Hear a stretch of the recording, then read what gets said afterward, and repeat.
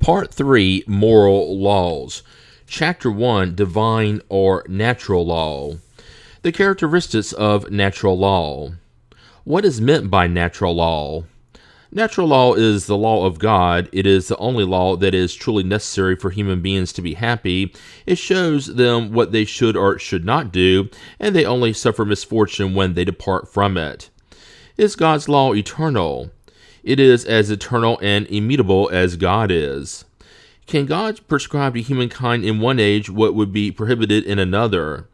God does not err. Humans are the ones who must modify their laws because they are imperfect, but God's laws are perfect. The harmony regulating both the material and moral universe is founded upon laws that God has established forever.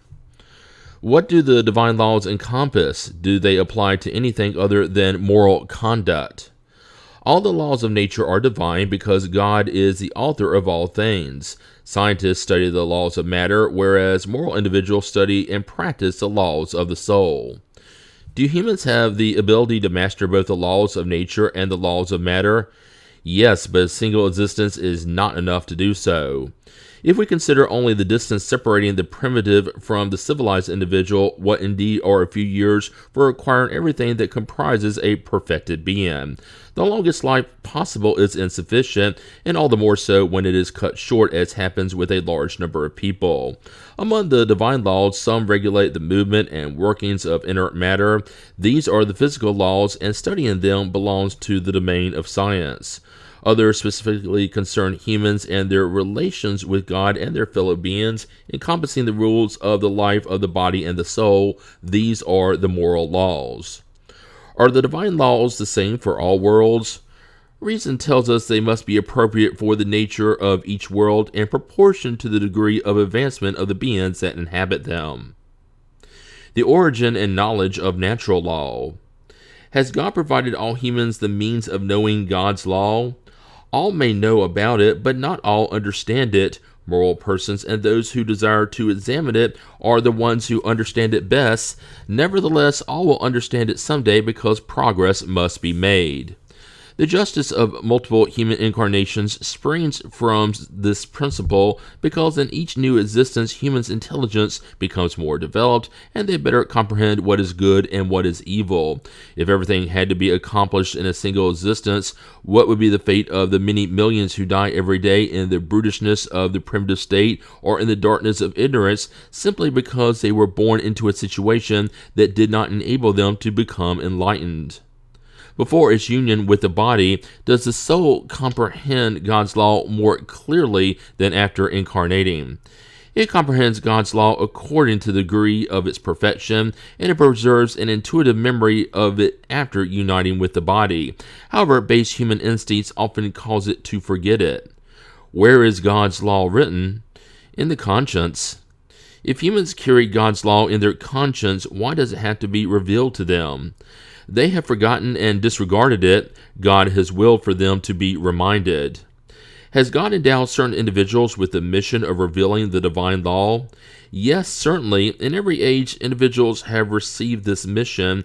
They are high-order spirits who have incarnated with the purpose of enabling humankind to progress. Haven't those who were supposed to instruct humankind in God's law sometimes erred, and haven't they often led others astray through erroneous principles?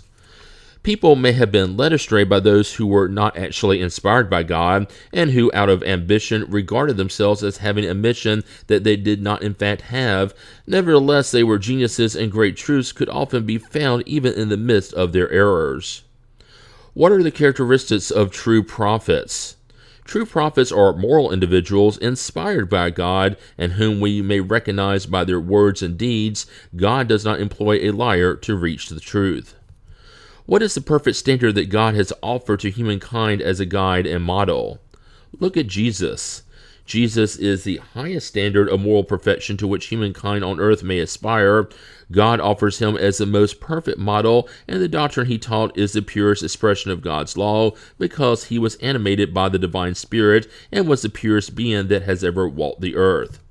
If some of those who claim to teach God's law to humans have sometimes led them astray with erroneous principles, it is because they allow themselves to be dominated by strong earthly sentiments, and because they confuse the laws regulating the conditions of the life of the soul with those regulating the life of the body. Many of them presented as divine laws what were really only human laws created to serve their own passions and to dominate others. Had the divine or natural laws been revealed to humankind only by Jesus?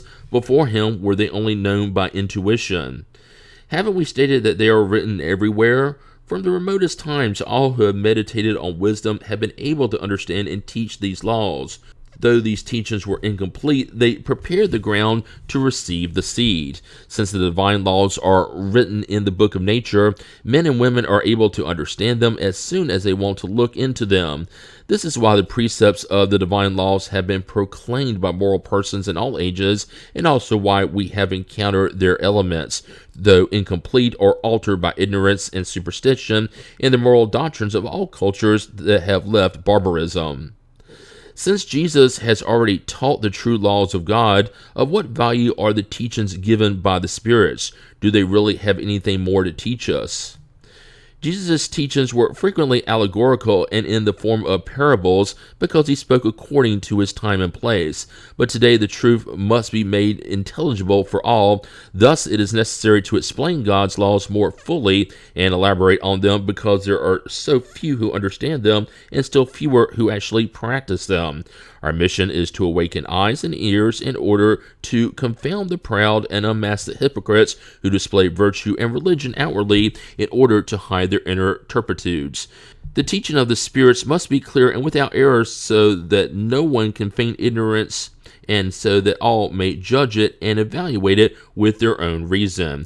We are in charge of preparing the kingdom of God announced by Jesus, and that is why no one should be able to interpret the law of God according to his or her own passions or to distort the meaning of a law that is entirely love and charity. Why hasn't the truth always been within everyone's reach? Each thing must come in its own time. Truth is like light. We must accustom ourselves to it little by little, otherwise it dazzles us. There has never been a time in which God allowed humankind to receive communications as complete and instructive as the ones being given today. As you know, in ancient times there were only a few individuals who were in possession of what they regarded as a sacred science and which they kept as a mystery from other individuals, whom they considered as being profane. You must understand from what you know of the laws governing spirit phenomena that those individuals received but a few scattered truths amongst an ambiguous and mostly symbolic collection. Nevertheless, enlightened individuals nowadays should not discount any ancient philosophical system, tradition, or religion because they all contain the seeds of great truths. Although they seem to contradict one another and are scattered among unfounded embellishments, today they are much easier to comprehend thanks to the key that Spiritism has provided. It is a key to an infinite number of things that until now seemed unreasonable, but whose reality has recently been irrefutably demonstrated. Therefore, do not fail to make those materials subjects of your study. They are rich in teachings and may contribute a great deal to your education. Good and evil. What definition may be given to morality?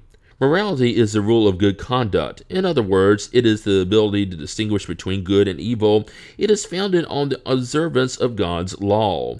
Humans behave correctly when they do everything for the good of all, for then they obey God's law. How can we distinguish between good and evil? Good is everything that is in harmony with God's law, whereas evil is everything that deviates from it. Thus, doing what is good conforms to God's law, while doing evil infringes on it. Do humans have the means within them to distinguish between good and evil?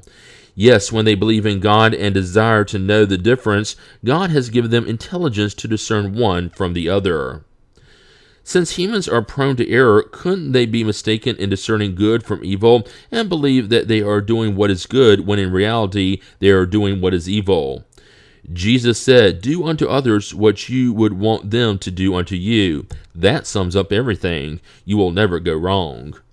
The rule of good and evil, which may be called the rule of reciprocity or solidarity, does not apply to individuals' own conduct regarding themselves.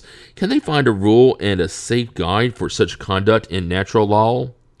When you eat too much, it harms you. Well then, that is God letting you know how much you really need, and when you exceed it, you are punished. The same applies to everything else. Natural law outlines for all humans the limits of their needs, and when they exceed that limit, they are punished by suffering. If they would always listen to that voice that says enough, they would avoid most of the ills they accuse nature of.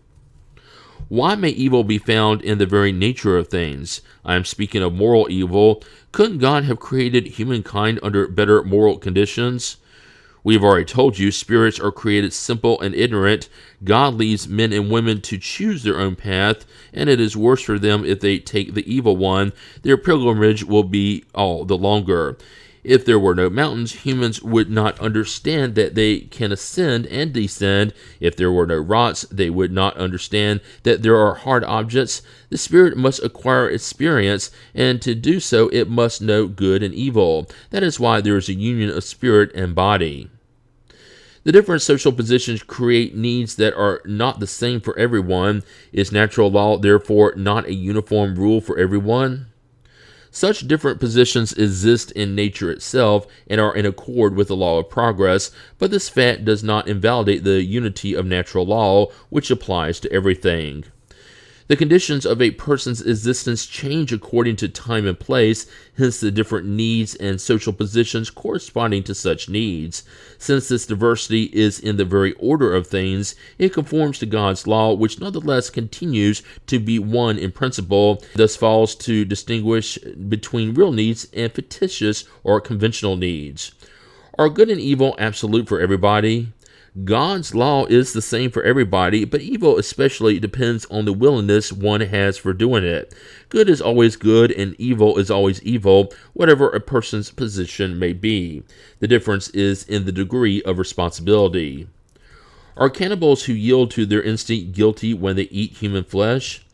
I have said that evil depends on the will. Well then, persons are guiltier the more they know what they should do. Circumstances give good and evil a relative seriousness. People frequently commit wrongs that are nonetheless reprehensible, even if they result from the social position in which society has placed them. However, their responsibility depends on the means at their disposal for comprehending good and evil. Thus, the enlightened person who commits a simple injustice is guiltier in God's sight than the primitive who obeys his or her natural instincts. It seems that evil sometimes results from necessity, such as, for example, the necessity in certain cases for destruction, even that of our fellow beings. In such cases, has there been a transgression of God's law? Evil is no less evil by being necessary, but this necessity disappears as the soul purifies itself in passing from one existence to another. Then people become guiltier when they commit evil because they have a better understanding of it. The evil we commit frequently results from the position in which others have placed us. In such a case, who is more culpable? The responsibility for evil falls upon the one who has caused it. Thus, those who are led into evil by the position in which others have placed them are less culpable than those who have made them commit it. All will suffer the penalty not only for the evil they have done, but for the evil they have caused. Are those who do not do evil themselves, but who take advantage of the evil committed by others, culpable to the same degree? It is as if they themselves have committed it. Upon taking advantage of it, they participate in it. Perhaps they would have recoiled before the deed itself, but once it was done and they took advantage of it, it was because they approved of it, and they would have committed it themselves if they could have, or if they had been more daring. Is the desire for evil as reprehensible as evil itself? That depends. There is virtue in willingly resisting the desire for evil if one desires to commit it, especially when there is a possibility of satisfying the desire. However, if it is only because the opportunity did not present itself, the person is culpable. In order to be pleasing to God and to ensure our future situation, is it enough simply not to do what is evil? No, all must do good to the best of their abilities, for all will answer for all the evil that has resulted from the good they left undone. Are there persons who have no possibility of doing good because of their position? There are none who cannot do good. Only selfish persons never find an opportunity for doing so.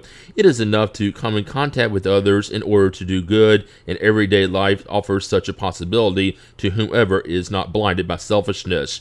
Doing good does not only mean being charitable, but also being as useful as possible whenever your help is needed. Are the surroundings in which certain people live the main reason for many to involve themselves in vice and crime? Yes, but even then it is the result of a trial chosen by their spirit in the state of freedom. It wanted to expose itself to temptation in order to have the merit of resisting it. When individuals are immersed in an atmosphere of vice, doesn't evil become an almost irresistible draw? Draw, yes. Irresistible, no, because in the midst of such an atmosphere of vice, you can nonetheless find great virtue. There are spirits who have the strength to resist, and who have at the same time the mission of exerting a good influence on their fellow beings. Does the merit of the good that one does depend on certain conditions? That is, are there different degrees of merit in doing good? The merit lies in its difficulty. There is no merit in doing good if there is no self-denial, and if it costs nothing. God takes more notice of poor individuals who share their only piece of bread than of the rich who give only what is superfluous to them. Jesus told you this in the parable of the widow's mite. The dividing of natural law. Is the entire law of God contained in Jesus' maxim of loving one's neighbor? This maxim certainly reaffirms all humankind's duties toward each other, but it is necessary to show them its application, because otherwise they will neglect such duties as they in fact do nowadays. Moreover, natural law covers all life circumstances, and this particular maxim refers to only one of its aspects. People need precise rules. General and overly vague precepts leave too many doors open to interpretation. What do you think of the dividing of natural law into 10 parts, covering the laws of worship, labor, reproduction, preservation, destruction, society, progress, equality, liberty, and lastly, the law of justice, love, and charity? The dividing of God's law into 10 parts comes from Moses and covers all the circumstances of life, that which is essential. You may follow that division, although, like other classification systems, it does not contain anything absolute.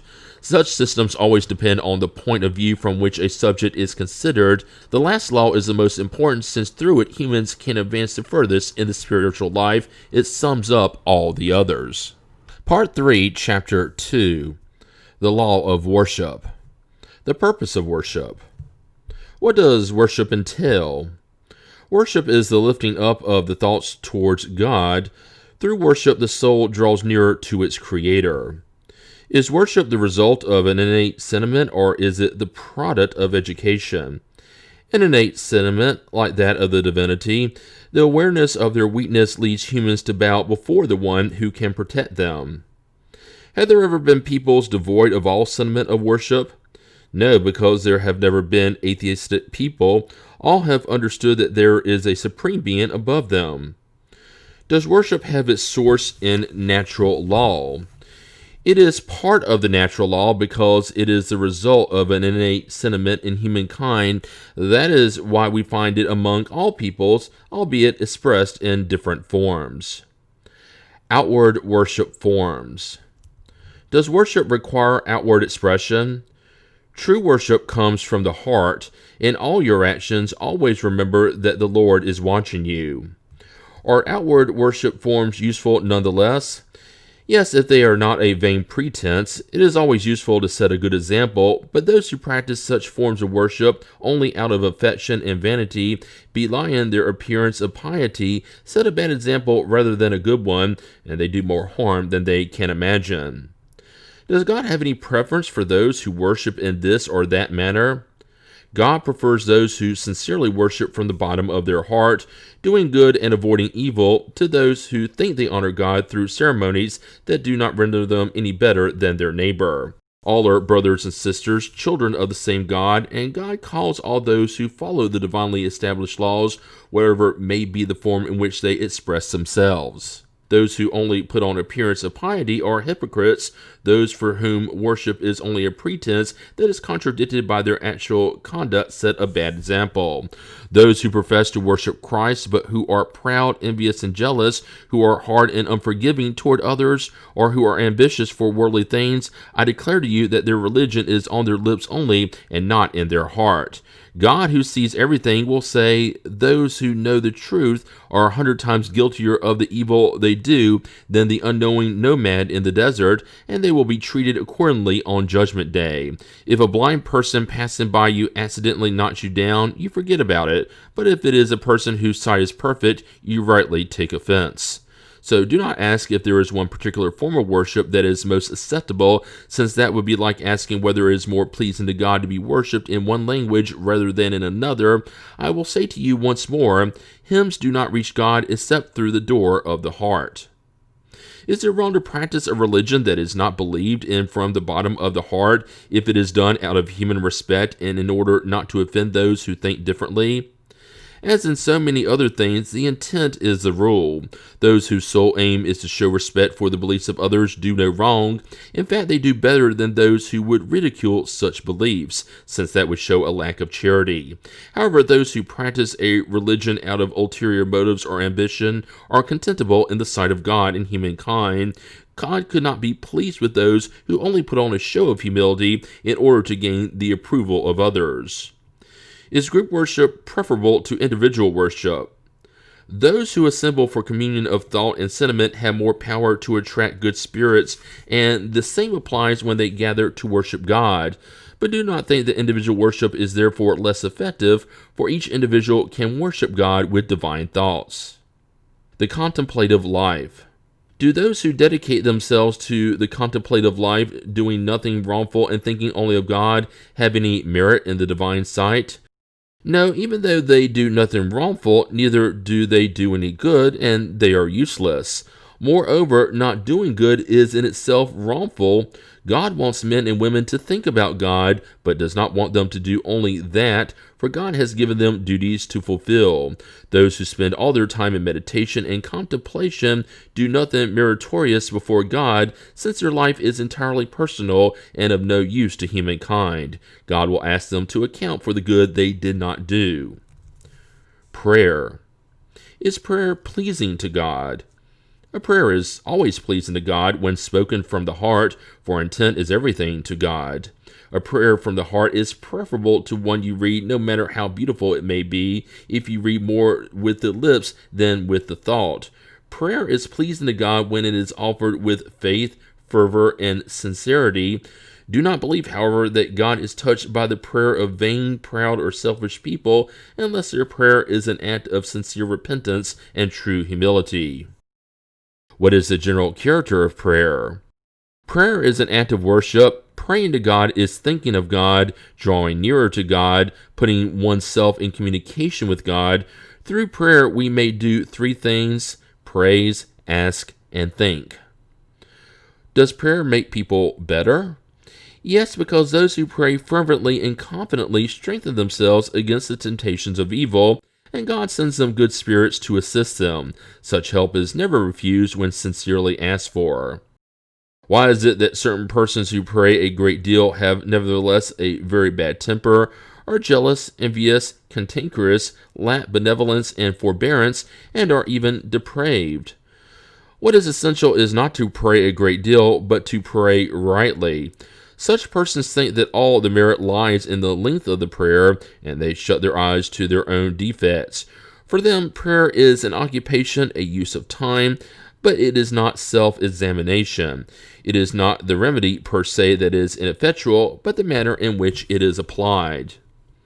May one effectively ask God to forgive one's sins?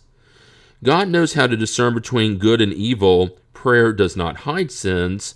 Those who ask God to forgive their sins do not receive forgiveness unless they change their conduct. Good deeds are the best prayers, for deeds are worth more than words. May one pray effectively for others? The spirit of the one who prays acts out of a will to do good. Through prayer, it attracts good spirits who cooperate in the good it desires to do. Through our thought and will, we possess an inner power of action that extends far beyond the limits of our corporeal sphere. A prayer for others is an act of that will.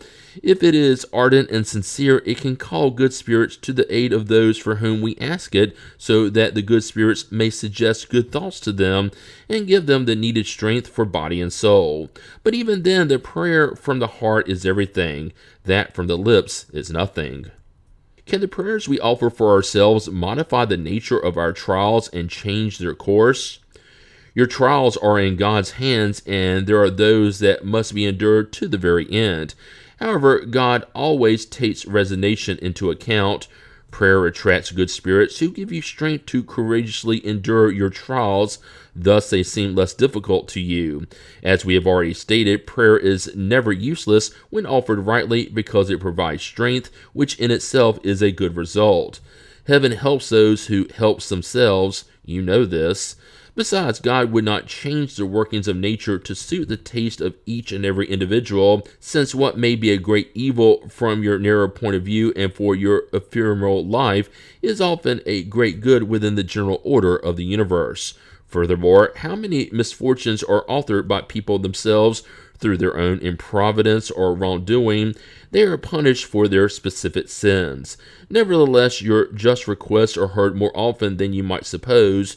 You think that God has not heard your prayer because there has been no miracle on your behalf, while you have in fact received divine assistance through means so natural that it seems to have happened by chance or by necessity. Most often, God suggests the thought needed for you to get yourselves out of your predicament. Is it any use praying for the dead and for suffering spirits? And if so, how can our prayers provide them consolation and shorten their sufferings? Do our prayers have the power to appease the justice of God? Prayer has no effect in changing God's designs, but the soul for whom you pray experiences relief because it witnesses the interest you show in it, and because an unhappy soul is always consoled when it encounters other charitable souls who share in its suffering. Moreover, through prayer, you may incite it to repentance and the desire to do what is needed to become happy. It is in this sense that you can shorten its affliction if on its part it contributes with its own goodwill. Aroused by prayer, such a desire to improve attracts to the suffering spirit other spirits who come to enlighten, console, and give it hope.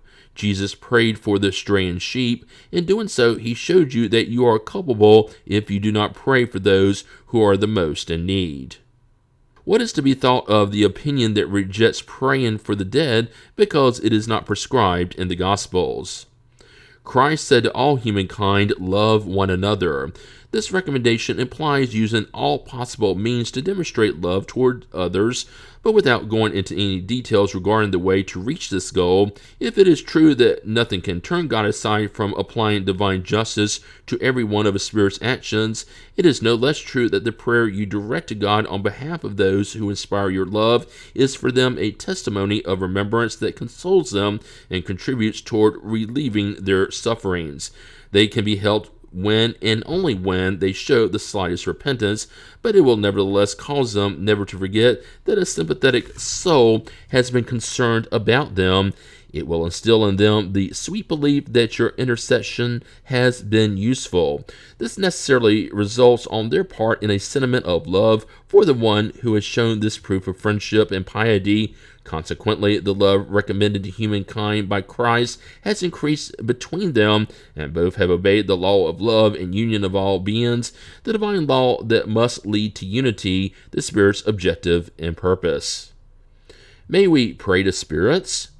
You may pray to good spirits, since they are the messengers of God and the executors of the divine designs. Their power, however, is in proportion to their degree of evolution and always derives from the Creator of all things, without whose permission nothing is done. For this reason, the prayers that we address to them are only effective if pleasing to God. Polytheism. If it is erroneous, why is polytheism one of the most ancient and widespread beliefs? The idea of a single God could only appear among humans as the result of the development of their ideas, incapable in their ignorance of conceiving of an immaterial being without a determined form, and who acted upon matter. They endowed God with the attributes of the corporeal nature, that is, a form and a figure. From then on, everything that seemed to surpass the proportions of ordinary intelligence became a deity to them. Whatever they could not understand had to be the work of a supernatural power, and it was no more than a small step from that to believe it in as many distinct powers as there were effects. Nonetheless, in all ages there have been enlightened individuals who have understood the impossibility of such a multitude of powers for governing the world without some higher direction over them all, and who consequently lifted up their thought to a single God. Since spirit phenomena have been produced throughout time and have been known about since the world began, couldn't they have contributed to the belief in the plurality of gods? Of course, because humans labeled as God everything that was superhuman, thus the spirits were gods to them. Also, that is why whenever individuals distinguish themselves among others by their actions, their genius, or a secret power that the common folk could not comprehend, they were made into a god and worshipped after death. Among the ancients, the word God had a wide range of meanings. It was not, as nowadays, a personification of the author of nature, but was a generic label attached to all beings that did not belong to the human condition. Moreover, since spirit manifestation revealed to the ancients the existence of incorporeal beings acting as powers of nature, they called them gods just as we called them spirits.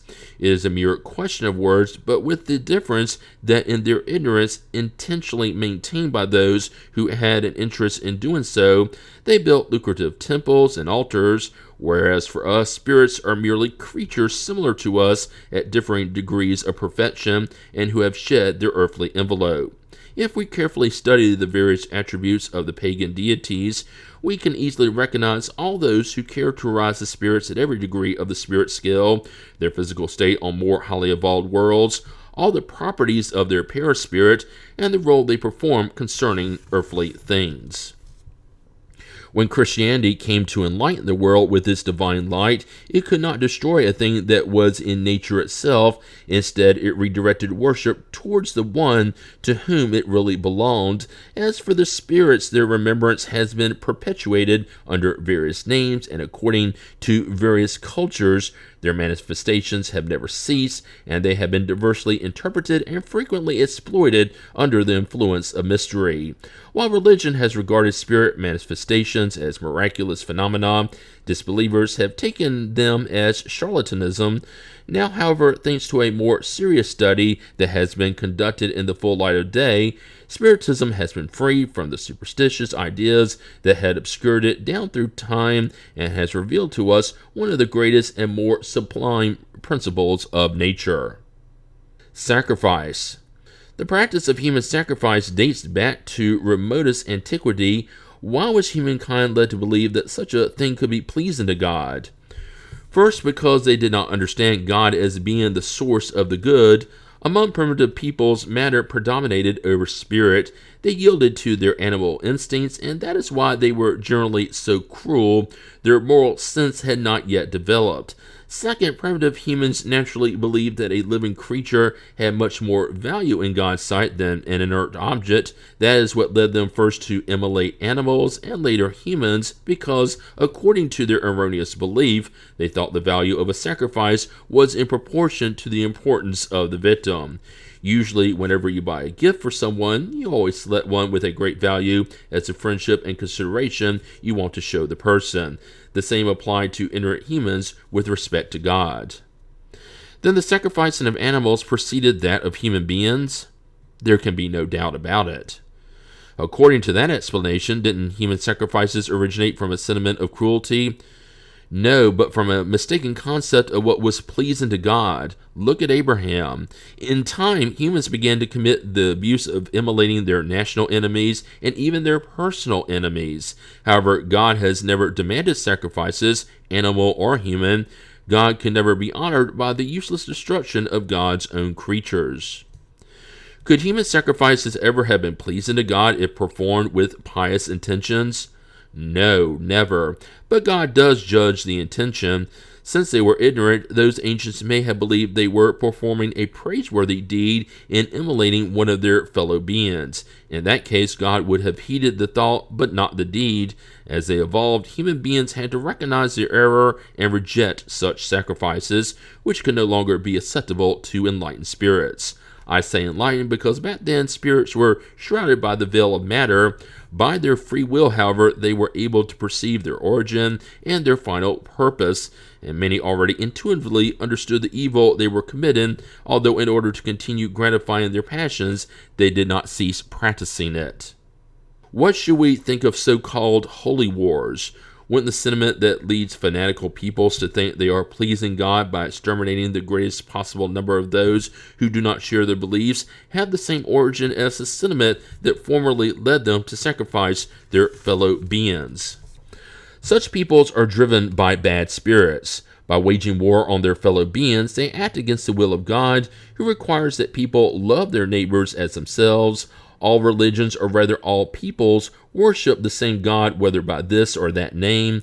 Why wage a war of extermination because a religion is different or has not yet attained the religious progress typical of enlightened cultures? People may be excused for not believing in the word of the one who is animated by the Spirit of God and sent by God, especially those who have neither seen him nor witnessed his divine acts. But how could you possibly expect them to believe in that word of peace when you seek them out while bearing a sword? They must be educated, and we must seek to enable them to understand his doctrine by persuasion and kindness rather than by force and blood. Most of you do not believe in our communications with certain mortals, so how could you expect strangers to believe in your words when your acts belie the doctrine you profess? Did the offering of the fruits of the earth have more merit in God's sight than the sacrificing of animals? I've already answered that by saying that God judges the intention. The deed itself holds little importance. Offering the fruits of the earth rather than the blood of victims would obviously be more agreeable to God. As we have told you and continue to repeat, a prayer said from the bottom of the heart is 100 times more pleasing to God than all the physical offerings you could make. I repeat, the intention here is everything, the deed, nothing. Might there have been a way of rendering those offerings more pleasing to God by consecrating them to the relief of those who lack the necessities of life? And in that case, might the sacrificing of animals performed towards such a useful end have been more meritorious than an abusive sacrifice that served no useful end, or when it profited only those who did not need anything? Wouldn't there be something truly pious in consecrating to the poor the first fruits of the earth that God has granted us? God always blesses those who practice the good. Helping the poor and afflicted is the best means of honoring God. I do not mean to say that God disapproves of the ceremonies you use for prayer. However, there is a great deal of money spent on such ceremonies that could be employed more usefully. God loves simplicity in all things. The person who attaches importance to external acts and not those of the heart is a narrow-minded spirit. Judge for yourself as to whether or not God should be more concerned with form than with depth. Part 3, Chapter 3, The Law of Labor. The necessity of labor. Is the necessity of labor a law of nature? Labor is a law of nature, and as such is a necessity per se. Because civilization both increases people's needs and their enjoyments, it obliges them to work more. Should we understand labor to entail only material occupations? No, the spirit labors as much as the body. Every useful occupation is labor. Why has labor been imposed on humankind?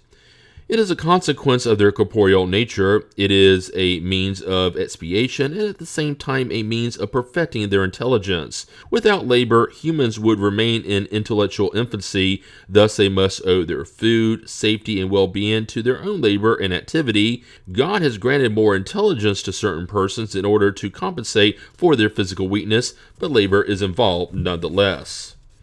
Why does nature itself provide for all the needs of the animals? Everything in nature labors. Animals labor as you do, but their work, like their intelligence, is limited to their self-preservation.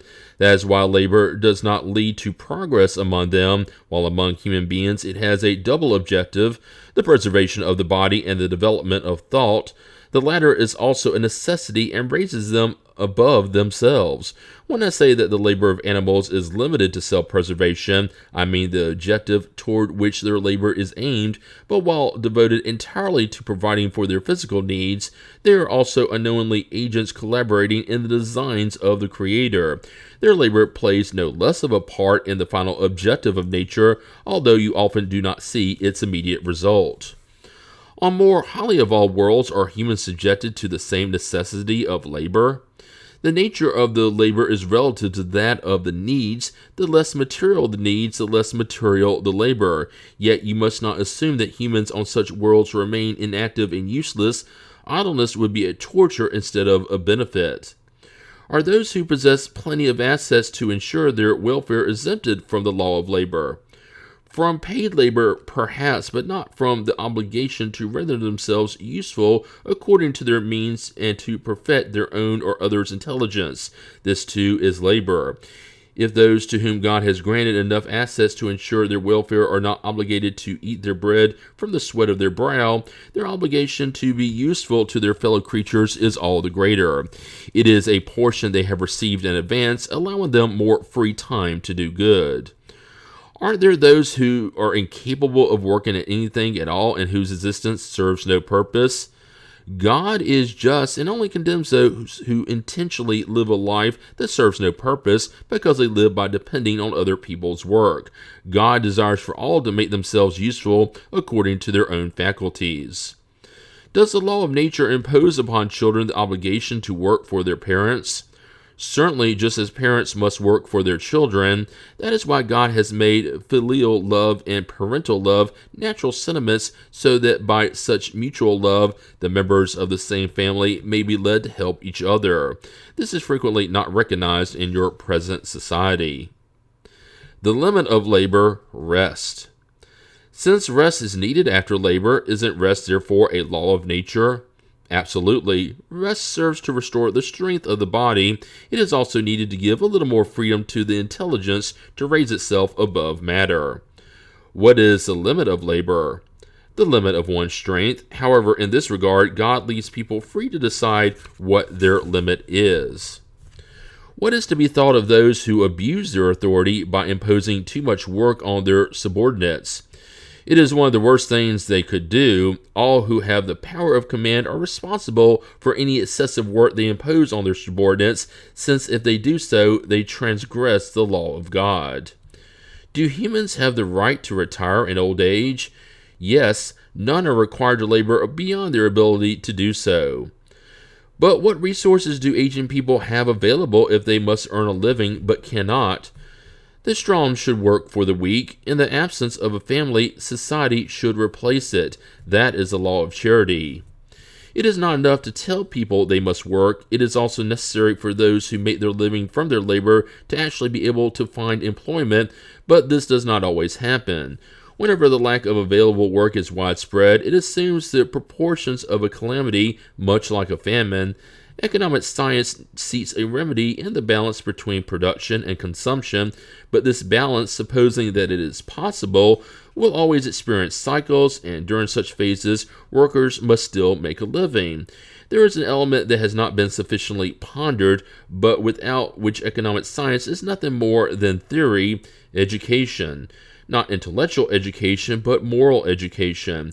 Not moral education through books, but moral education that consists in the art of forming character, moral education that creates habits, because education is the sum of acquired habits.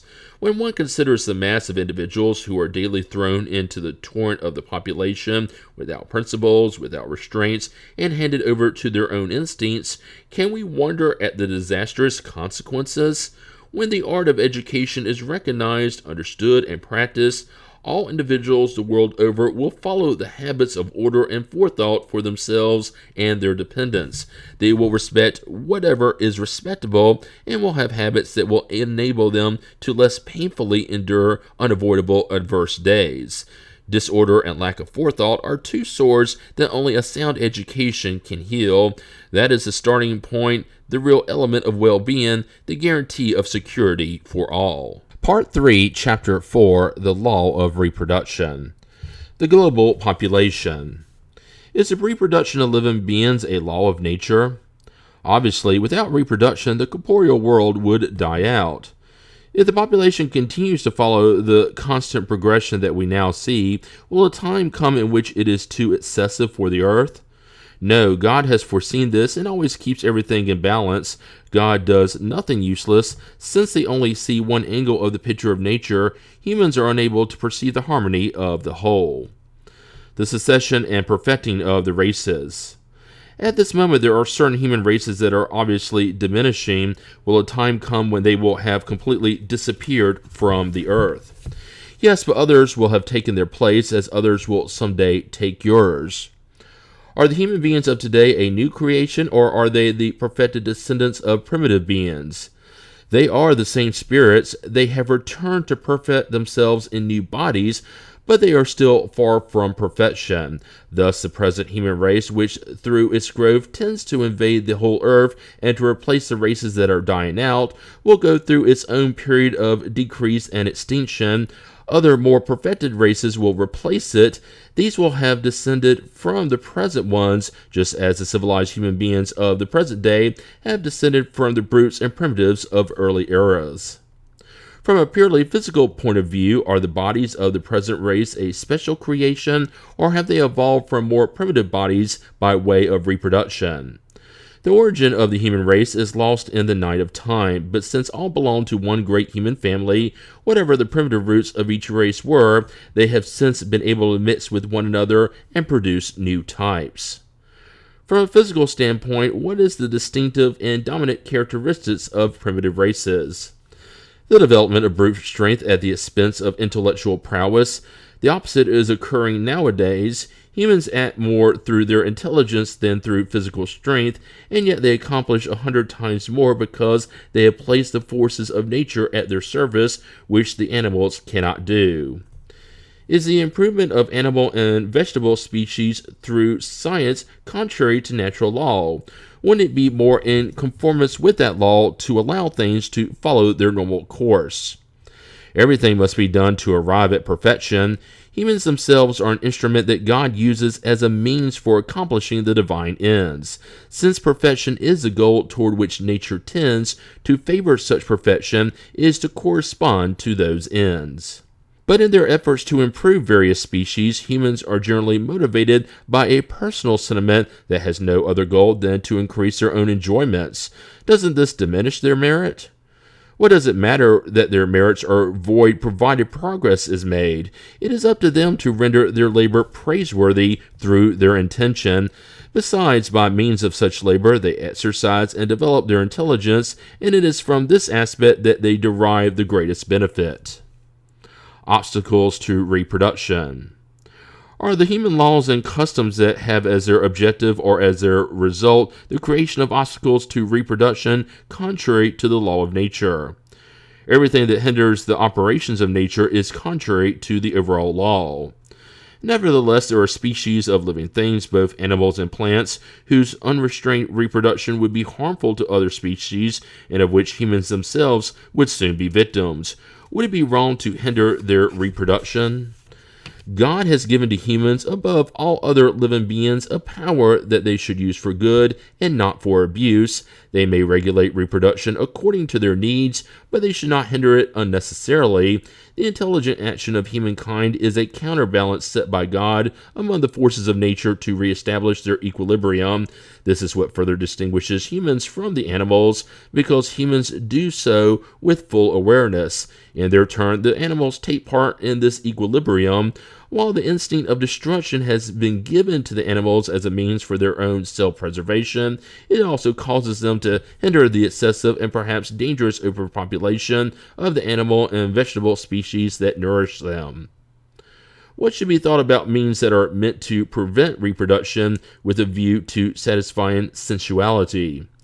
It proves the predominance of the body over the soul and demonstrates how deeply humans are immersed in matter. Marriage and celibacy. Is marriage the permanent union of two individuals contrary to the law of nature? It represents progress in the evolution of humankind. What effect would abolishing marriage have on human society? A return to the life of the animals. The free and fortuitous union of the sexes belongs to the state of nature. Marriage is one of the primary acts of progress in human society because it establishes fraternal solidarity and may be found among all cultures, though under the most diverse expressions. Abolishing marriage would therefore be a return to humankind's infancy and would place humans even below some animals that demonstrate examples of stable unions. Does absolute indissolubility of marriage belong to the law of nature, or is it only a human law? It is a human law that is quite contrary to the law of nature, but humans may modify their laws, only those of nature are immutable. Is voluntary celibacy a state of perfection that is meritorious in God's sight? No, and those who live that way out of selfishness displease God and mislead others.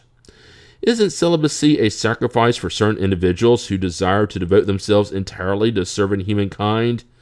That is very different. I said out of selfishness. Every personal sacrifice is meritorious when it is made for the good. The greater the sacrifice, the greater the merit. God cannot be self-contradictory or regard as wrongful what has been divinely made. Thus, God cannot see any merit in the violation of the divine law. Even though celibacy per se is not a meritorious state, it becomes such when it constitutes a sacrifice made on behalf of humankind by the renunciation of the joys of family life. Every personal sacrifice with a view to doing good and without selfish ulterior motives elevates the individual above his or her material condition. Polygamy. Is there approximate numerical equality between the sexes an indication of the proportions in which they ought to be united? Yes, for everything in nature has a final purpose. Which of the two, polygamy or monogamy, is more in harmony with the law of nature? Polygamy is a human law, and abolishing it is a mark of social progress. In God's view, marriage should be based on the love of the individuals who join hands. In polygamy, there is no true love. There is nothing more than sensuality. If polygamy were in accord with the law of nature, it would be universal, which would be materially impossible due to the numerical equality of the sexes. Polygamy must be regarded as an institution or particular legislation appropriate for certain customs, but which social perfection will make disappear little by little. Part 3, Chapter 5, The Law of Preservation. The Self-Preservation Instinct. Is the self-preservation instinct a law of nature? Absolutely. All living beings possess it, regardless of their degree of intelligence. In some it is purely mechanical, in others it is thought out. What was God's purpose in granting the instinct of self-preservation to all living beings? All beings must collaborate in the designs of providence. That is why God has given them the need to stay alive. Besides, life is necessary for beings to perfect themselves. They sense this instinctively without perceiving it. The means of self-preservation. Since God has given human beings the need to stay alive, does God always provide them with the means of doing so? Yes, and if they do not find them, it is because they do not understand them. God could not have given humans the need to stay alive without also having given them the means.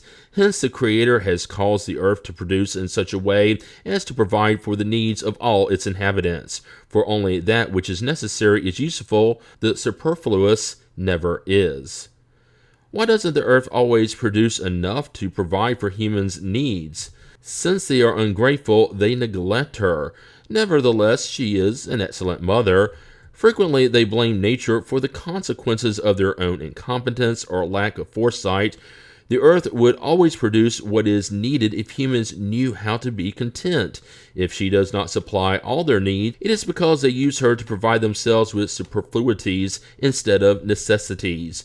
Look at the nomads in the desert. They always find enough to live on because they do not create imaginary needs.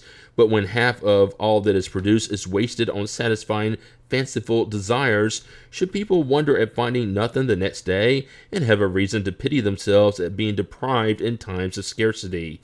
In truth, I tell you that nature does not lack foresight, rather people do not know how to control themselves. Should we understand only the products of the soil as being the fruits of the earth? The soil is the original source from which all other resources derive because, in the last analysis, such resources are only a transformation of the products of the soil. For that reason, we should understand the fruits of the earth to be everything that humans can enjoy in this world. The means of subsistence are frequently lacking for certain individuals, even in the midst of the abundance around them. To what is this fact due? It is primarily due to the selfishness of humans who do not always do what they should. Next, and most often, it is due to humans themselves. Seek and you shall find. These words do not mean that it is enough to simply look to the earth in order to find what you desire. Instead, you must seek with ardor and perseverance, without feebleness, and without allowing yourselves to be discouraged by obstacles that are quite often no more than means of putting your tenacity, patience, and firmness to the test. If civilization multiplies our needs, it also multiplies the sources of labor and means for living, but one must agree that in this sense there is still much to be done. When civilization has accomplished its task, no one will be able to say that they lack what is needed except through their own fault. For many, misfortune happens when they choose a path nature has not traced out for them, and that is when they lack the intelligence required to succeed. There is a place in the sun for all, but on the condition that all take their own place and not that of others. Nature cannot be responsible for the vices of social organization and for the consequences of ambition and vanity. We would have to be blind, however, if we did not recognize the progress that the most advanced cultures have made in this sense. Thanks to the laudable efforts that philanthropy and science together have unceasingly put forth for the improvement of humankind's material conditions, and notwithstanding the constant increase in population, insufficiency of production has been attenuated, at least for the most part, and the most calamitous years have no comparison to those in former times. Public hygiene, that element so essential to energy and health but unknown to our ancestors, is the object of an enlightened mindfulness. The unfortunate and suffering find places of refuge, and science has put into action everywhere, contributing to the growth of everyone's well-being. Might it be said that we have finally attained perfection? Oh, certainly not. But what has been accomplished so far has given us an idea of what can be done with perseverance if men and women are sensible enough to seek happiness in real and serious things, rather than in the utopia that causes them to go backward instead of advancing. Aren't there situations in which the means of subsistence do not depend solely on human will, and where the lack of the various necessities is a consequence of circumstances? These situations are frequently cruel trials which humans must undergo, and to which they know they will be exposed. Their merit is in their submission to God's will if their intelligence does not furnish them with some means for escaping their difficulty. If death must touch them, they should submit to it without complaint, reasoning that their hour of true freedom has arrived, and that despair at the final moment may cause them to lose the fruit of their resignation. Have those who in critical situations were obligated to sacrifice their fellow beings to appease their hunger committed a crime? If it was a crime, was it lessened by the need to stay alive, which the preservation instinct has given them? I have already responded in saying that there is more merit in undergoing all the trials of life with selflessness and courage. In this case, there is a homicide and crime against nature, and it must be doubly punished. On worlds where their physical makeup is pure, do the living beings have need for nourishment? Yes, but their food is in keeping with their nature. Such food would not be substantial enough for your dense digestive systems. Likewise, they would not be able to digest yours. The enjoyment of material things. Is the use of the fruits of the earth a right of all humans? That right is a consequence of the need to stay alive. God would not impose a duty without granting the means to fulfill it. Towards what end has God made the enjoyment of material things attractive? To drive humans to fulfill their missions and also to test them with temptation. What is the purpose of such temptation? To develop their reason so that they may learn to keep themselves from excesses. If humans had only been driven to utilize the fruits of the earth because of their usefulness, their indifference could have compromised the harmony of the universe.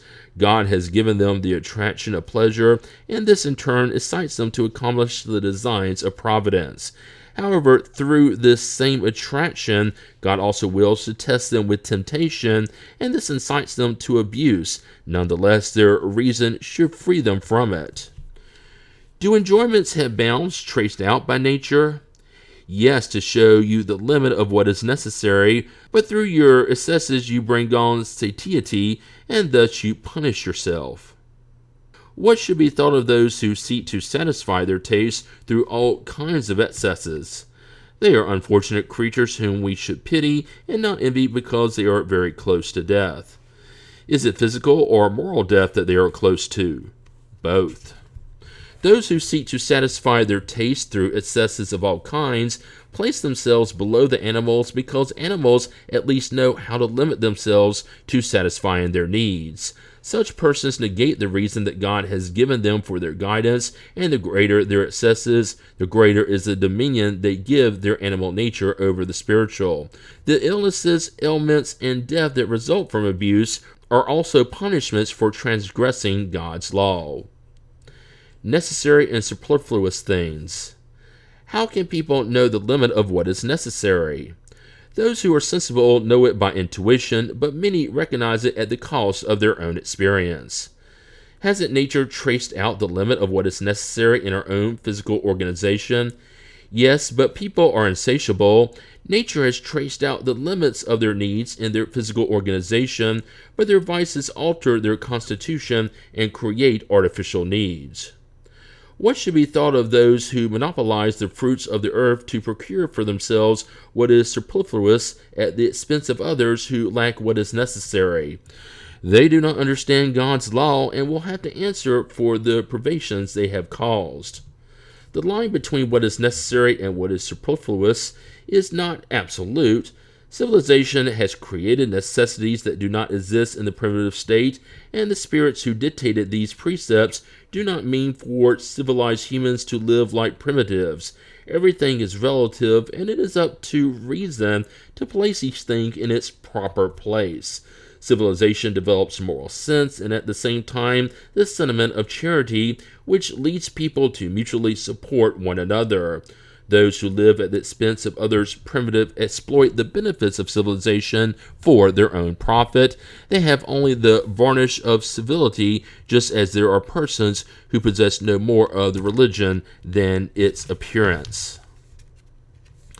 Voluntary privations, mortifications.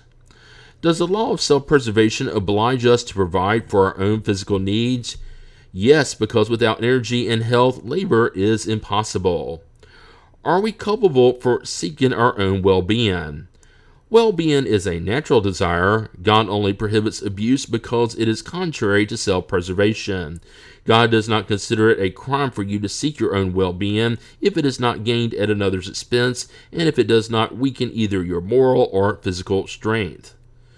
Do voluntary privations, which have as their aim an equally voluntary expiation, have any merit in God's sight? Do good to others, and you will have greater merit. Are there any meritorious voluntary privations? Yes, the privation of meaningless pleasures, because it frees you from matter and elevates your soul. Merit means resisting the temptation that drives you to excess and the taste for useless things, and it means taking from your own necessities in order to give to those in need. If privation is nothing more than pretense, it is only a mockery. A life of mortification through asceticism has been practiced since ancient times and among different cultures. Is it meritorious from any point of view? Ask for whom it is useful, and you will have your answer. If it only serves the one who practices it, and if it hinders him or her from doing good to others, it is selfish, whatever may be the pretext under which it is disguised. Submitting oneself to privation and working on behalf of others is true mortification according to Christian charity. Is the abstination from certain foods prescribed among various cultures based on reason? Everything that humans can eat without harming their health is permitted. Lawmakers, however, have prohibited certain foods with a useful end in mind, and in order to give greater weight to their laws, they have represented them as having come from God. Is humankind's use of animals as food contrary to the law of nature? With your present physical construction, flesh nourishes flesh, otherwise humans would perish. The law of self-preservation imposes on you the duty to preserve your energies and health so that you may fulfill the law of labor. You should therefore eat according to your physical requirements. Is the abstination from foods, animal or otherwise, meritorious as an expiation? Yes, if you deprive yourselves for the sake of others, but God cannot see mortification when there is no serious and useful privation. That is why we say that only those who only seem to deprive themselves are hypocrites. What are we to think of the mutilations practiced on the body of humans or animals? What is the point of such a question? Again, ask yourself whether a thing is useful. What is useless cannot be pleasing to God, and what is harmful is always displeasing. You can be very sure that God is sensitive only to sentiments that raise the soul toward God. It is by practicing the divine laws instead of violating them that you can shake off the burden of your terrestrial matter. If the sufferings of this world enable us to evolve, depending on the manner in which we bear them, may we also evolve through sufferings that we create intentionally.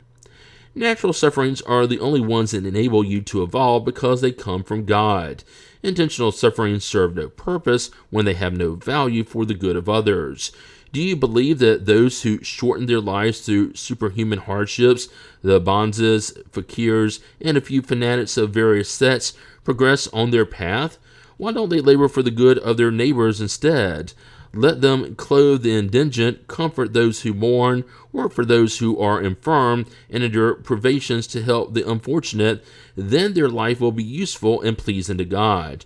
When you only have yourselves in mind in the intentional hardships to which you subject yourself, it is selfishness. When you suffer for others, it is the practice of charity. Such are the precepts of Christ. Since we should not create intentional sufferings for ourselves that are of no use to others, should we nevertheless protect ourselves from those that we foresee or from those that threaten us? The self-preservation instinct has been given to all beings against dangers and sufferings.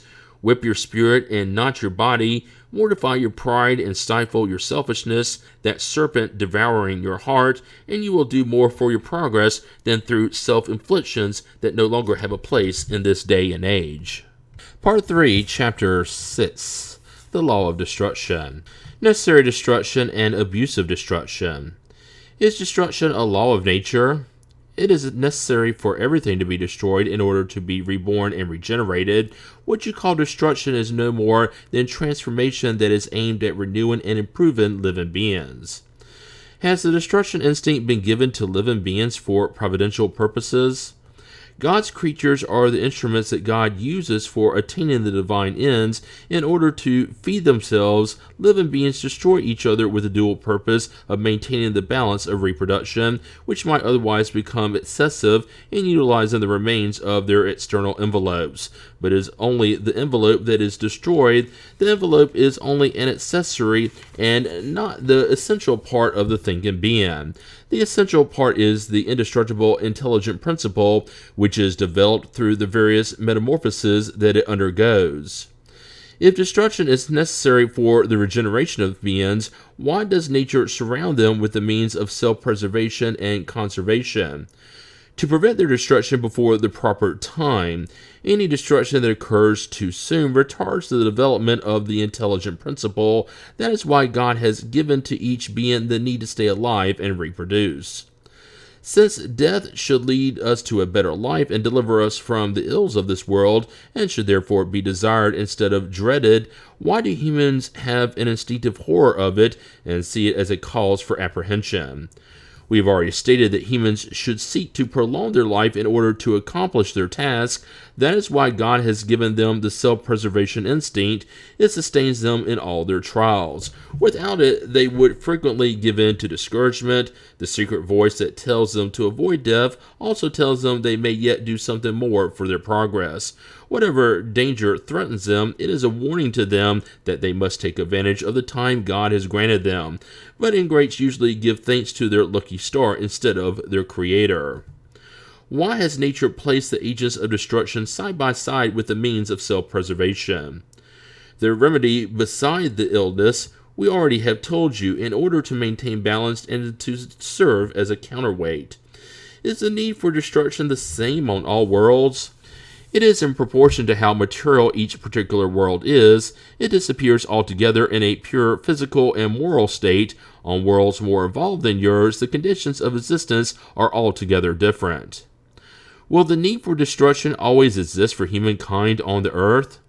The need for destruction diminishes among humans to the degree that their spirit overcomes matter. That is why you may observe that the horror of destruction follows upon intellectual and moral development. In their present state, do humans have an unlimited right of destruction in regard to animals? That right is limited to the need of providing for their food and safety. Abuse has never been a right. What about destruction that exceeds the limits of need and safety? Hunting, for instance, when it has no other objective than the pleasure of destroying needlessly. It is a predominance of the animal nature over the spiritual nature. All destruction that exceeds the limits of need is a violation of God's law. Animals only destroy to satisfy their needs, but humans who have free will destroy without need.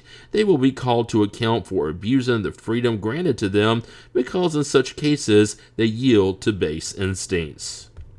Do those cultures that carry their scrupulousness to excess regarding the destruction of animals have any special merit? Such excess is a sentiment that in itself is praiseworthy, but it becomes abusive and its merit is neutralized by other kinds of abuse. They act more out of superstition, fear, than true humaneness. Destructive calamities. For what purpose does God inflict humankind with destructive calamities? To force them to progress more quickly. Have we not stated that destruction is necessary for the moral regeneration of spirits who accomplish a new degree of perfection during each new existence? You must see the end in order to appreciate the results. You only judge such things from your own personal point of view, and you regard such afflictions as calamities because of the injury they cause you. However, these hardships are often necessary in order to make things arrive at a better order more quickly and to accomplish in a few years what would otherwise require many centuries. Couldn't God employ other methods instead of destructive calamities for improving humankind? Yes, and they are employed every day. Through the knowledge of good and evil, God has given to each of you the means of progressing. However, humans do not take advantage of them. Thus, it is necessary to afflict them in their pride and make them feel their own weakness. But the moral person succumbs to these calamities along with the wicked. Is this just? Throughout life, humans relate everything to their body, but after death they think differently. As we have already stated, the life of the body is almost nothing. A century in your world is but a flash in eternity. The sufferings that last a few of your months or days are nothing, and only a lesson that will serve you in the future. Spirits who have pre-existed and have survived everything else comprise the real world. They are the children of God and the objects of the divine kindness. Bodies are no more than disguises behind which they make their appearance in the world. In the great calamities that decimate humankind, those who succumb are like an army during war, witnessing their uniforms become tattered, worn out, or lost. The general is more concerned for his soldiers than their uniforms. But aren't the victims of these calamities actual victims nonetheless? If we consider life as it is in itself, and how insignificant it is in comparison with the infinite, the less importance we would attach to it. In another life, those victims will find ample compensation for their sufferings if they endure them without complaining. Whether death results from a calamity or an ordinary cause, we cannot escape it when the hour for our departure has come. The only difference is that in the former case, a greater number depart at the same time. If we could elevate ourselves through thought so as to encompass all humankind in a single glance, these terrible calamities would seem no more than passing storms in the destiny of the world. Are destructive calamities useful from a physical point of view, notwithstanding the hardship they cause? Yes, they sometimes modify the conditions of a region, but the good that results from them is usually only felt by future generations. Couldn't calamities also be moral trials for humankind by exposing humans to the most afflictive needs? Calamities are trials that furnish humans with an opportunity to exert their intelligence and to demonstrate their patience and resignation before the will of God. At the same time, calamities enable them to develop the sentiments of self-denial, self-detachment, and love for their neighbor if they are not dominated by selfishness. May we avert the calamities that afflict us. Yes, in part, but not as is generally supposed. Many calamities are the consequences of your own improvidence. As you acquire knowledge and experience, you become able to avert them, that is, to prevent them if you know how to study their causes. Among the ills that afflict humankind, however, there are those of a general nature that belong to the designs of Providence, and from which all individuals feel the repercussions in a greater or lesser proportion. They can do nothing about these except resign themselves to God's will. But even these ills are usually aggravated by human carelessness. Among the destructive calamities that are natural and independent of human actions, we find first and foremost plagues, famine, floods, and the inclement weather conditions that are fatal to the production of the earth. But in science, in works of art, in improvements of agriculture, in crop rotation and irrigation, and in the study of hygienic conditions, has not humankind found the means to neutralize or at least mitigate many such disasters? Are not certain regions that were formerly devastated by terrible calamities protected nowadays?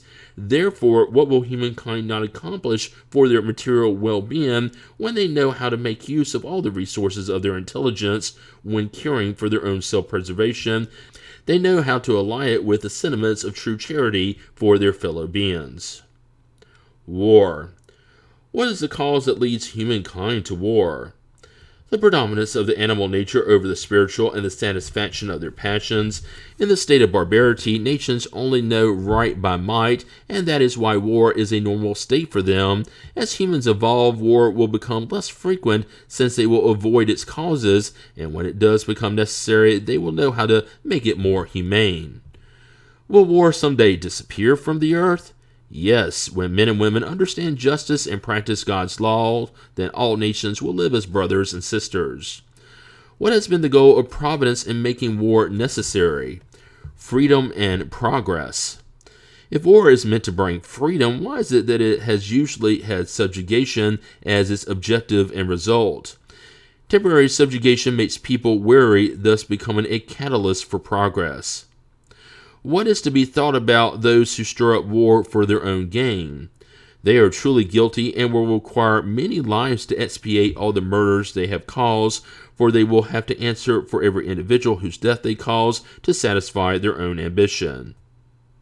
Murder.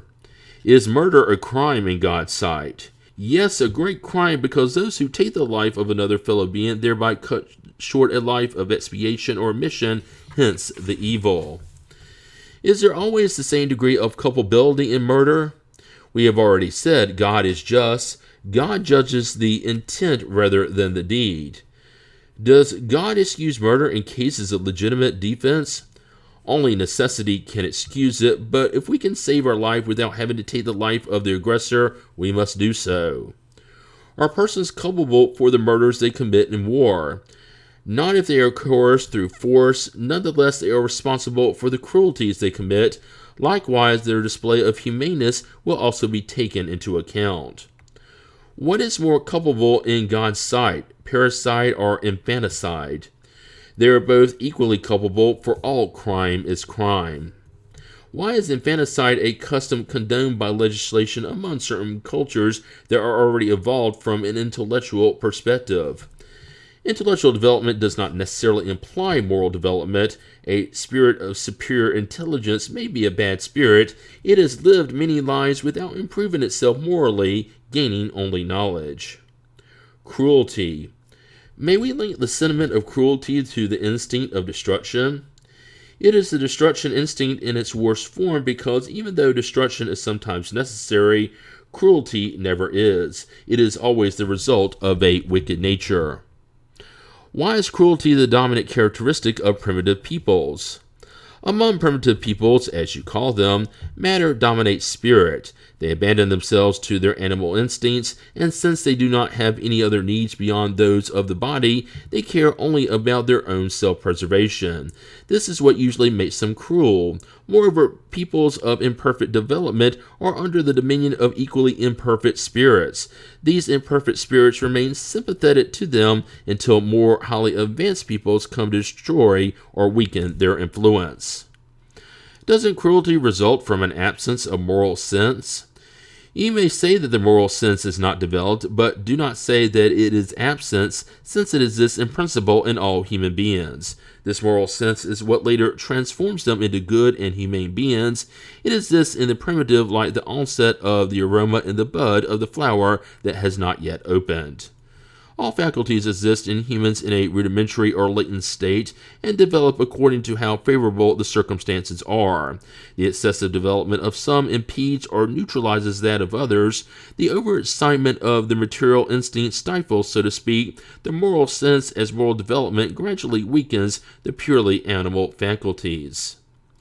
Why is it that in the most advanced civilizations there are individuals who are at times as cruel as barbarians?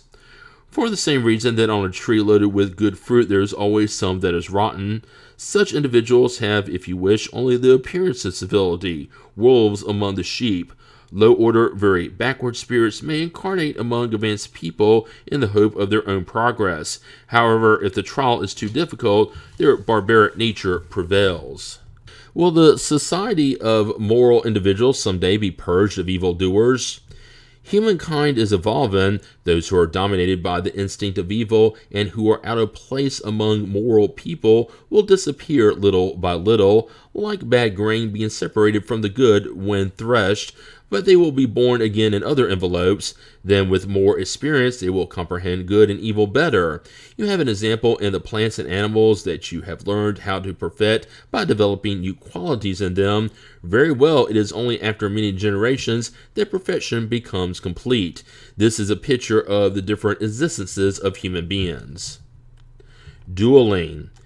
Can dueling be considered a case of lawful self-defense? No, it is murder and an absurd custom worthy of barbarians.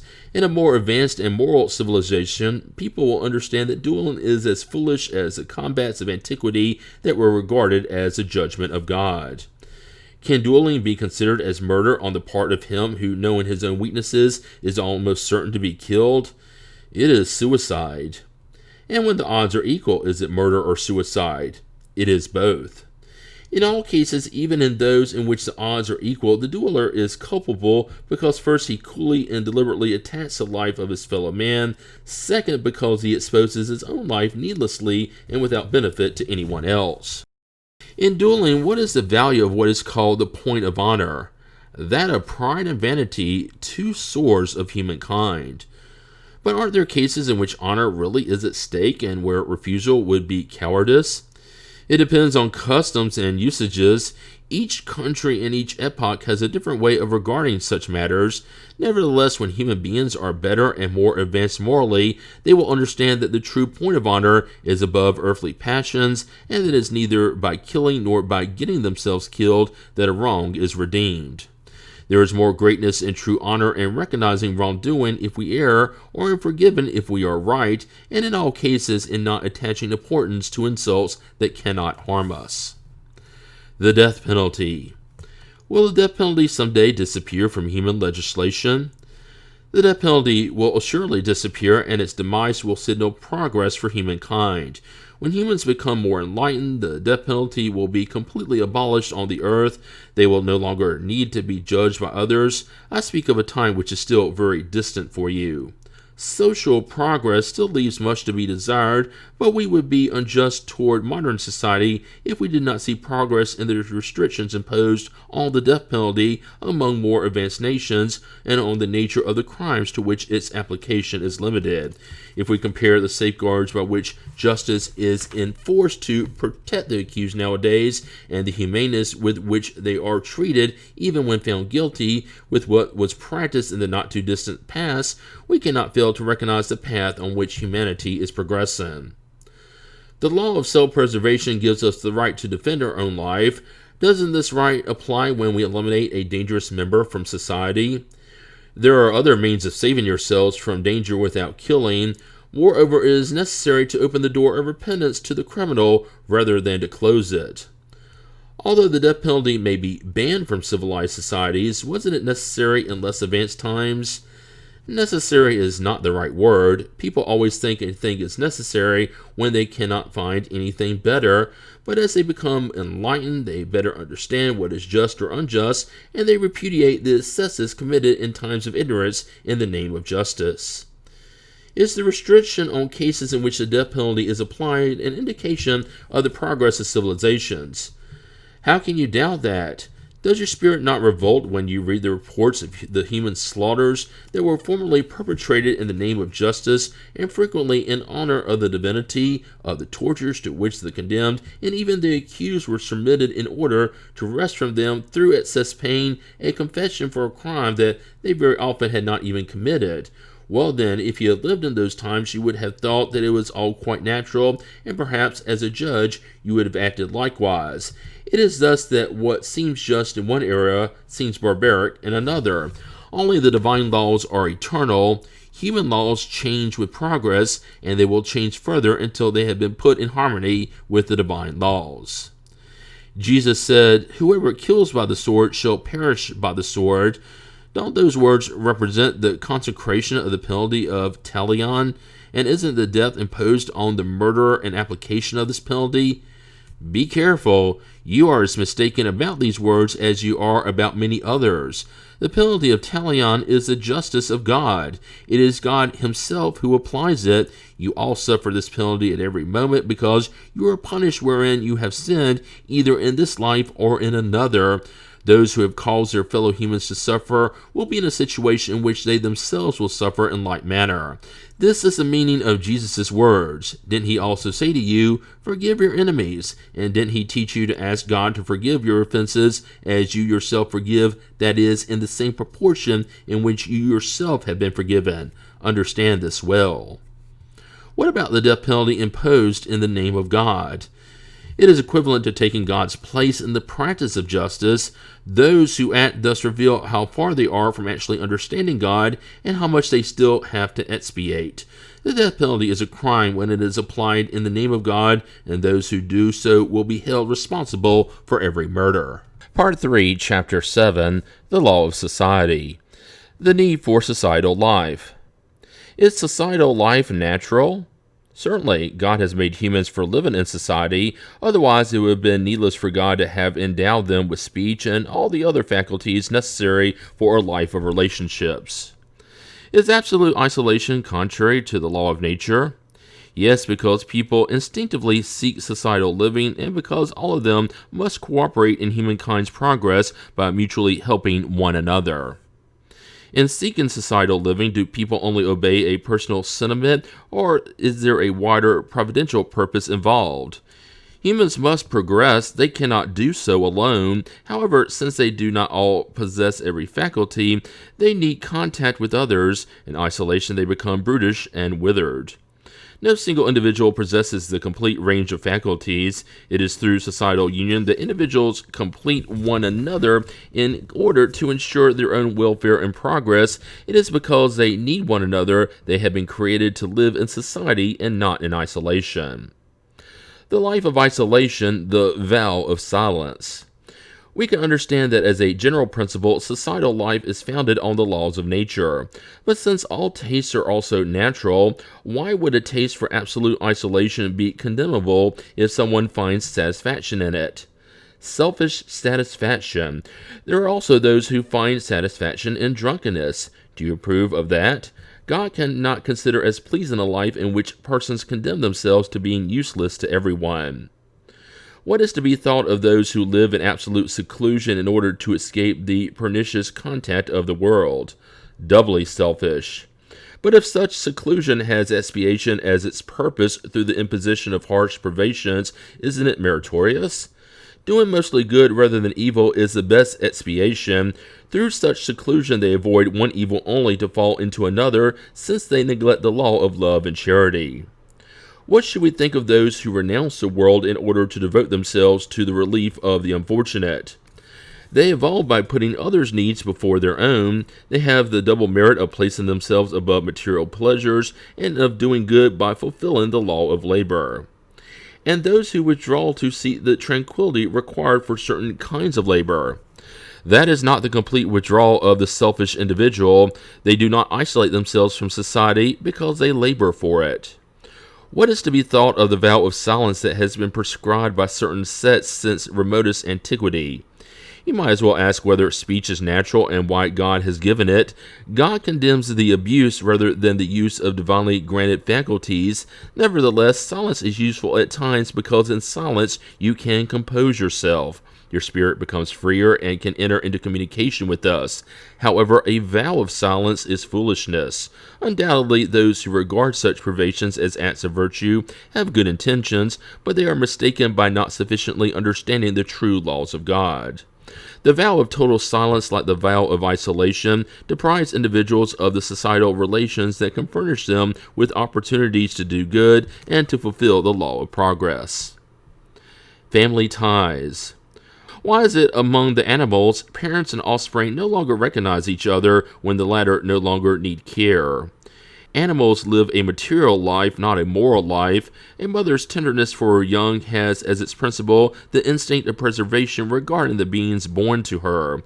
When these beings are able to take care of themselves, her task is fulfilled, and nature requires no more of her. Thus she abandons them in order to occupy herself with more newborns. There are persons who infer from animals' abandonment of their offspring that the family ties among humans are merely a result of social customs and not a law of nature. What should we make of this? Human beings have a different destiny than that of the animals, so why do you always want to identify with them? For humans, there is something beyond physical needs. There is the need to progress. Social ties are necessary for progress, and family ties strengthen social ties. Hence, family ties are a law of nature. God has thus willed that humans learn to love one another as brothers and sisters. What would be the result for society if family ties were relaxed? A magnification of selfishness. Part 3, Chapter 8, The Law of Progress. The State of Nature. Are the state of nature and natural law the same thing? No, the state of nature is the primitive state. Civilization is incompatible with the state of nature, whereas natural law contributes to the progress of humankind. The state of nature represents the infancy of humankind and the departure point for their intellectual and moral development. Being perfectible and containing the seed of their own improvement within themselves, human beings are not meant to live forever in the state of nature, just as they are not meant to live forever in infancy. The state of nature is transitory, and humans leave it behind through progress and civilization. Natural law, on the other hand, rules humankind as a whole, and people improve to the degree that they comprehend and practice this law in a better manner. Since there are fewer needs in the state of nature, human beings do not suffer all the tribulations they create for themselves in a more advanced state. What is to be thought of the opinion of those who regard the state of nature as the state of perfect earthly happiness? What do you expect? That sort of happiness is the inherent happiness of the brute. There are humans who understand no other. It is being happy in the same sort of way as are the animals. Children, too, are happier when they become adults. Could humankind regress back to the state of nature? No, humankind must progress without ceasing, and it cannot return to the state of infancy.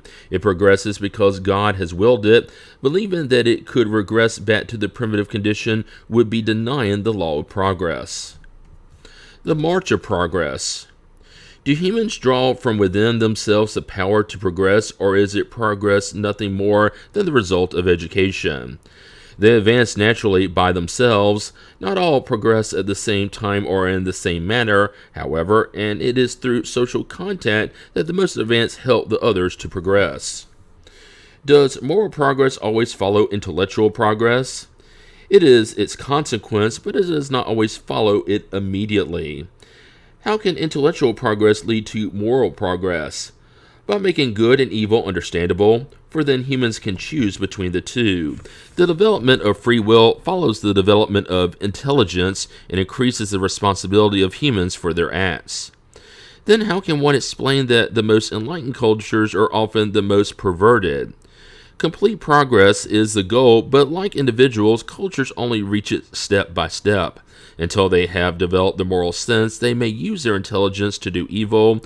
Morality and intelligence are two forces that only achieve balance over time. Is humankind ever permitted to halt the march of progress? No, but it can sometimes slow it down. What are we to think of those who attempt to halt the march of progress and cause humankind to regress? They are poor, conceited beings whom God will chastise, and they will be swept away by the torrent they meant to stop. Since progress is a condition of human nature, no one has the power to oppose it. It is a living force that flawed human laws may hinder but not stifle. When these laws become incompatible with progress, it overthrows them along with all the persons who attempt to uphold them. This will continue to be the case until humans harmonize their laws with divine justice. Divine justice desires the good for all, unlike those laws that are made for the strong at the expense of the weak.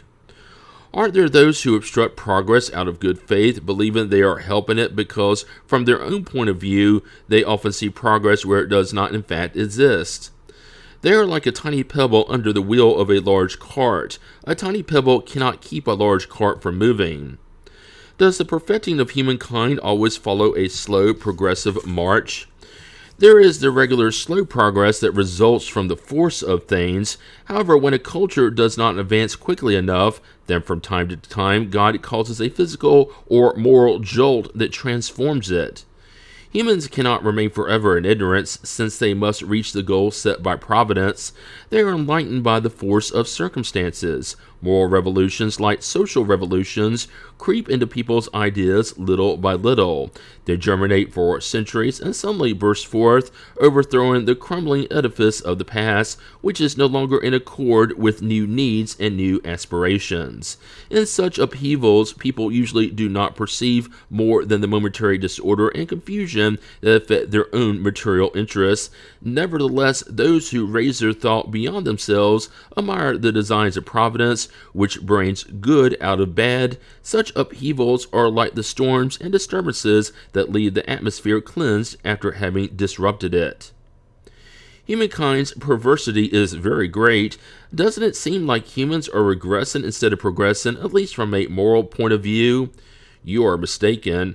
Observe the whole closely, and you will see that they are advancing because they have a better understanding of what evil is, leading them day by day to reform their abuses.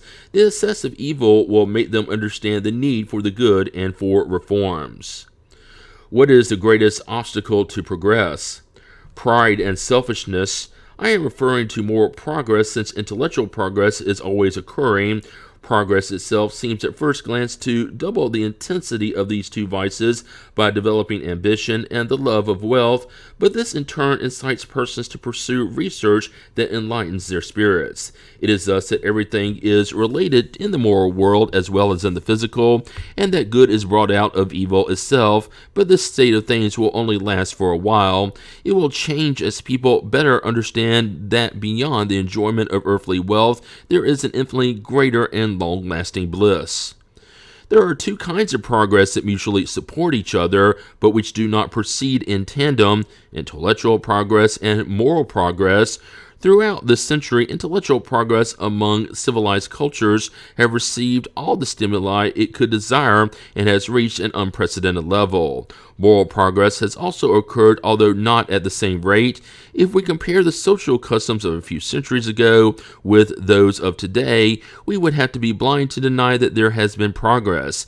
Then why should the ascendant march of morality be interrupted any more than that of intelligence? Why should there not be as great a difference in morality between the 19th and 24th centuries as there has been between the morality of the 14th and 19th?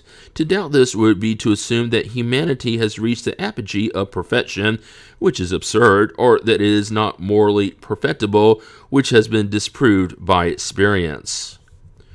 Relapse cultures. History has shown us many cultures that relapsed into barbarity after shocking events deeply upset them. Where is the progress in such a case? When your house threatens to collapse, you demolish it in order to build a stronger and more comfortable one. Until it is rebuilt, however, there is trouble and confusion in your dwelling. A further example: you are poor and live in a hovel, but you become wealthy and leave it to live in a palace. Then some poor fellow, as you formerly were, comes and takes your place in the hovel and feels very content because he previously had no shelter at all. Very well. Learn from this that the spirits incarnated in those declining cultures are no longer the spirits who had comprised them during their time of splendor. Because they have progressed, those former spirits have moved into even more perfect dwellings, while less advanced ones have taken their place, which they too will leave behind in their turn. Are there peoples that by their very nature rebel against progress? Yes, but they are corporeally disappearing day by day. What will be the future fate of the souls who animate those peoples?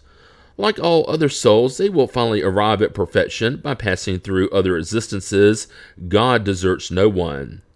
So the most civilized individuals may have been primitive beings and cannibals. You yourselves were such more than once before becoming what you are now. Like individuals, cultures are collective individualities that pass through childhood, adulthood, and decrepitude. Since this truth is attested to history, does it not lead us to assume that the most advanced cultures of this century will decline and end just as those of antiquity? Those cultures that only live a material existence and whose greatness is founded only upon power and territorial expansion are born, grow, and die out because the might of a culture exhausts itself just like that of an individual. Cultures with selfish laws that clash with the progress of enlightenment and charity die out because light annihilates darkness and charity eradicates selfishness.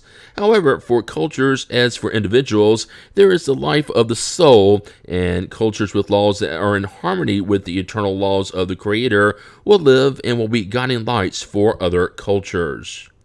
Will progress someday unite all averse peoples into a single nation? Not into a single nation. That would be impossible because nationalities are formed based on different customs and needs arising from the diversity in climates, and their local laws are designed to accommodate such customs and needs. Charity, on the other hand, knows nothing of its geographical latitudes and does not differentiate people by their color. When the law of God comprises the basis of human law everywhere, cultures and individuals will practice the law of charity toward each other, living joyfully and peacefully because no one will attempt to deceive their neighbor or live at his or her expense. Humankind progresses by means of individuals who increasingly improve and enlighten themselves. When these grow in number, they take the lead and draw the rest forward. Geniuses appear from time to time to provide an impulse, followed by individuals invested with authority who, as instruments of God, enable humankind to advance many centuries in just a few years. The progress of cultures further highlights the justice of reincarnation. While individuals make praiseworthy efforts to help a nation advance morally and intellectually, the nation thus transformed will be happier both in this world and in the next. Nonetheless, during the slow march across the centuries, thousands of people die every day. What will be the fate of those who succumb along the way? Does their relative state of imperfection deprive them of the contentedness reserved for those who arrive last, or is their happiness relative? Divine justice could not consecrate such an injustice. Through the plurality of existences, the right to happiness is the same for all, for no one is deprived of progress. Those who live at a time of barbarity can return at a time of civility in the same culture or in another one. It is obvious that all are benefited by the ascendant march. The theory of soul existence, however, presents another problem in this case. According to this theory, the soul is created at the moment of birth. Thus, if some individuals are more advanced than others, it is because God has created a more advanced soul for them. Why this favoritism? Why would these individuals who have not lived any longer than the ones before them, often not as long, deserve to be given a more advanced soul? But even this is not the main problem. Over 1,000 years, a culture passes from barbarity to civility. If human beings were able to live 1,000 years, one could conceive that they would have time to progress during that time. But every day humans die at all ages. Their numbers are constantly being replenished, with new ones appearing and disappearing every day, to such an extent that by the end of a millennium, no trace remains of the former inhabitants. The barbaric nation has become civilized. What is it that has actually progressed? The individuals who used to be barbarians, but they already died long ago? Is it the newly arrived? Well, if their souls were created at the time of birth, they could not have existed during the time of barbarity. Thus, we would have to believe that the efforts made to civilize a people do not have the power to improve imperfect souls, but to cause God to create other souls who are more advanced. Let's compare this theory of progress with the one that has been given to us by the spirits. The souls that come during the time of civility have had their infancy like all the others, but they had already lived many times before, and they arrive already advanced as the result of previous progress. They come because they are attracted to an environment which is sympathetic to them and which suits their current state. Therefore, the efforts made to civilize a people do not have the effect of determining the future creation of souls who are more advanced, but of attracting those who have already progressed, whether they have already lived among that people in times of barbarity, or whether they have come from somewhere else. Upon this rests the key to the progress of all humankind. When all cultures are at the same level of morality, the earth will house only good spirits living in fraternal unity. The bad spirits, having been repelled and dislocated, will seek out less evolved worlds and an environment that suits them until they have made themselves worthy to come back to our transformed world. The usual theory, unlike that of reincarnation, has one further effect. Works of social improvement only benefit present and future generations, but are meaningless for past generations who were unfortunate because they arrived too soon and became what they could under the burden of their barbaric acts. According to the Spiritist doctrine, however, later progress also benefits those generations that are reborn into better conditions, and they can therefore perfect themselves in an environment of civility. Civilization. Does civilization represent progress for humankind, or does it represent decadence, as some philosophers profess? Incomplete progress, because humankind does not pass suddenly from infancy to maturity. Is it reasonable to condemn civilization? Instead, condemn those who abuse it. Do not condemn the work of God. Will civilization be purified one day so that the evils it has produced will disappear? Yes, when morality is as developed as intelligence, the fruit cannot come before the blossom. Why doesn't civilization immediately effectuate all the good it could produce? Because humans are not yet ready or disposed to obtain that good. Wouldn't it also be because in creating new needs it incites new passions? Yes, and because all of a spirit's faculties do not evolve in tandem, everything takes time. You cannot expect perfect fruit from an imperfect civilization. By what signs may one recognize a completed civilization? You will recognize it by its moral development. You believe yourselves to be very advanced because you have made great discoveries and wonderful inventions, and because you are better suited and better clothed than primitives. However, you will only have the right to truly call yourself civilized when you have finally banished the vices from your society that dishonor it, and when you finally live as brothers and sisters by practicing Christian charity. Until then, you are really no more than enlightened cultures that have passed through only the first phase of civilization. Civilization goes through stages of development like everything else. An incomplete civilization is in a state of transition which engenders special evils unknown in the primitive state, but which nonetheless constitute a natural and necessary progression that brings with it the remedy for those very evils. As civilization perfects itself, it puts an end to some of the evils it has engendered, and all evils will eventually disappear with moral progress.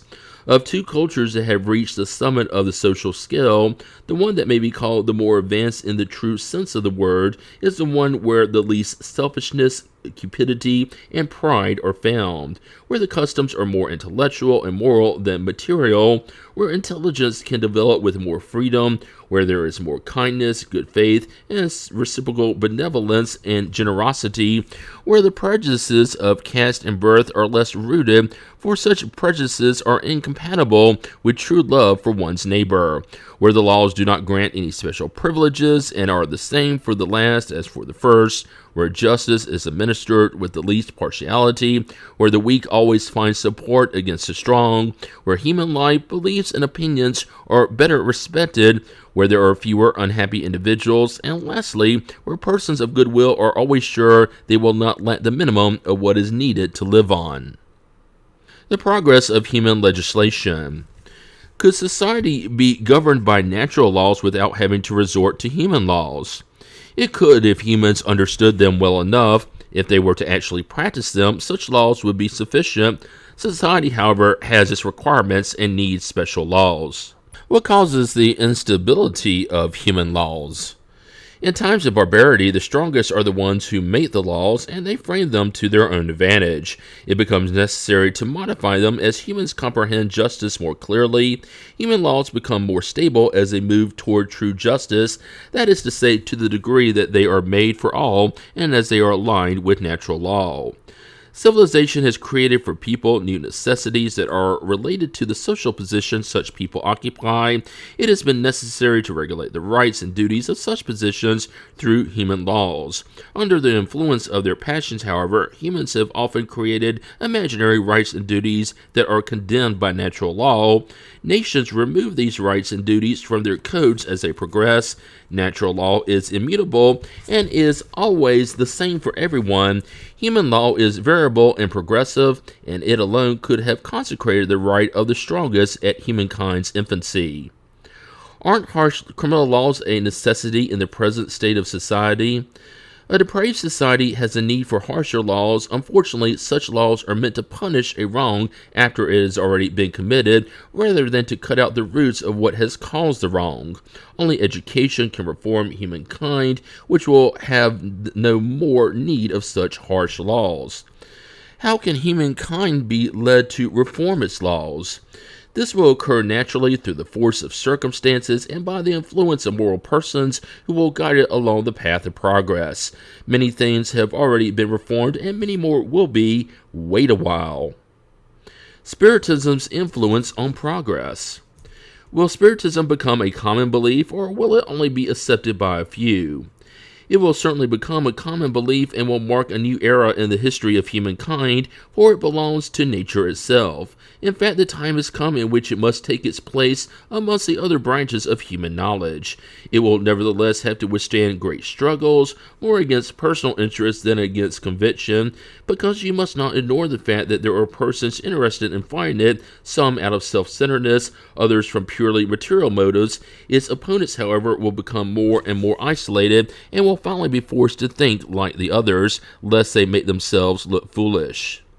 Ideas are only transformed over time, never suddenly. They weaken from generation to generation and end up disappearing along with those who have professed them, who are replaced by other individuals imbued with new principles, as is the case with political ideas in particular.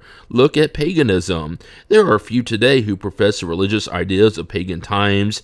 Nevertheless, many centuries after the advent of Christianity, they have left behind traces that only a complete renewal of humankind can erase. It will be the same with Spiritism. It has made considerable progress, but for 2 or 3 generations there will still be a remnant of incredulity that only time will dissipate. However, its forward progress will be more rapid than was the progress of Christianity, because Christianity itself has opened the paths and provided support for Spiritism. Christianity had to destroy, Spiritism has only to build. In what way can Spiritism contribute to progress? By destroying materialism, one of the sources of society, enables people to comprehend where their true interests lie. Since the future life is no longer veiled by doubt, men and women will better understand that they can ensure their future based on the present. Destroying the prejudices of set, caste, and color, Spiritism teaches them about the great solidarity that must unite them as brothers and sisters. Shouldn't we perhaps fear that Spiritism may not be able to defeat humans' indifference and their attachment to material things? To suppose that any cause would act as some kind of magic spell to transform humans would be to know very little about them. Individuals' ideas are modified little by little, and generations are needed to completely erase old habits. Transformation, therefore, can only be realized with time, gradually, step by step. With each new generation, a part of the veil has been lifted, and Spiritism has now come to remove it once and for all. In the meantime, even if it had the effect of correcting one defect of only one person, it would be a step for that person, and therefore a great good, since that first step would make further ones easier. Why haven't the spirits taught from the earliest times what they are teaching today? You do not teach the children the same things that you teach to adults, just as you do not give newborns food they cannot digest. Each thing has its own time. The spirits taught many things that humans distorted or did not understand, but which they are now capable of comprehending. Even though their teaching was incomplete, they prepared the soil to receive the seed, which is now about to bear fruit. Since Spiritism must mark a step in the progress of humankind, why don't the spirits speed up this progress through manifestations that are so widespread and patent that they could lead the most incredulous to believe? You desire miracles, but God has sown them by the handful right under your feet, yet you still have people who deny them. Did Christ himself convince his contemporaries by the wonders he performed? Even today, do you not see those who deny the most obvious facts occurring under their very eyes? Are there not those who would not believe even if they did see them? No, it is not by miracles that God guides humankind. Out of divine goodness, God wishes to leave it to the merit of being convinced through reason. Part 3, Chapter 9, The Law of Equality. Natural equality. Are all people equal before God? Yes, all are heading towards the same goal. God has made the divine laws for everybody. You often say the sun shines the same on everyone, and you thereby state a greater and more general truth than you might think. All are subject to the same laws of nature, all are born with the same fragility, all are subject to the same sufferings. The bodies of the rich decompose like the bodies of the poor. Therefore, God has not granted natural superiority to anyone either by birth or by death. All are equal before God. The inequality of aptitudes. Why hasn't God endowed everyone with the same aptitudes? God has created all spirits equal, but each one of them has lived over a longer or shorter amount of time and has consequently developed more or fewer aptitudes. The difference lies in the degree of experience and volition, their free will, by which some advance more rapidly, endowing them with a wide range of aptitudes. A medley of aptitudes is necessary so that all may contribute to the designs of providence within the limits of the development of their physical and intellectual powers. What one cannot do, another does, and so all end up having their useful function. Furthermore, since all worlds are united in solidarity, it is necessary for the inhabitants of more highly evolved worlds, most of which were created well before yours, to come and live here in order to set an example for you. In passing from a more evolved world to a lesser one, does the spirit keep all of its acquired faculties intact? Yes, we have already told you that the spirit who has progressed cannot regress. In its spirit state, it may choose a coarser envelope or a more precarious position than the previous one, but always to serve it as a lesson and to help it progress. Thus, the diversity of aptitudes among individuals is not related to the inmost nature of their creation, but to the degree of perfection they have reached as spirits. God has not therefore created an inequality of faculties, but has permitted the different degrees of development to remain in contact with one another, so that the more advanced may help the more backwards to progress, and also so that in needing one another, all persons may understand the law of charity that must unite them. Social inequalities. Is the inequality of a social conditions a law of nature? No, it is the work of humankind, not of God. Will this inequality disappear someday? Only God's laws are eternal. Do you not see inequalities disappearing little by little every day? They are destined to disappear together with the predominance of pride and selfishness, leaving only the different levels of merit. A day will come when the members of the great family of God's children will no longer regard themselves as being of pure or less pure blood, because only the spirit is pure or less pure, and such does not depend on social position.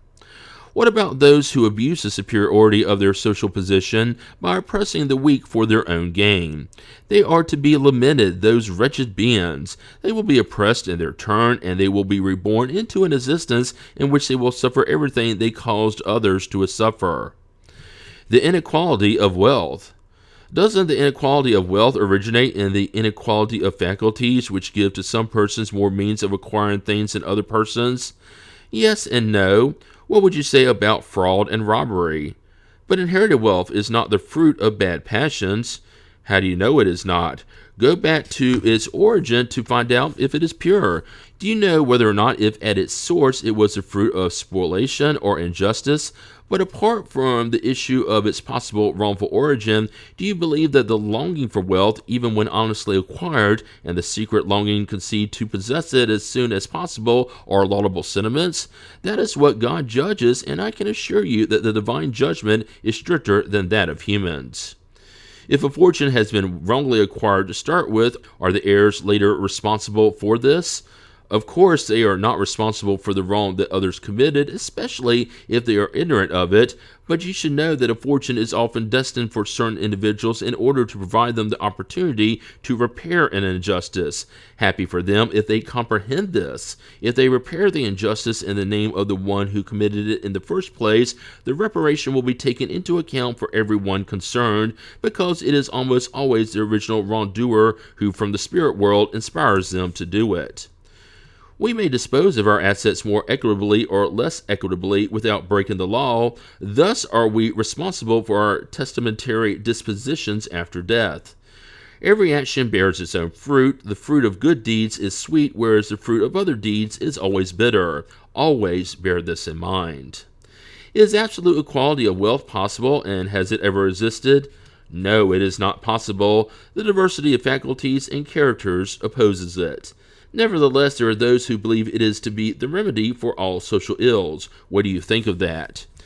Either they are framers of theories, or they are ambitious and envious. They do not understand that equality would be quickly broken by the very force of things. Fight selfishness, for that is your social plague. Do not chase chimeras.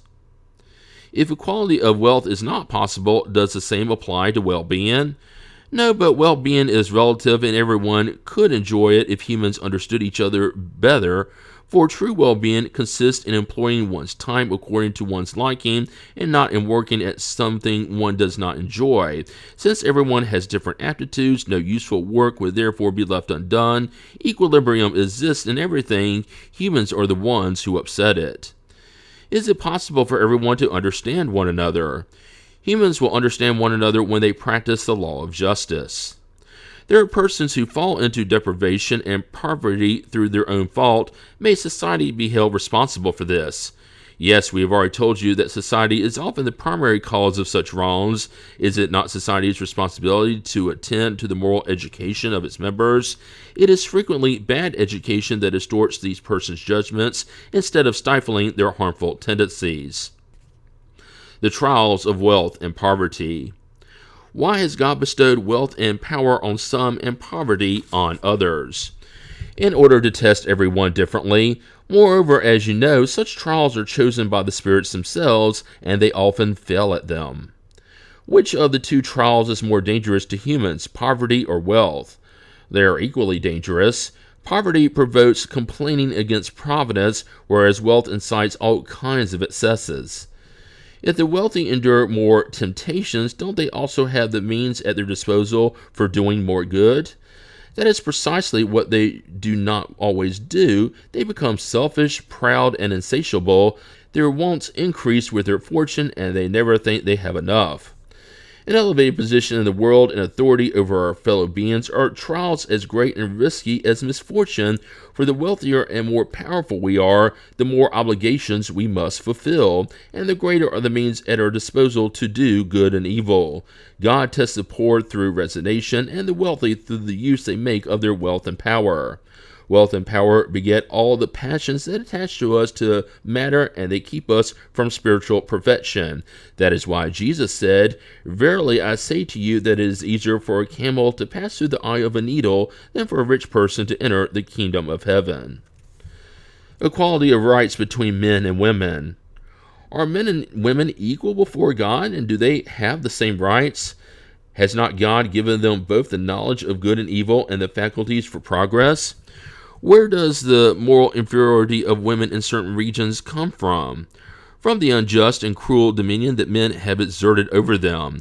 It is a result of social institutions and the abuse of strength over weakness among men who have not advanced very much from the moral point of view. Might makes right. For what purpose are women physically weaker than men? To assign special functions to them. Men are meant for rough work by being stronger, women for lighter work, but both mutually help each other in the trials of a life full of bitterness. Doesn't women's physical weakness make them naturally dependent on men? God has given strength to some in order to protect the weak, not to enslave them. God has fitted the organization of each sex for the functions that it must perform. If God has given less physical strength to women, God has at the same time given them greater sensitivity in relation to the delicacy of the maternal functions and the fragility of the beings entrusted into their care. Are the functions for which women are intended by nature as important as those conferred upon men? Yes, and even greater, women give men the first notions of life. Since all people are created equals before God's law, shouldn't they also be equals before human law? This is the first principle of justice. Do not do unto others what you would not want them to do unto you. Accordingly, in order for legislation to be perfectly just, shouldn't it consecrate the equality of rights between men and women? Equality of rights, yes. Of functions, no. All persons must have their place. Let men take care of external aspects and women take care of internal aspects, each according to their own aptitude. In order to be just, human law must consecrate the equality of rights between men and women. Any special privilege granted to one and not the other is contrary to justice. The emancipation of women accompanies the progress of civilization. Their servitude is in step with barbarity. Besides, gender exists only in the physical organization, and since spirits can become either, there are no differences between them in this respect. Consequently, they should enjoy the same rights.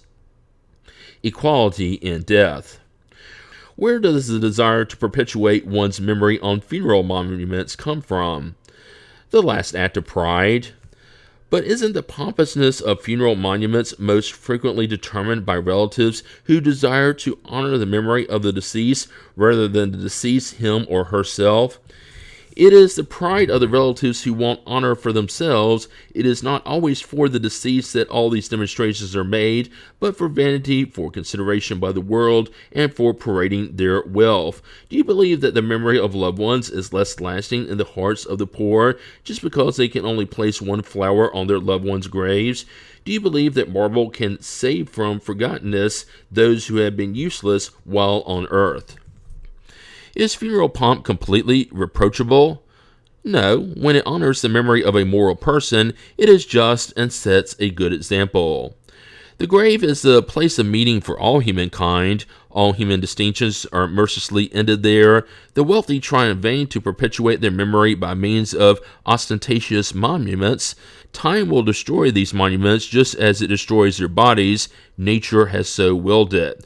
The memory of their good and bad deeds will be less perishable than their grave, and the pomp of their funerals will neither cleanse away their baseness nor raise them one single degree in the spirit hierarchy.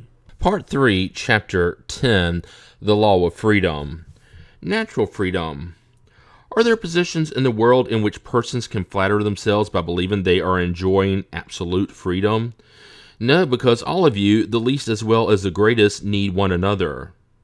What would be a condition in which humans could enjoy absolute freedom?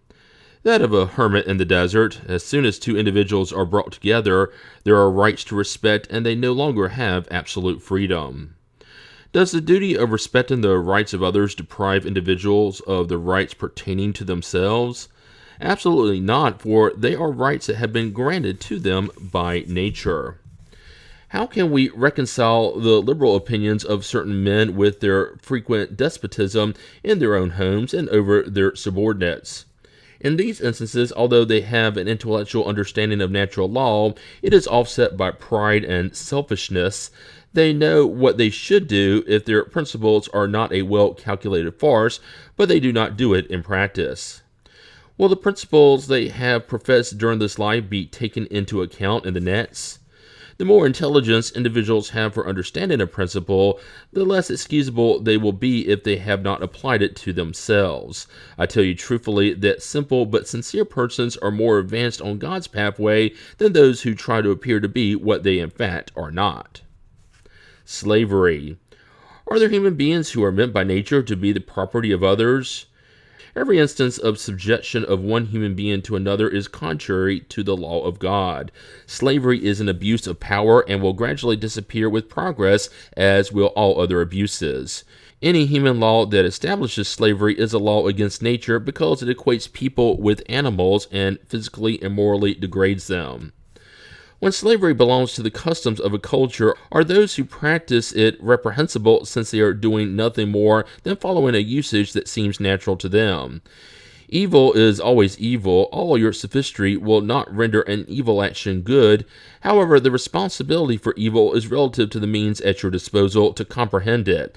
Those who use the law of slavery are always guilty of violating the law of nature, but in this, as in all things, the guilt is relative. Because slavery was a custom among certain cultures, people practiced it in good faith as something that seemed natural to them, but their reason, more developed and especially enlightened by the teachings of Christianity, eventually showed them that the slave was their equal before God. Then they no longer had an excuse.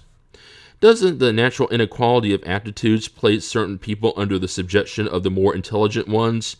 Yes, in order to enable them to develop, but not to demean them still further by slavery. Human beings have long regarded certain races as domesticated beasts of burden equipped with arms and hands, and have thought that they had the right to sell them as such.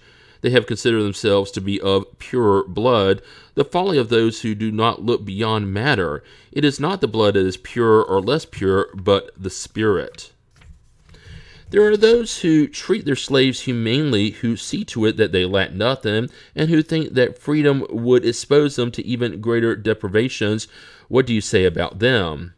I say that they understand their own interests very well. They also show the same care for their cattle and horses in order to get more profit at market. They are not as culpable as those who mistreat their slaves, but they use them as merchandise nonetheless, depriving them of the right to belong to themselves. Freedom of thought. Is there something in human beings which escapes all constraint and through which they enjoy absolute freedom? It is through thought that they enjoy unlimited freedom, for thought knows no obstacles. Its manifestation may be hindered, but not erased. Are humans responsible for their thoughts? They are responsible before God. God alone can know their thoughts and condemn or absolve them according to divine justice. Freedom of conscience. Is freedom of conscience a consequence of freedom of thought? Conscience is an inner thought that belongs to persons, as do all their other thoughts. Do humans have the right to set up barriers to freedom of conscience? No more so than to freedom of thought, because God alone has the right to judge the conscience.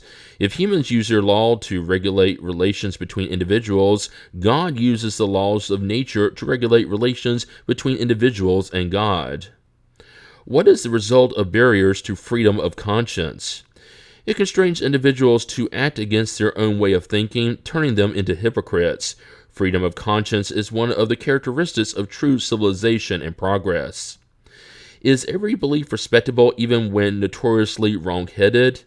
Every belief is respectable when it is sincere and leads to the practice of the good. Take 2. Reproachable beliefs are those that lead to evil. Are we blameworthy when we offend the beliefs of someone who does not think like us? It shows a lack of charity and goes against freedom of thought. Does it go against freedom of conscience to obstruct beliefs that might disturb society? Acts may be restrained, but inner belief is untouchable. Restraining the external acts of a belief when such acts cause harm to others does not go against freedom of conscience, for such repression leaves to the belief its entire freedom. Out of respect for freedom of conscience, should we allow the propagation of harmful doctrines, or may we, without going against such freedom, seek to lead back onto the path of truth those who have been led astray by erroneous principles? Certainly you may, and you should, but follow the example of Jesus. Lead by gentleness and persuasion, and not by force, since that would be worse than the belief of the one whom you desire to convince. If there is something that should be allowed to be imposed, which is goodness and fraternity, but we do not believe the means for doing so is violence, conviction cannot be forcefully imposed. Since all doctrines claim to be the sole expression of the truth, by what signs can we recognize which one actually has the right to be presented as such? It will be the one that produces the fewest hypocrites and the greatest number of moral individuals, which mean they practice the law of love and charity in its greatest purity and widest application.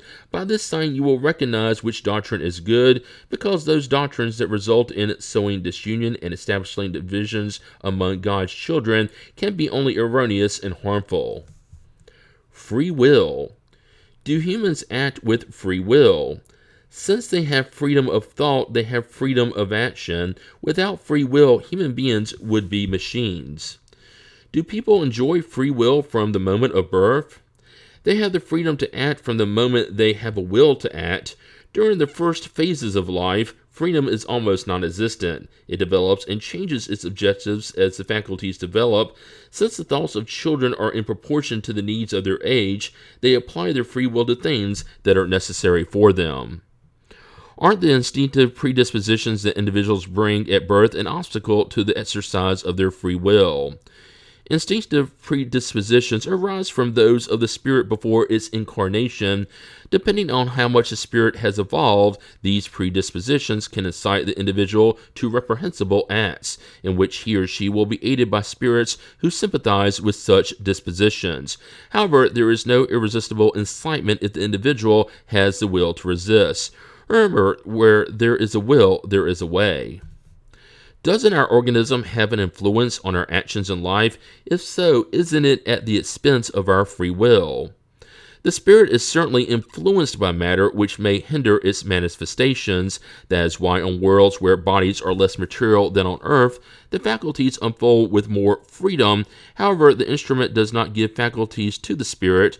Furthermore, in this case, it is necessary to distinguish between moral faculties and intellectual faculties. If individuals have an instinct for murder, it is assuredly their own spirit that possesses it and which transmits it to them. It never arises due to their bodily organs. Those who suppress their thought in order to occupy themselves with matter become like an animal, and even worse, since they no longer think about being on guard against evil. It is in this that they become culpable, because they act in this manner of their own free will. Can a distortion of their faculties deprive humans of their free will? Those whose intelligence is impaired by any cause are no longer in complete control of their thought, and thereafter they have no more freedom. Such distortion is frequently a punishment for the spirit, who might have been vain and proud, and might have made bad use of its faculties in another existence. It may be reborn in the body of someone who is mentally impaired, as the despot in the body of a slave, and the spitefully wealthy person in that of a beggar. The spirit, however, is perfectly conscious of such constraint, and suffers from it. It is in this constraint that one sees the action of matter. Does the distortion of the intellectual faculties because of drunkenness excuse reprehensible acts? No, because drunkards intentionally deprive themselves of their reason in order to satisfy their crude passions. Instead of one wrong, they commit two. In humans in the primitive state, what is the dominant faculty, instinct or free will? Instinct, although it does not impede their acting with entire freedom in certain things. Like children, they first apply this freedom to their needs. It develops later through intelligence. Consequently, you who are more enlightened than primitive peoples are more responsible for your acts than they are. Isn't social position sometimes an obstacle to full freedom of action? The world undoubtedly has its demands. God is just and takes everything into account, but holds you responsible for the paltry efforts you make to overcome such obstacles. Fatalism. Is there fatalism in the events of life according to the usual meaning attached to the word? That is, are all events predetermined, and if so, what becomes of free will? Fatalism only exists when applied to the choice made by spirits upon incarnating to undergo this or that trial. Upon choosing a particular trial, they delineate for themselves a kind of destiny, which is the proper consequence of the position in which they now find themselves. I am referring only to trials of a physical nature. As for moral trials and temptations, spirits preserve their free will to choose good or evil, and they are always able to yield or resist. When good spirits see individuals lose courage, they may rush to their aid, but they cannot influence them to the point of eclipsing their will. A bad spirit, that is, a low-order one, can disturb and frighten them by exacerbating a physical danger. Whatever the circumstances, however, the incarnate spirit still retains its entire freedom of choice. There are persons who seem to be pursued by fatalism no matter what they do. Is it their destiny to be unfortunate? There may be trials which they must endure and which they themselves have chosen. Once more you blame fate, which is almost always a consequence of your own deeds. In the midst of the hardships afflicting you, make sure your conscience is clear. You will then feel partially consoled. The right or wrong ideas that we form about things cause us to succeed or fail according to our character and our social position. We find it easier and less humiliating to our vanity to attribute our failures to fate or destiny rather than to our own fault. If the influence of spirits sometimes contributes to this, we can always free ourselves from it by repelling the ideas they suggest when such ideas are wrongful. There are persons who escape one mortal danger only to fall into another. They seem unable to escape death. Isn't there fatalism in this? Fatalism, in the true meaning of the word, applies only to the instant of death.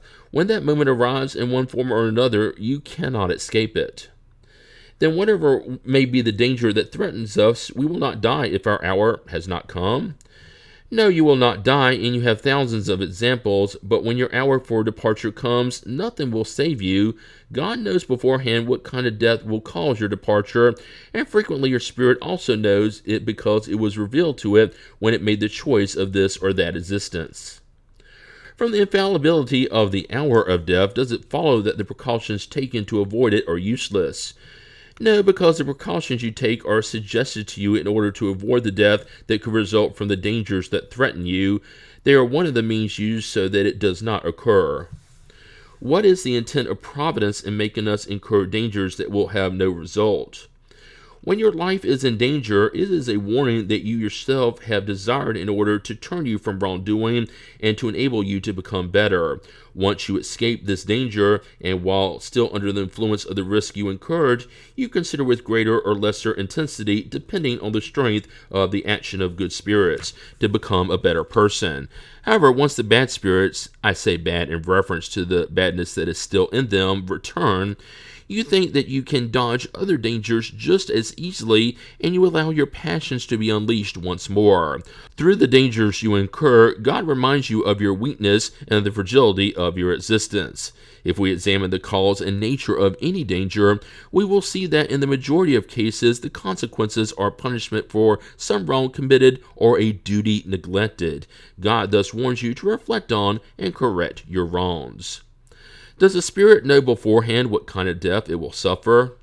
It knows that the kind of life it has chosen will expose it to dying more probably in one way than in another, but it also knows which struggles it will have to sustain in order to avoid it, and if God so wills, it will not succumb. There are soldiers who brave the perils of combat with a certain conviction that their hour has not yet come. Is there any foundation for such confidence? Quite frequently, individuals have a presentiment of their end, and thus they may have a presentiment that they will not die yet. This presentiment is given to them by their protector spirit, who desires to warn them in order for them to be ready to depart, or in order to rebuild their courage at times when it becomes necessary. It may also come to them from their own intuition of the life they have chosen or of the mission they have accepted and which they know they must fulfill. Why do those who foresee their death generally dread it less than others? It is the individual who dreads death, not the spirit. Those who foresee it think more as a spirit rather than as a physical entity. They understand their deliverance and they wait for it. If death cannot be avoided when our hour arrives, is it the same in regard to all the accidents that occur over the course of our life?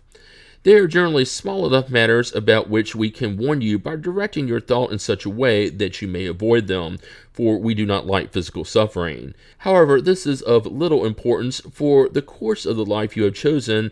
Actually, bona fide fatalism applies only at the times when you must enter and depart this world. Are there events which must necessarily occur and which the will of the spirits cannot avert? Yes, but which you, when in the spirit state, foresaw and anticipated upon making your choice. However, do not believe that everything that happens to you is written, as some say. An event is almost always the consequence of something you have done by an act of your own free will, in such a way that if you had not done so, the event would not have occurred. If you burn your finger, it is only the consequence of your imprudence and the condition of matter.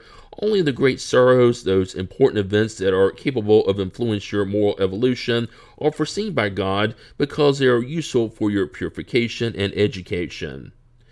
Can humans, through their own will and efforts, avoid events that were to occur and vice versa? They can if this apparent deviation fits into the general order of the life they have chosen. Furthermore, in doing good, their duty and the sole purpose of life, they can prevent evil, especially that which might contribute to a still greater evil.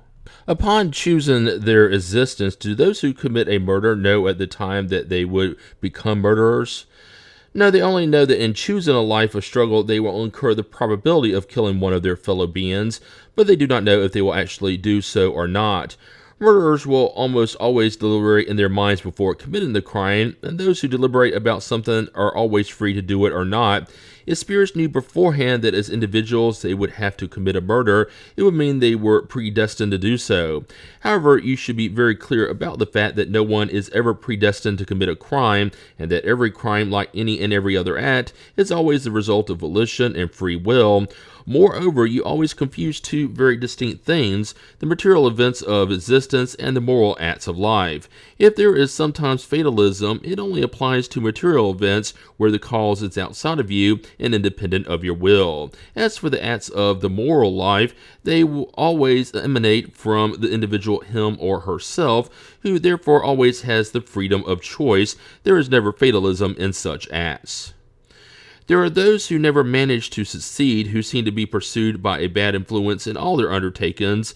Isn't this what we could call fatalism?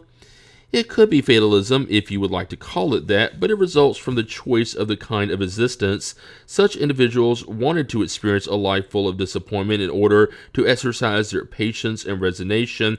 However, you must not believe that this fatalism is always unavoidable. It is often only the result of their having taken a wrong path that is not in keeping with their intelligence and aptitudes. Someone who tries to swim across a river without knowing how to swim stands a very good chance of drowning. It is the same in most events of life. If people did not try to undertake more than what was in keeping with their own faculties, they would always succeed. What causes their failure are their self-centeredness and ambition, which divert them from their proper path and make them consider a vocation that entails nothing but the desire to satisfy certain passions. They then fail, and it is their own fault, but instead of recognizing their error, they prefer to blame their horoscope. For example, a man would have been a good workman making an honorable living, but he became a bad poet instead and died of hunger. There would be a place for everybody if each one knew how to occupy his or her own niche. Don't social customs often obligate people to follow a certain path rather than another? And aren't they subject to the influence of others' opinions in their choice of occupation? Isn't what we call human respect actually an obstacle to the exercise of our free will? Social customs are made by humans, not by God. If they submit to them, it is because they suit them. This is also an act of free will, because if they wanted to, they could reject them. So why do they complain? They should not accuse social customs, but their own foolish vanity, which leads them to prefer to die of hunger rather than infringe upon such customs. Nobody takes the sacrifice to public opinion into account, though God will take into account their sacrifice to their own vanity. This does not mean they should unnecessarily go against public opinion, like certain persons who are more possessed of eccentricity than true philosophy. It is just as absurd to display oneself as an oddity as it is wise to willingly descend the social ladder without complaining, if one cannot remain at the top. If there are persons whom fate seems to be against, others seem to be favored by it because everything goes well for them. To what may this be attributed? Usually they are better at self-guidance. However, it could also be a kind of trial. Success intoxicates them. They trust in their destiny, and later they frequently pay for their success with cruel reversals that could have been avoided with prudence. How can we explain the luck that seems to favor certain individuals in circumstances that depend neither on will nor intelligence? Games of chance, for example. Certain spirits have chosen certain types of pleasure beforehand, and the luck that favors them is temptation. Those who win in the material sense might lose as spirits. It is a trial for their pride and greed. Then wouldn't the fatalism that seems to preside over our destinies in the material life also be the result of our free will? You yourselves have chosen your trials. The more difficult they are and the better you bear them, the more you evolve. Those who spend their lives in the selfish enjoyment of abundance and their own welfare are cowardly spirits who remain at a standstill. Thus, the number of the unfortunate greatly surpasses the fortunate, since the majority of spirits have sought the trials that will be most useful to them. They see too clearly the futility of earthly grandeurs and pleasures. Besides, the most satisfactory life is always full of events and its own problems to solve, even in the absence of suffering. Where does the expression "born under a lucky star" come from? It comes from an old superstition, according to which the stars were connected with the destiny of each human being, an allegory that some people are foolish enough to take literally. Foreknowledge of the future. Can the future be revealed to humans? In principle, the future is hidden from them, and only in rare and exceptional cases does God permit it to be revealed. For what purpose is the future hidden from them? If they knew the future, they would neglect the present, and they would not act with the same freedom, because they would be dominated by the thought that if a certain thing must happen, it is no use being concerned about it, otherwise they would try to prevent it. God has willed it to be this way so that each one may contribute to the accomplishment of things, even those that he or she would like to thwart. Thus it is that you yourselves unknowingly prepare the events that will occur over the course of your lives.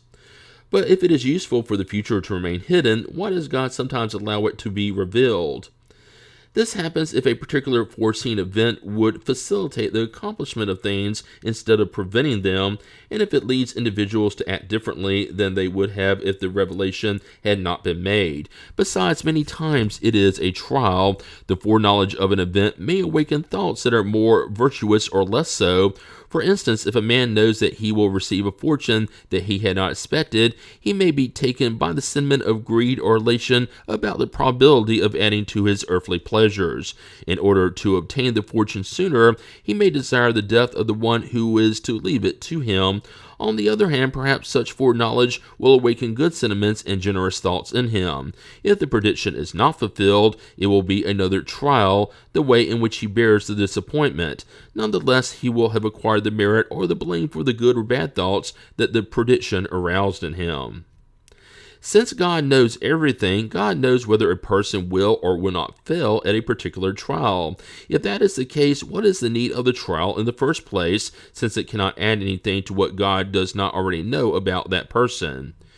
You might as well ask why God did not create human beings perfect and accomplished to begin with, or why they must pass through childhood before arriving at adulthood. The purpose of a trial is not to enlighten God about what people deserve. God knows perfectly well what they deserve, but to leave them the entire responsibility for their own conduct, since they have the freedom to do or not do. Since they can choose between good and evil, a trial has the purpose of placing them before the temptation of evil, leaving them all the merit for resisting it. Also, even though God knows very well beforehand whether they will triumph or fail, out of divine justice, God can neither punish them nor reward them for an act they have not yet committed. It is the same among humans. However capable aspirants may be, and no matter how certain they are of success, they cannot be granted a diploma without first being tested, i.e. without trial. In the same way, a judge does not condemn the accused except with proof that a crime was actually committed, and not by the prediction that the accused can or might commit such act in the future. The more we reflect on the consequences that the knowledge of the future would have for humans, the more we see how wise Providence was to conceal it. The certainty of a happy event would result in inaction, an unpleasant event in discouragement. In either case, our efforts would be paralyzed. This is why the future is not shown to humans except as a goal they must reach through their own efforts, but without knowing the tribulations they must go through in order to reach it. Knowing about all the incidents they might encounter along the way would deprive them of their initiative and the use of their free will. They would let themselves be dragged down the fatal slope of events without exercising their own faculties. When the success of a matter is assured, no one is worried about it any longer. A theoretical summary of the driving force behind human actions. The issue of free will may be summed up as follows. Humans are not fatally led into wrongdoings. Their acts are not written beforehand. The crimes they commit are not the result of any decree of destiny. As a trial and an expiation, they can choose an existence in which they will feel induced to crime, whether through the surroundings in which they are placed, or whether through the circumstances they supervene, but they will always be free to act as they wish. Free will exists in the spirit state, in the choice of trials, and in the corporeal life in the ability of yielding to or resisting the temptations to which they have voluntarily submitted themselves. It is the duty of education to combat wrongful tendencies, and it will effectively do so when it is based on an in-depth study of the human moral nature. Through the knowledge of the laws that govern this moral nature, humans will manage to modify it as intelligence is modified through education and physical constitution through bodily care. When disconnected from matter and in the errant state, the spirit makes the choice of its future corporeal existence according to the degree of perfection it has reached. It is in this, as we have stated, that its free will especially consists. This freedom is not annulled by incarnation. If the spirit yields to the influence of matter, it fails in the trials it has chosen for itself. In order to help overcome them, however, it can evoke the assistance of God and good spirits. Without free will, humans would be neither guilty in badness nor meritorious in goodness. This is so true that in the world, censure or praise always depends on intent, that is, on the will of individuals. Those who say will actually means freedom. Therefore, people could not seek excuses in their physical makeup for their wrongs without advocating reason and the human condition itself, and without equating themselves with the brute. If this can be applied to evil, it applies to the good as well. But whenever people practice the good, they take great care to attribute the merit to their favor. They do not attribute it to their organs, a fact which, notwithstanding the opinion of a few theoreticians, proves that they instinctively do not renounce the most glorious privilege of their species, freedom of thought. Fatalism, as commonly understood, implies a prior and irrevocable ordaining of all the events of life, whatever their importance may be. If that were the order of things, human beings would be like machines deprived of will. Of what use would their intelligence be if they were invariably overruled in all their actions by the force of destiny? Such a doctrine, if true, would represent the destruction of all human freedom. Individuals would have no responsibility for their actions, and as a result, there would be neither good nor evil, neither crime nor virtue. God, being supremely just, could not chastise God's creatures for wrongs that did not depend on them to start with, or reward them for virtues for which they had no merit. Such a law would be a further negation of the law of progress, because people who would depend on fate for everything would try to do nothing to improve their position, since they could make it neither better nor worse. However, fatalism is not a meaningless word. It really does apply in regard to the position of individuals on the earth and the functions they perform on it as a consequence of the kind of existence that their spirit has chosen as a trial, an expiation, or a mission. They fatally undergo all the tribulations of that existence and all the good or bad tendencies inherent to it. But at this point, fatalism ceases, for it depends on their will to yield or not to yield to those tendencies. The details of events depend on the circumstances that humans themselves create with their deeds, and on those that deeds influence through the thoughts they suggest to them. There is fatalism, therefore, in the events that are presented to people as a consequence of the choice of existence made by their spirit. However, there can be no fatalism in the results of such events, because it may depend on them to modify the course of things through their own prudence. Furthermore, fatalism never applies to the acts of the moral life. It is in death that people are subjected absolutely and inexorably to the law of fatalism, for they cannot evade the decree that has fixed the term of their existence or the kind of death that must interrupt its course. According to common belief, human beings derive all of their instincts from themselves. These would proceed either from their physical organization, for which they would not be responsible, or from their own nature, in which they could seek an excuse for themselves by saying it is not their fault for having been made like that. The Spiritist doctrine obviously looks at it from a moral standpoint. By admitting free will for humans in all its fullness, it tells them that if they practice wrongdoing, they yield to a wrongful suggestion that comes from outside themselves, holding them fully responsible, since the doctrine recognizes their power to resist, something obviously easier than to struggle against their own nature. Thus, according to the Spiritist doctrine, there are no irresistible temptations. People can always close their ears to the secret voice that induces them to do something wrong, just as they can close them to the physical voice of someone who speaks to them.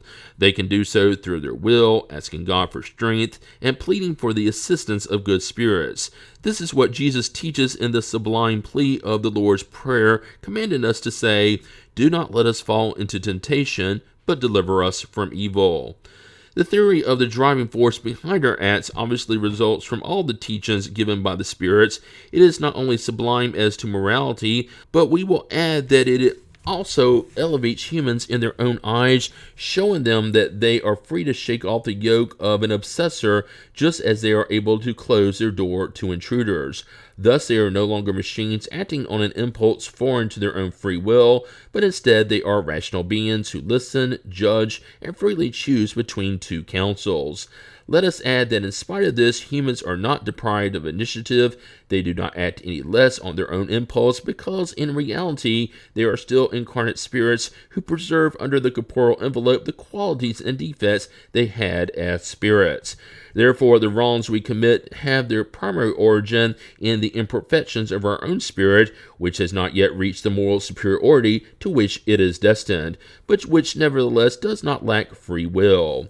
Corporeal life is given to it so that it may purge itself of its imperfections through the trials it undergoes, and it is precisely such imperfections that weaken it and render it more accessible to the suggestions of other imperfect spirits that take advantage of the fact in order to make it succumb in the struggle that it has undertaken. If the spirit emerges victorious from the struggle, it evolves. If it fails, it remains as it was, no worse, no better. It is a trial that it will have to start over, and which it may have to endure for a long time. The more it purifies itself, the more it decreases its weakness, and the less accessible it becomes to those who tempt to do wrong. Its moral strength increases due to its progress, and bad spirits withdraw from it. All spirits who are more or less good when incarnate comprise the human species, and since Earth is one of the least advanced worlds, there are more bad spirits here than good ones. That is why we see so much wickedness. So let us make every effort not to have to return to this world after our present sojourn, and to deserve repose on a better world, one of those privileged worlds where goodness reigns completely, and where we will remember our stay on this planet is merely a time of exile. Part 3, Chapter 11, The Law of Justice, Love, and Charity. Justice and Natural Rights. Is the sentiment of justice to be found in nature itself, or is it the result of acquired ideas? It is so natural that you revolt at the thought of an injustice. Moral progress undoubtedly develops this sentiment, but it does not create it. God has placed it in the human heart. That is why you frequently find among simple and unlearned people notions of justice that are more exact than those among very knowledgeable ones. If justice is a law of nature, how may it be explained that people understand it so differently, and that what one individual considers just appears unjust to another? It is because the passions are usually mingled with the sentiment of justice, thereby altering it. The same thing occurs with the majority of the other natural sentiments, and it causes things to be seen from an erroneous point of view. How may justice be defined? Justice consists in respecting the rights of every person. What determines these rights? They are determined by two things, human law and natural law. Because humans have established laws that are appropriate for their customs and character, such laws have established rights that can vary with progress. Though your current laws are not perfect, they do not consecrate the same rights as the laws of the medieval era, for instance. Even though those rights seem monstrous to you and are now obsolete, they seem just and natural at the time. Therefore, the rights established by humans do not always conform to justice. They only regulate certain social relations, whereas in private life there are a huge number of actions that are the exclusive jurisdiction of the court of conscience. Outside the rights consecrated by human laws, what is the basis of justice founded on natural law?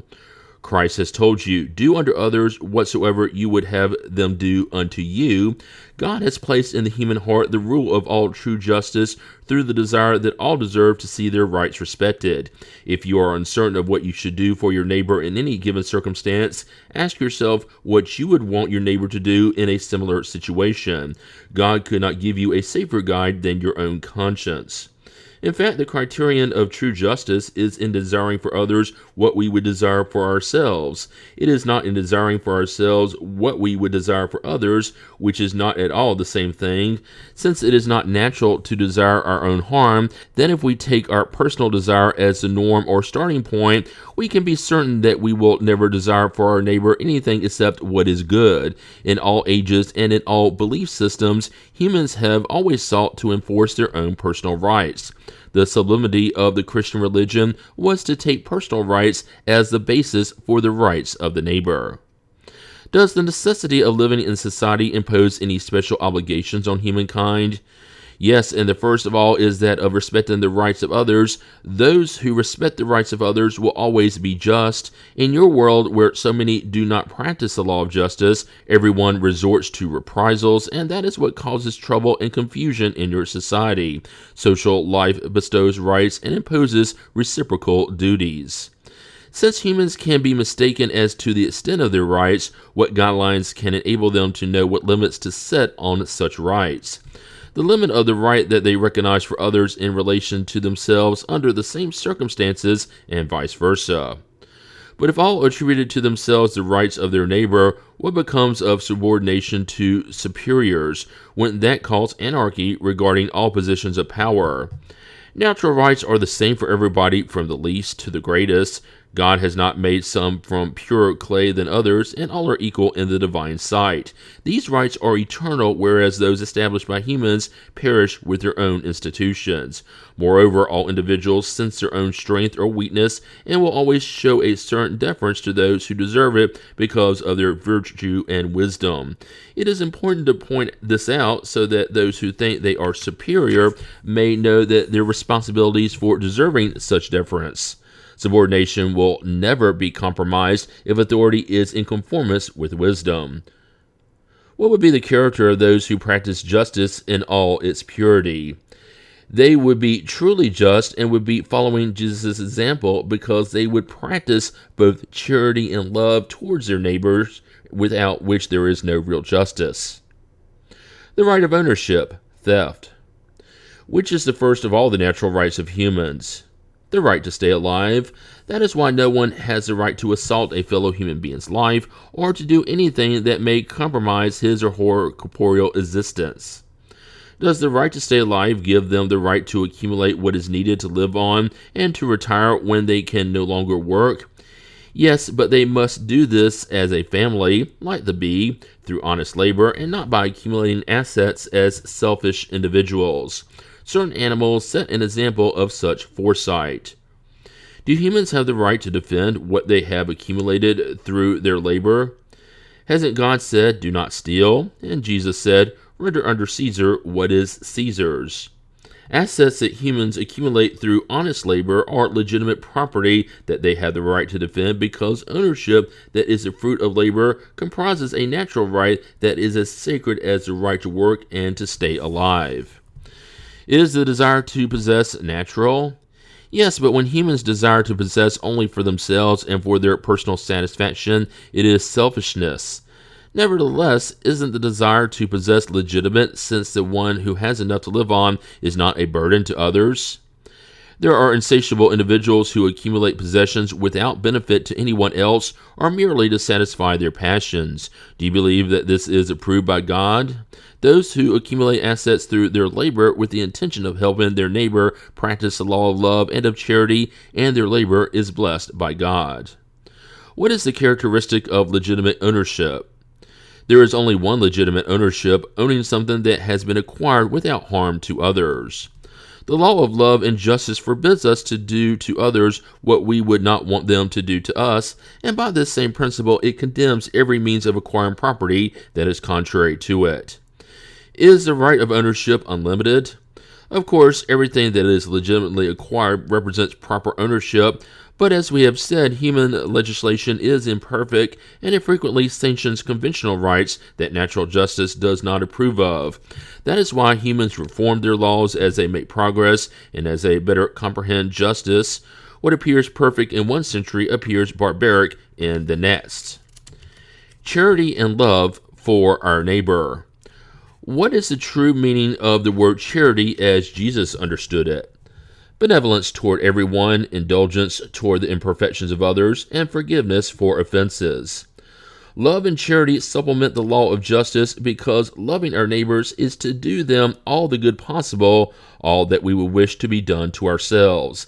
Such is the meaning of Jesus' words, love one another as brothers.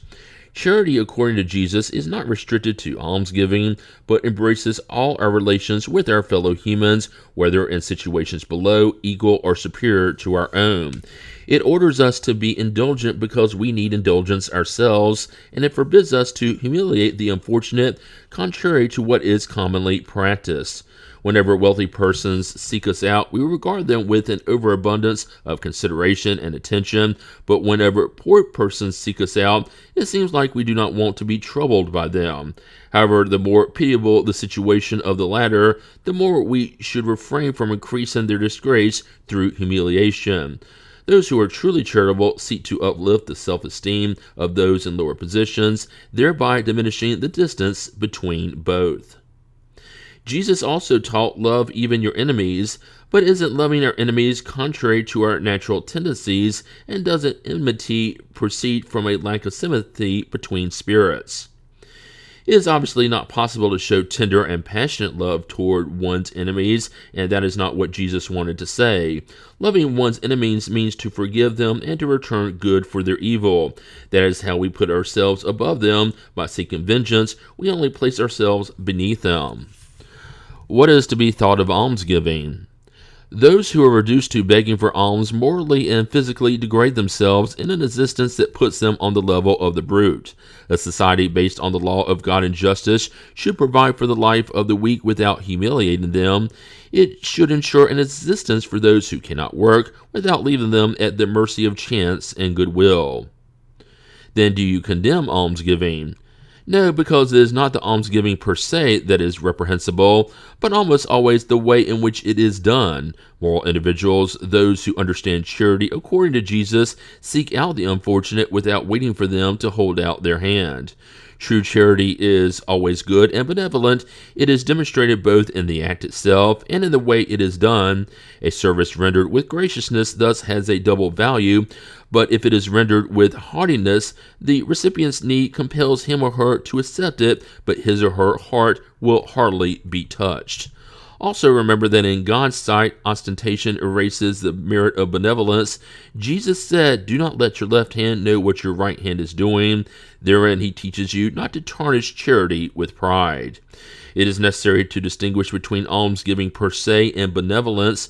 The one who is most needy is not always the one who begs. The fear of humiliation restrains the truly poor, who almost always suffer without complaining. It is these whom the authentically humane person should know how to seek out without being ostentatious. Love one another, that is the whole law, the divine law through which God governs the worlds. Love is the law of attraction for living and organized beings, and attraction is the law of love for inorganic matter. Never forget what is spirit, whatever its degree of advancement or its situation as an incarnate individual or as a discarnate spirit, is always placed between a more evolved spirit who guides and perfects it and a less evolved one toward whom it has the same duties to fulfill. Therefore, be charitable not only by taking from your bag a coin that you callously give to the one who dares to beg from you, but by seeking out hidden poverty. Be indulgent toward the errors of your neighbor. Instead of despising the ignorant and the addict, educate and moralize them. Be gentle and benevolent toward all those who are less evolved than you. Be the same toward the lowermost beings of creation, and you will have obeyed the law of God. Are there those who are reduced to begging through their own fault?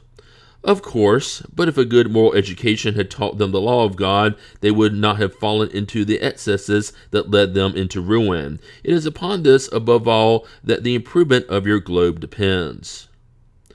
Maternal and filial love. Is maternal love a virtue, or is it an instinctive sentiment common to both humans and animals? It is both. Nature has endowed the mother with love towards her children in the interest of their preservation, but in the animal this love is limited to the offspring's material needs and ceases when it is no longer needed. In humans this love persists throughout life and consists in devotedness and self-denial that comprise true virtues. It even survives death itself, accompanying the child from beyond the grave. You can see that this sort of love contains something more than the love displayed in the animal. If maternal love is so natural, why are there mothers who hate their children, frequently from birth? It is sometimes a trial chosen by the spirit of the child, or it may be an expiation if the spirit itself had been a bad father, a bad mother, or a bad child in another existence. In all such cases, a bad mother can only be animated by a little evolved spirit who seeks to create difficulties for the child so that he or she will fail in his or her chosen trial. Such a violation of the laws of nature, however, will not remain unpunished, and the spirit of the child will be rewarded for the obstacles it has overcome. When parents have children who cause them grief, aren't they excused for not feeling the tenderness for them that they would have felt otherwise? No, for it is regarded as a task that has been entrusted to them, and their mission is to make every effort to lead them to the good.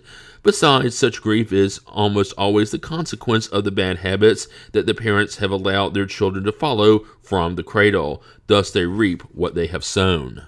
Part 3, Chapter 12, Moral Perfection. Virtues and Vices. Which is the most meritorious of all the virtues? All virtues are meritorious because all are signs of progress on the path of the good. There is always virtue when there is voluntary resistance to the allure of wrongful tendencies. However, the highest virtue consists in the sacrifice of one's own interests for the good of one's neighbor without ulterior motives. The greatest merit is that which is based on the most disinterested charity. There are persons who do good through a spontaneous impulse without having to struggle with any contrary sentiment. Do they deserve the same merit as those who have to struggle against their own nature and who manage to overcome it? Those who do not have to struggle have already made progress. They struggled and triumphed in the past. That is why good sentiments cost them no effort and their actions seem so easy. Doing good has become a habit for them. They should be honored as old warriors who have earned their rank.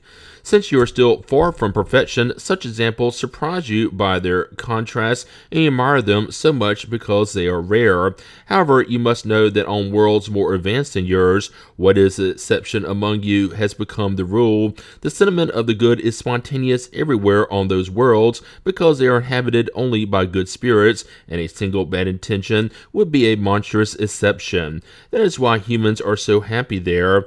The same will occur on the earth when humanity transforms informs itself and when it understands and practices charity in its true meaning. Besides the defects and vices about which no one can be mistaken, what is the most characteristic sign of imperfection? Self-interest. Moral qualities many times do not stand up when you put to the test, like copper gilding that cannot withstand the test of the touchstone. Individuals may possess real qualities that make them appear moral to the world. However, while such qualities do indicate progress, they do not always bear up under certain trials, and sometimes it takes only one touch of self-interest to unmask these individuals' real character. True selflessness is in fact so rare on earth that it is admired as a remarkable phenomenon when it is displayed. Attachment to material things is a notorious indication of a little advanced spirit, because the more humans are attached to the things of this world, the less they understand their true destiny. Through selflessness, however, they show that they see the future from a more evolved point of view. There are selfless individuals who nonetheless lack discernment and who waste their possessions without real benefit because they do not know how to use them reasonably. Will they have any merit? They have merit for their selflessness, but not for the potential good they could do. If selflessness is a virtue, thoughtless squandering is always, at the very least, a lack of judgment. Fortune is not given to some to be cast to the wind any more than it is given to others to be locked up in a safe. It is a deposit for which they will have to render account. They will have to answer for all the good they could have done but did not do, and for all the tears they could have dried with the money they gave away to those who were not actually needy. Are those blameworthy who do good without seeking a reward on earth, but in the hope that it may be taken into account in the next life so that their situation there may be better? And does such a thought harm their advancement? One must do good out of charity, that is, selflessly. Nevertheless, all have the very natural desire to progress in order to emerge from the painful situation of this life. The spirits teach us to do good with that purpose in mind. So would it be wrong to think that through practicing the good we may hope for a better situation? Certainly not. However, those who do good without ulterior motives, who do it for the sole pleasure of being pleasing to God and their suffering neighbor, have already found a certain degree of advancement, which will enable them to attain happiness more quickly than those who do good through calculation and not through the natural impulse of their heart. Shouldn't we make a distinction here between the good that can be done for our neighbor and the care we devote to correcting our own defects?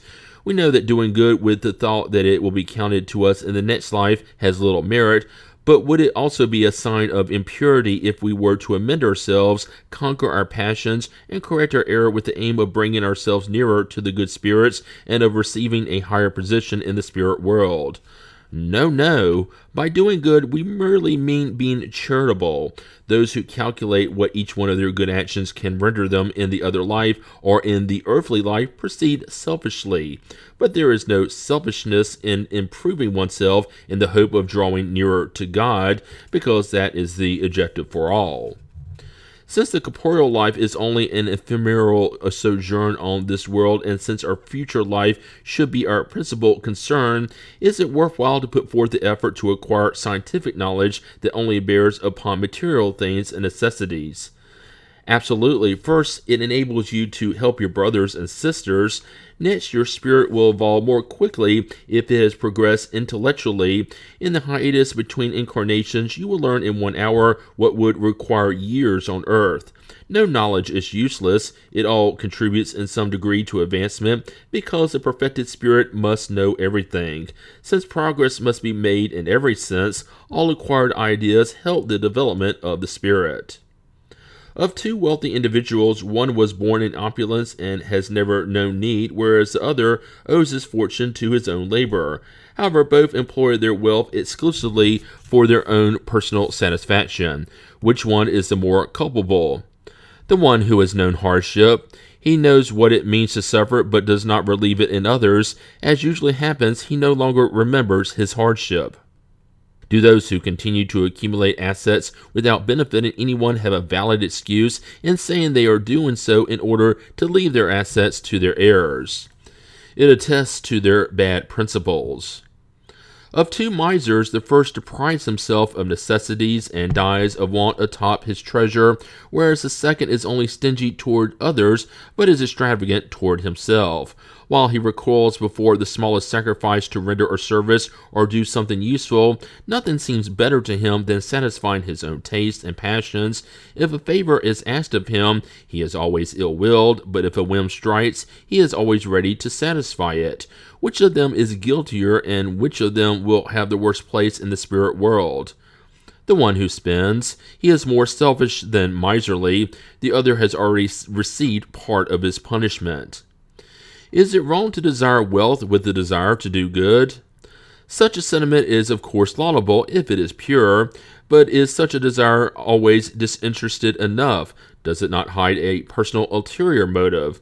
Is not the first person to whom we wish to do good many times our own self? Is it wrong to study others' defects?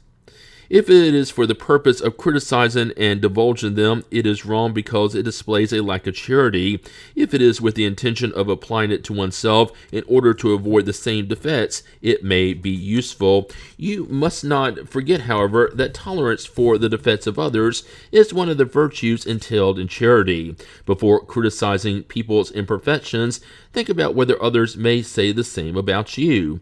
So try to possess qualities that are opposite to the defects you criticize in others. This is a means of perfecting yourself.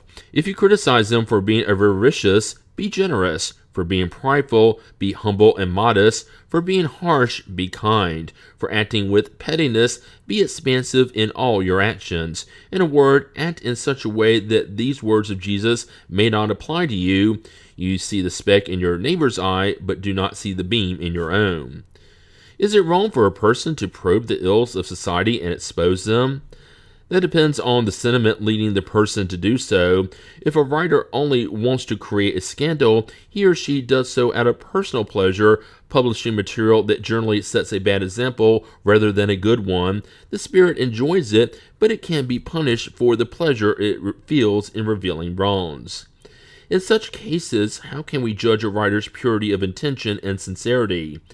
This is not always useful. If the message is good, benefit from it. If it is bad, it becomes a problem for the writer's own conscience. Moreover, if writers desire to prove their sincerity, it falls to them to support their principles by setting their own example. Some authors have published works that are beautiful and morally uplifting, which help the progress of humankind, but which they themselves do not take advantage of. As spirits, will the good they have done through their works be taken into account? Morality without action is like the seed without the sowing. What use is the seed if you do not make it grow in order to feed you? Those persons are guiltier because they possess the intelligence to comprehend. Having not practiced the maxims they offer to others, they fail to harvest the fruit. Is it reprehensible for those who do good to be conscious of their deeds and to acknowledge them to themselves? Since they can be aware of the evil they do, they must be equally aware of the good in order to know if they act rightly or wrongly. It is in weighing all their actions on the scales of God's law, especially on those of the law of justice, love, and charity, that they can tell whether their actions are good or bad, and thus approve or disapprove of them. Hence, they cannot be at fault for recognizing the fact they have triumphed over their bad tendencies, and for being satisfied for having done so, provided they do not grow vain, for that would be to fall into another wrong. The passions. Since the principle of our passions originates in nature, are they evil per se? No, passion is the result of excess brought about by the will through the principle itself was given to humans for their good. The passions can lead them to do great things. Their abuse of them is what makes them evil. How may we define the limit at which the passions cease to be good or bad? The passions are like a horse that is useful when controlled, but dangerous when it does the controlling. You can recognize when a passion becomes harmful at the moment in which you cease to govern it, and when it results in any injury to yourself or others. The passions are levers that increase humans' powers tenfold and help them to fulfill the designs of providence. However, if instead of directing their passions they allow themselves to be directed by them, they fall into excess, and the very power which in their hands could have done good falls upon them and crushes them instead. All the passions have their principle in a sentiment or need of nature. Therefore, the principle of the passions is not evil, because it rests upon one of the providential conditions of our existence. Passion per se is the exaggeration of a need or sentiment. It is in the excess and not in the cause, and such excess becomes evil when it results in some kind of evil. Every passion that brings us nearer to the animal nature takes us further from the spiritual nature. Every sentiment that lifts us above the animal nature announces the predominance of spirit over matter and draws us closer to perfection. Could humans always overcome their bad tendencies through their own efforts? Yes, and sometimes with very little effort. What they lack is willpower. How few of you make such an effort, however? Can humans find in spirits an effective aid to help them overcome their passions? If you sincerely pray to God and your guardian angel, good spirits will certainly come to your aid. That is their mission. Aren't there passions that are so alive and irresistible that the will is powerless to overcome them? There are many who say, I want to, but their will is only on their lips. They won't, but they are very happy at not being able to. When they believe they cannot overcome their passions, it is because their spirit is pleased by them as a result of its own impurity. Those who try to restrain their passions understand their own spiritual nature, and overcoming them is a triumph of the spirit over matter. What is the most effective means of fighting the predominance of the corporeal nature? Practicing self-denial. Selfishness. Of all the vices, which may we regard as the root? We have already told you many times, selfishness. All evil derives from it. Study all the vices, and you will see that selfishness is at the bottom of them all. As much as you may struggle against them, you will never uproot them as long as you have not destroyed their cause. Let all your efforts tend toward that end, because selfishness is the true scourge of society. Those in this life who want to approach moral perfection must uproot from their heart every sentiment of selfishness, for selfishness is incompatible with justice, love, and charity. It neutralizes all other qualities. Since selfishness is based on personal interests, it seems difficult to entirely uproot it from the human heart. Will we ever be able to do so? As humans become enlightened about spiritual things, they attach less value to material things. Next, it is necessary to reform the human institutions that entertain and excite such attachment. This depends on education. Since selfishness is inherent to the human species, won't it always be a permanent obstacle to the reign of absolute goodness upon the earth? It is certain that selfishness is your greatest evil, but it is connected to the unpurified nature of the spirits incarnated on the earth, and not to the human species per se. Upon purifying themselves over successive incarnations, spirits get rid of selfishness just as they get rid of other impurities. On the earth, are there not persons who are divested of selfishness and who practice charity? They exist in greater numbers than you might think, but you know few of them, because virtue does not seek to reveal itself in broad daylight. If there is one, why would there not be 10? If there are 10, why would there not be 1,000? And so on. Far from decreasing, selfishness increases with civilization, which seems to excite and entertain it. How can the cause destroy the effect? The greater the evil, the more heinous it becomes. It has been necessary for selfishness to produce much evil in order to make you understand the need to uproot it. When human beings have been freed from the selfishness that dominates them, they will live as brothers and sisters. They will not wrong one another and will mutually help one another through the fraternal sentiment of solidarity. The strong will then be the supporter and not the oppressor of the weak, and no longer will anyone lack what is needed, because all will practice the law of justice. This is the kingdom of the good that the spirits are in charge of preparing. What is the means for destroying selfishness? Of all human imperfections, the most difficult to uproot is selfishness because it is connected to the influence of matter from which human beings, still so close to their origin, have not been able to free themselves. Everything concurs to sustain its influence: your laws, your social organizations, and your education. Selfishness will be weakened with the predominance of the moral life over the material life, and especially with the understanding that Spiritism gives you concerning your true future state, which is no longer distorted by allegorical fictions. When it is well understood and identified with customs and beliefs, Spiritism will transform habits, usages, and social relations. Selfishness is founded upon the importance of the personality. When well understood, I repeat, Spiritism enables you to see things from an evolved point of view, that the sentiment of the personality somehow disappears, so to speak, before the immensity of it all. Upon destroying this self-importance, or at least showing it for what it is worth, Spiritism necessarily combats selfishness. It is a shock that humans experience from the selfishness of others that usually makes them selfish in turn, because they feel the need to put themselves on the defensive. Seeing that others think only of themselves and not of them, they are in turn led to be concerned about themselves more than about others. Let the principle of charity and fraternity be the basis of social institutions and the legal relations between nations and individuals, and all will think less of themselves when they see that others are doing so too. Thus, they will undergo the moralizing influence of example and contact. In the light of the present overflowing of selfishness, true virtue is needed to sacrifice one's own personality for the sake of others, who generally do not recognize it. It is those, above all, who possess the virtue that the kingdom of heaven is opened. For them especially is reserved the bliss of the elect, because I can truly tell you that on the day of judgment, those who have only thought of themselves will be cast aside and will suffer abandonment. Laudable efforts have doubtlessly been made to help humankind advance. Good sentiments are encouraged, stimulated, and honored today more than at any other time, and yet the devouring worm of selfishness continues to be the scourge of society. It is a true evil that is scattered throughout the world, and of which everyone is more or less a victim. Therefore, it is necessary to fight it as if we were fighting an epidemic. To this end, we must proceed as physicians do, go back to the cause.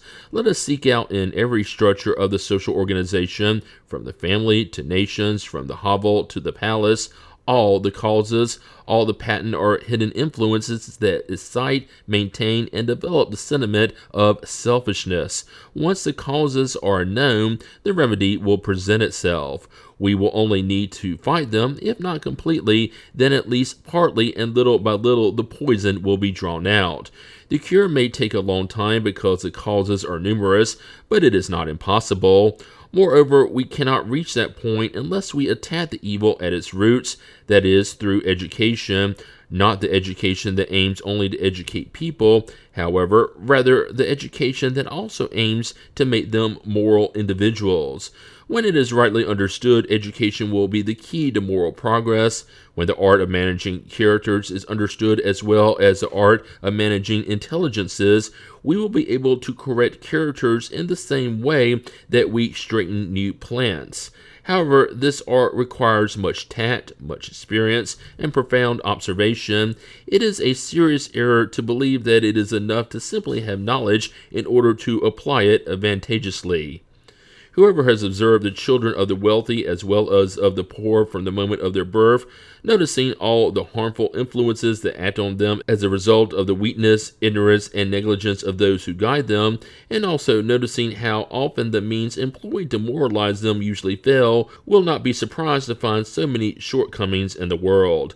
Let efforts be made toward morality as much as toward intelligence, and we will see that if there are obstinate natures, there are also, in a greater number than you might think, those who require only good cultivation in order to yield good fruit.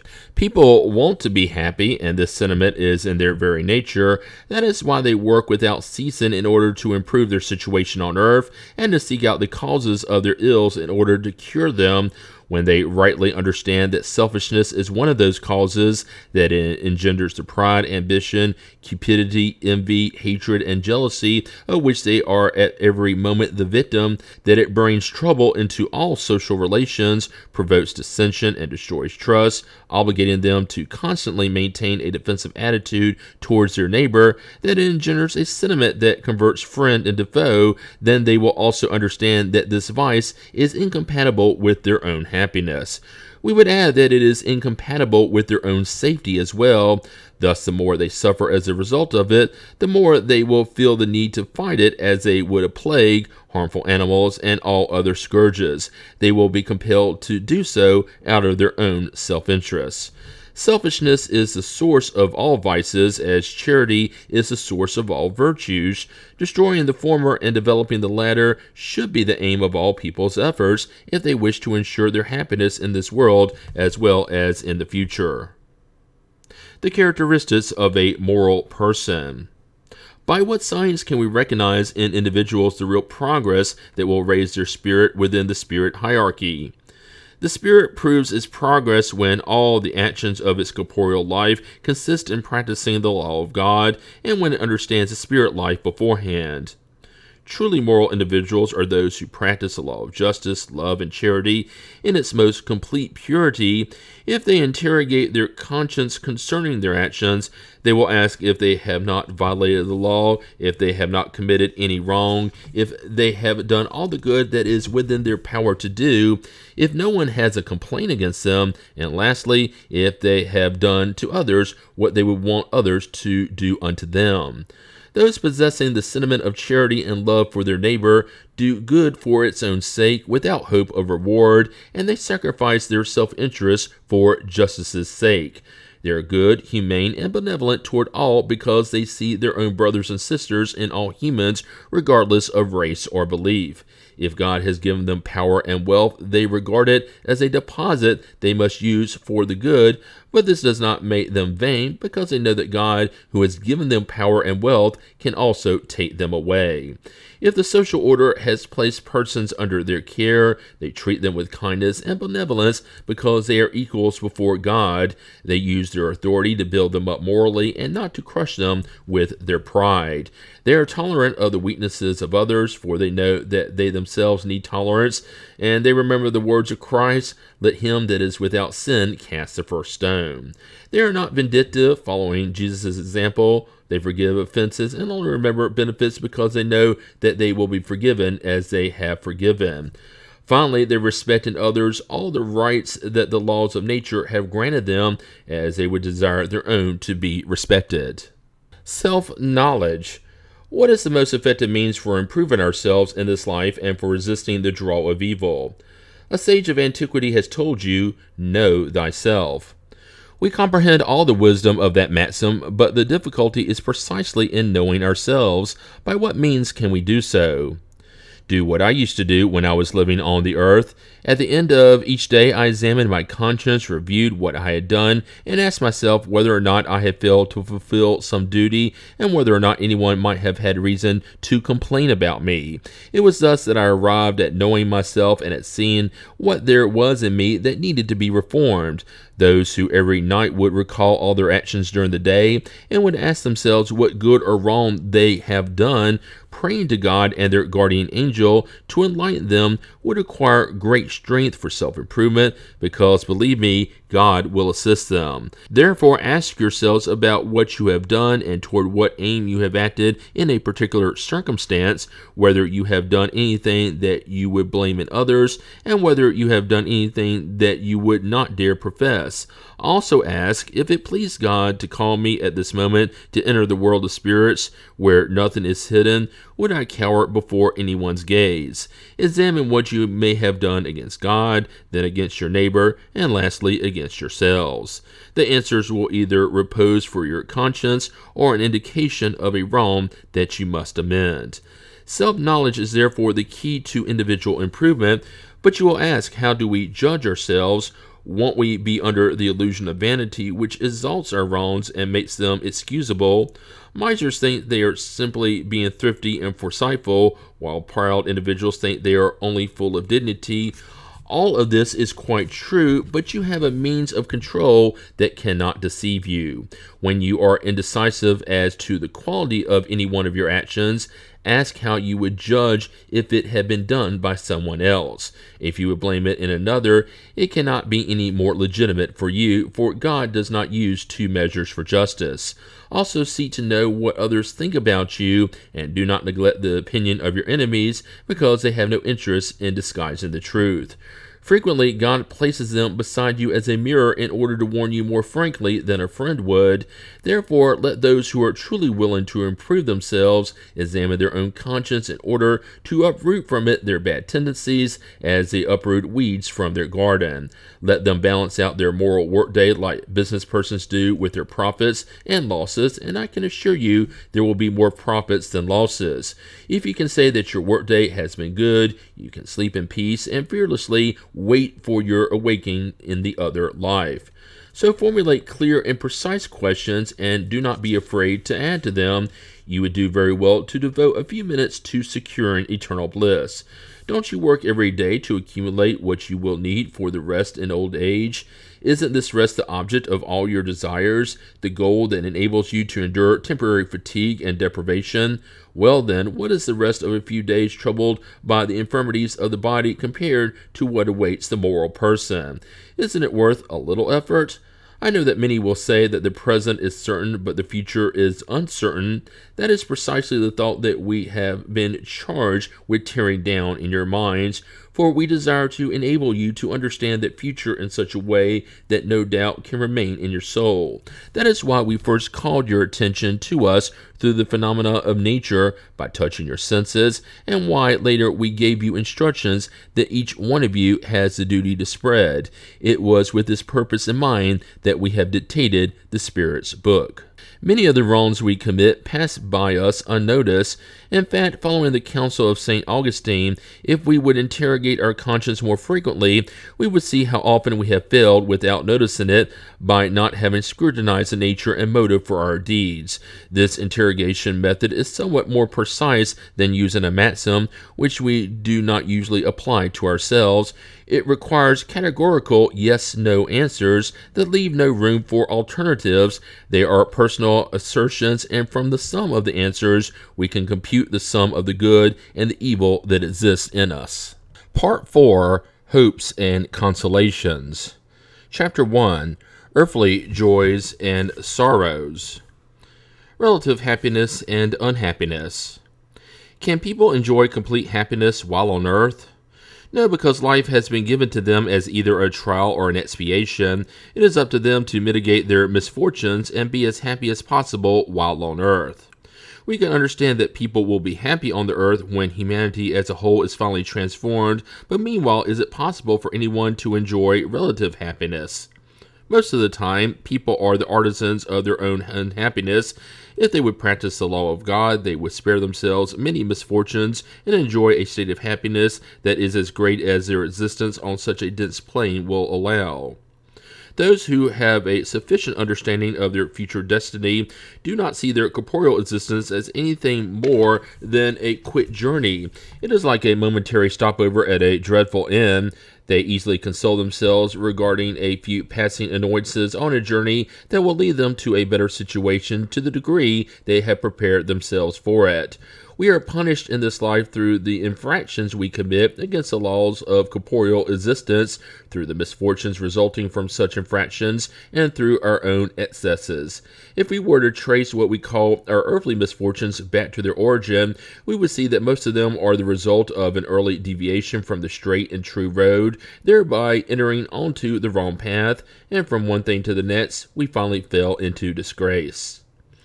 Earthly happiness is relative to the position of each person, and what might suffice for the happiness of one would be misfortune for another.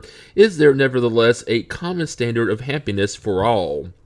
For material existence, it is possession of all that is necessary. For the moral life, it is a good conscience and faith in the future. Doesn't that which would be superfluous for one become a necessity for another, and vice versa, according to their social position? Yes, according to your materialistic ideas, your prejudices, your ambition, and all your absurd notions, for which the future will demand justice when you finally comprehend the truth. Obviously, those who have had an income of $50,000, who then see it reduced to $10,000, would consider themselves most unfortunate because they cannot maintain the demands of their social status, keeping good horses and servants, gratifying all their passions, etc. They would regard themselves as lacking the necessities, but frankly, are they really worthy of pity while beside them are others who are dying of cold and hunger without a place to lay their head? To be happy, the wise look down, never up. When they do lift their gaze, it is to raise their own soul toward the infinite. There are misfortunes which do not depend on the way we act and which afflict the most righteous people. Isn't there a way to keep ourselves from such misfortunes? If you want to progress, you must resign yourselves and endure misfortunes without complaining. However, you will always find consolation within your own conscience, which gives you the hope of a better future, provided you do what is needed to obtain it. Why does God bless with the goods of wealth certain individuals who do not seem to deserve them? It looks like a favor to those who do not see beyond the present, but be well aware of the fact that wealth is a trial that is usually more dangerous than poverty. Because it creates new necessities, isn't civilization the source of new afflictions? The misfortunes of this world result from the artificial needs you create for yourselves. People who know how to limit their desires, seeing without greed whatever might lie beyond their means, spare themselves many disappointments in this life. The wealthiest are really those who have the fewest needs.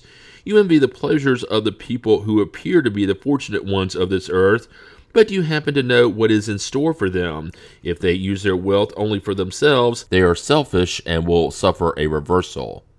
Pity them instead. God sometimes allows the wicked to prosper, but their prosperity is not to be envied, because they will pay for it with bitter tears. If the righteous are unfortunate, it is because they are going through a trial that will be credited to them if they bear it with courage. Remember the words of Jesus, "Blessed are those who suffer, for they shall be comforted."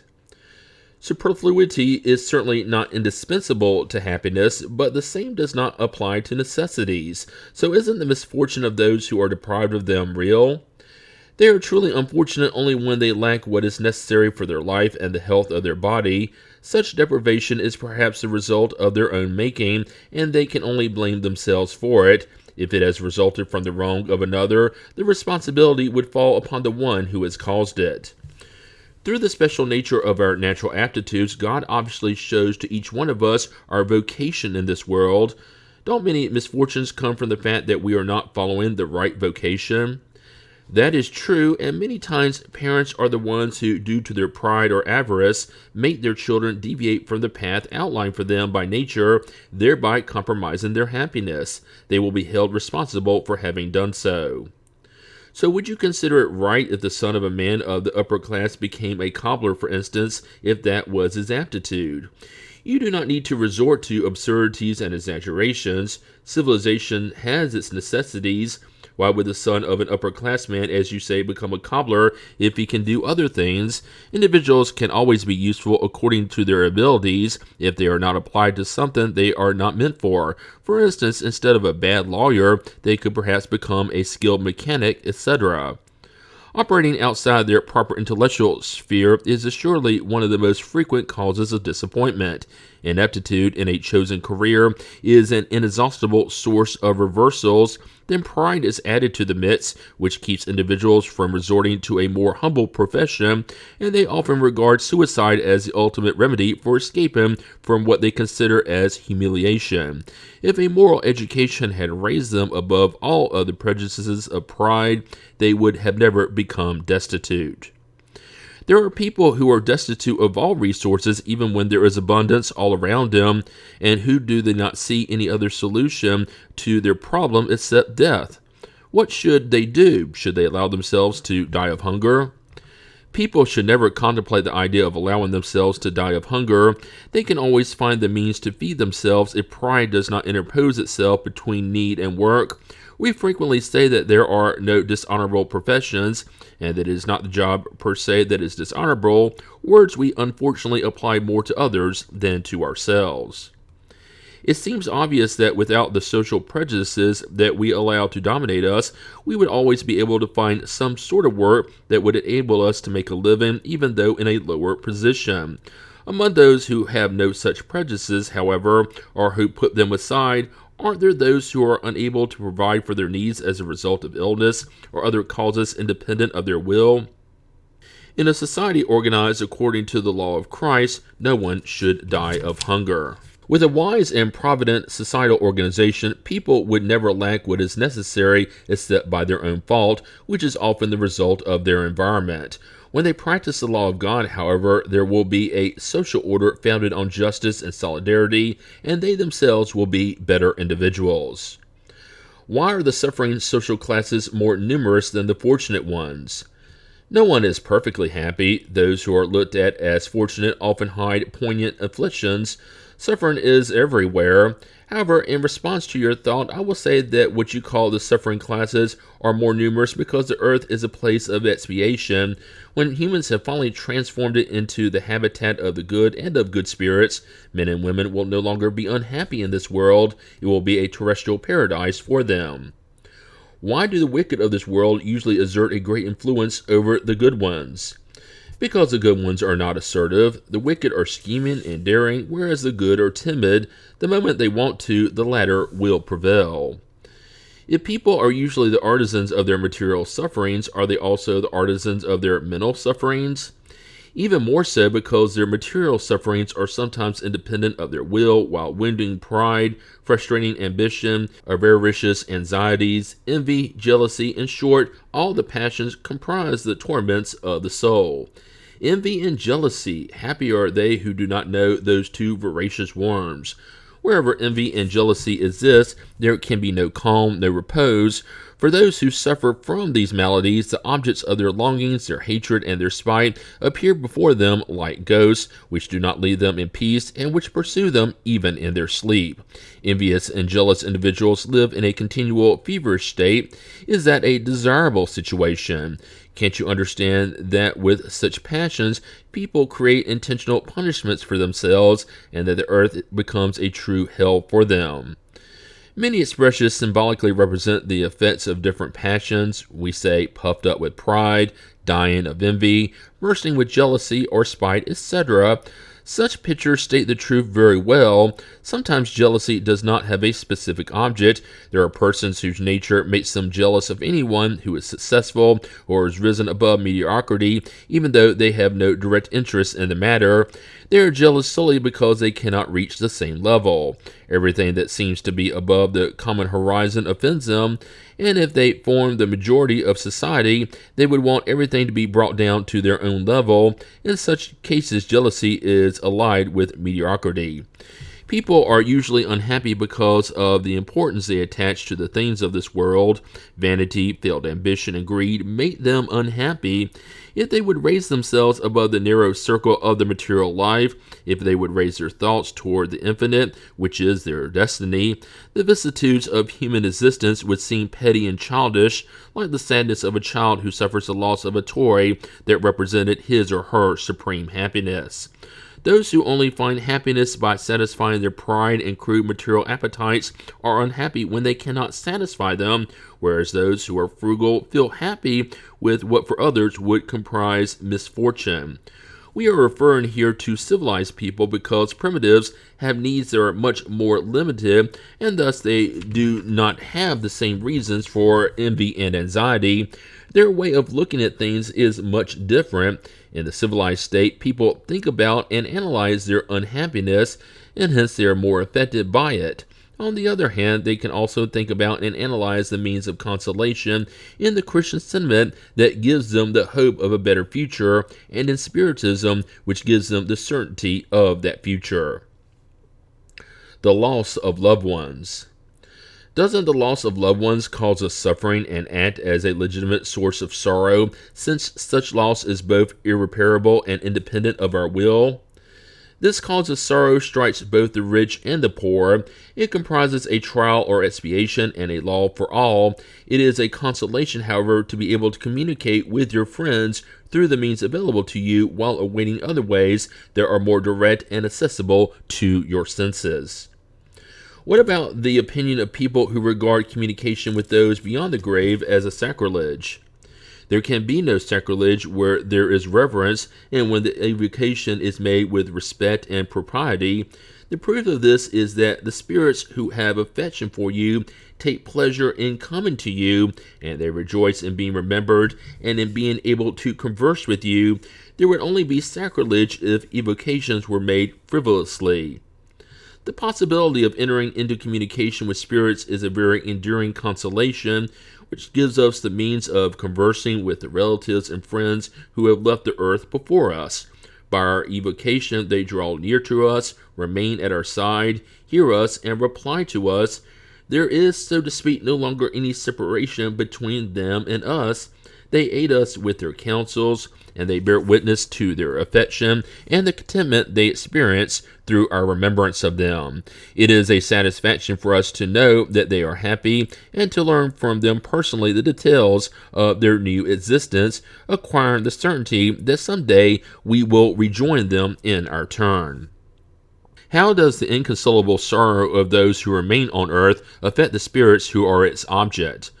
A spirit is sensitive to the memory and grief of those it has loved, but persistent and unreasonable sorrow affects it grievously because it sees in such excess a lack of faith in the future and trust in God, and consequently an obstacle to progress and perhaps to their reunion in the spirit world.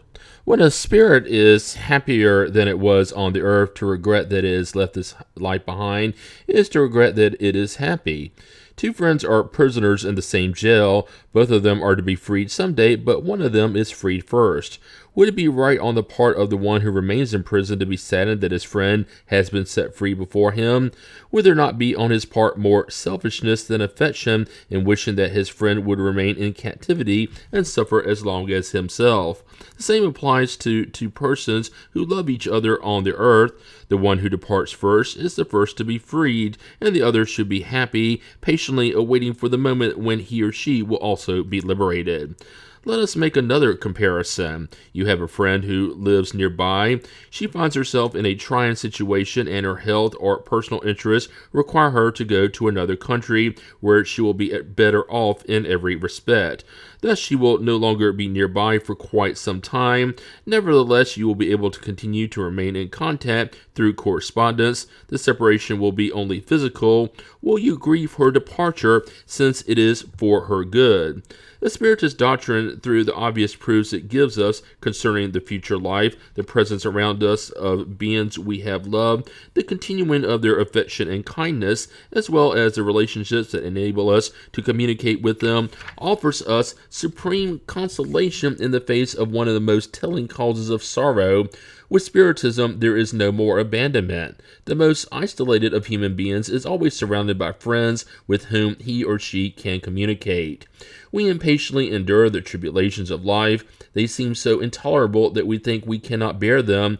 Nevertheless, if we do bear them with courage, if we know how to silence our complaining, we will rejoice when we are released from this earthly prison, in the same way that patients who have been suffering for a long time rejoice at being healed after having patiently endured a painful treatment.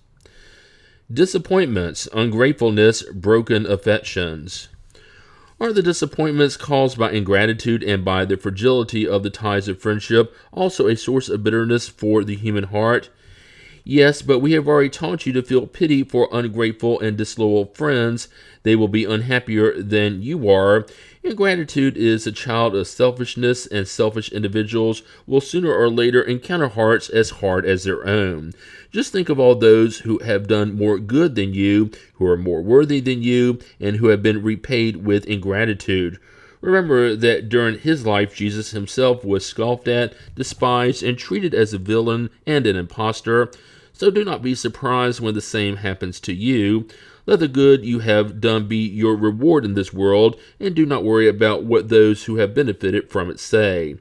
Ingratitude serves to test your persistence in doing good. It will be credited to you, and those who have been thoughtless towards you will be punished to the same extent that they have been ungrateful. Couldn't the disappointments caused by ingratitude harden the heart and make it insensitive? That would be unfortunate because persons with heart, as you say, will always be happy for the good they have done. They know that if the good they have done is not remembered in the present life, it will be in another, and the ingrate will then feel shame and remorse. But this knowledge will not prevent their heart from feeling hurt. Might this lead them to think they would be happier if they were less sensitive? Yes, if they were to prefer a selfish happiness, a very sad happiness. However, if they know that the ungrateful friends who desert them are unworthy of their friendship and that they have been mistaken about them, they will no longer regret losing them. Later on, they will find friends who are more understanding. You should pity those who treat you in a way that you do not deserve, because they will suffer a sad recompense. Do not let yourselves be afflicted by them. It is a means for you to raise yourselves above them. Nature has given humans the need to love and be loved. One of the greatest enjoyments granted to them on earth is their meeting with mutually attuned hearts. Nature thus grants them a foretaste of the happiness waiting for them in the world of perfected spirits, where all is love and benevolence, a happiness that is refused to the selfish. Antipathetic unions.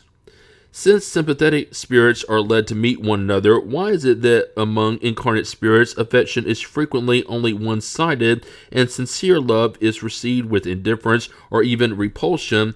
Moreover, how is it that the liveliest affection between two persons can turn into dislike and sometimes hatred?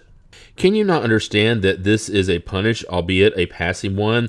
Besides, how many are there who think they are deeply in love because they only judge according to physical appearance, but when obliged to live together, they soon realize their judgment had only been based on physical passion?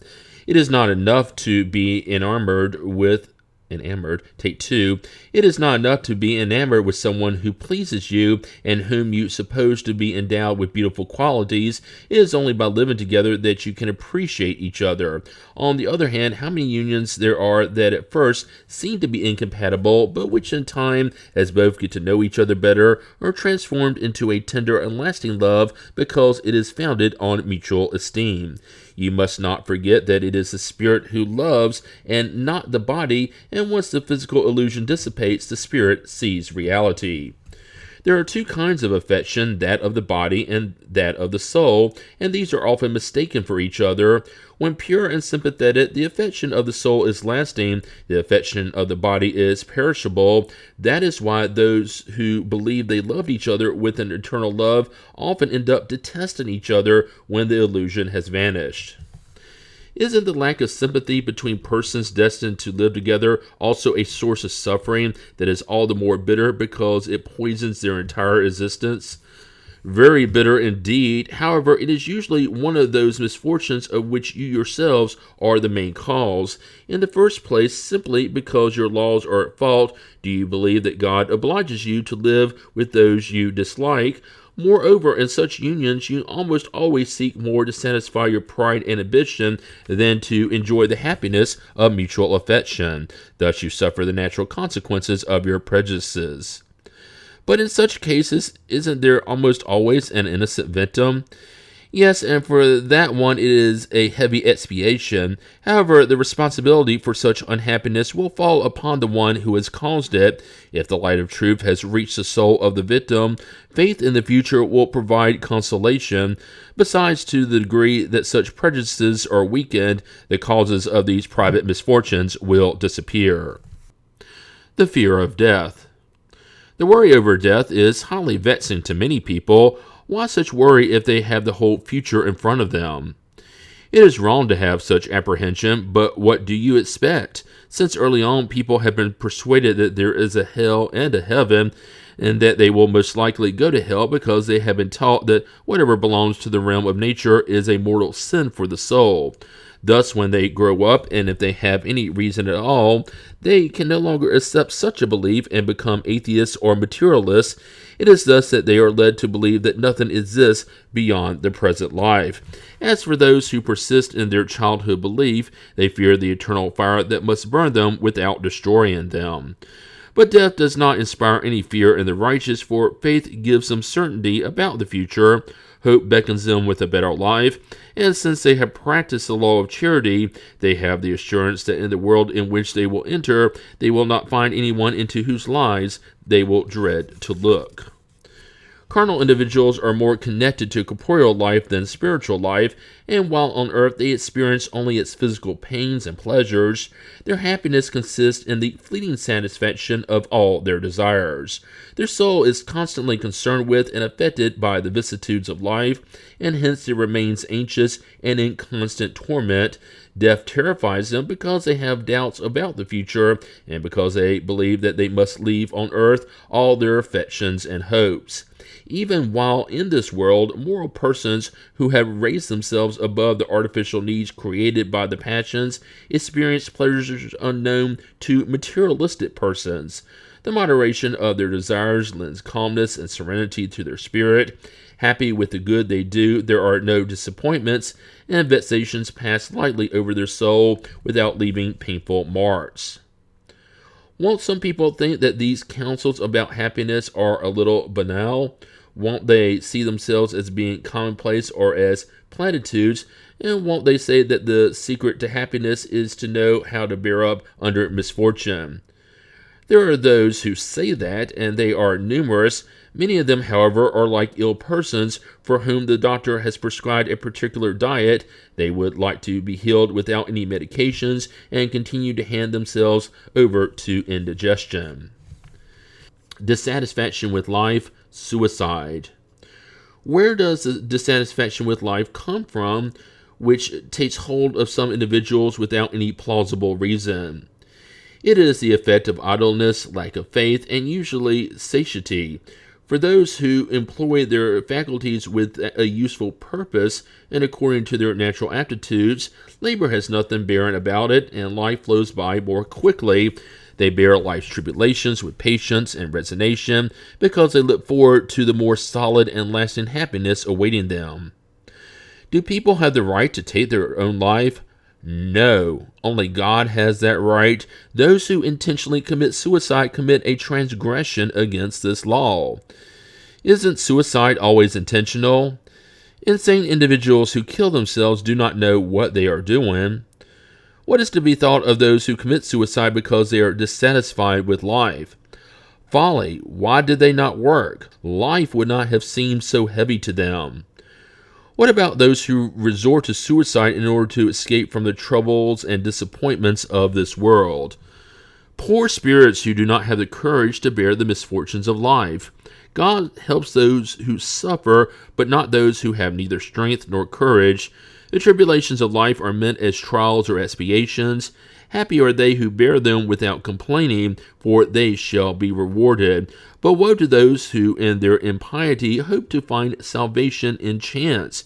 Chance or luck, to borrow their own language, may in fact favor them for a moment, but only to make them later and more cruelly feel the emptiness of these words. Won't those who have driven an unhappy person to this act of despair suffer the consequences of their action?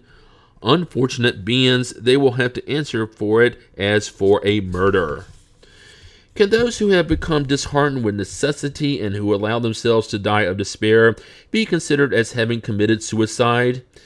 It is suicide, but those who have caused it or those who could have prevented it are guiltier than those for whom clemency awaits. However, do not think they will be entirely absolved if they lack firmness and perseverance or fail to make the best use of their intelligence to get themselves out of their difficulties. They will be even more unfortunate if their despair was a child of pride, i.e., if they were one of those whose pride paralyzes their intelligence. They would be ashamed at having to earn their living by manual labor, and who would prefer to die of starvation rather than descend from what they call their social position. Is there not 100 times more greatness and dignity in struggling against adversity and braving the criticism of a feudal and selfish society, which only shows goodwill towards those who lack nothing, and which turns its back on you in your time of need? To throw away one's life because of the consideration of such a society is a stupid thing, since society will not care about it in the least. Is suicide committed in order to escape the shame of a wrongful act as reprehensible as suicide committed out of despair? Suicide does not erase the wrong. On the contrary, it is a second wrong added to the first. Those who have the courage to do wrongful things should have the courage to bear the consequences. God is the one who judges. Moreover, depending on the cause, God can at times lessen its punishment. Is suicide excusable when committed in order to avoid bringing shame on one's children or family?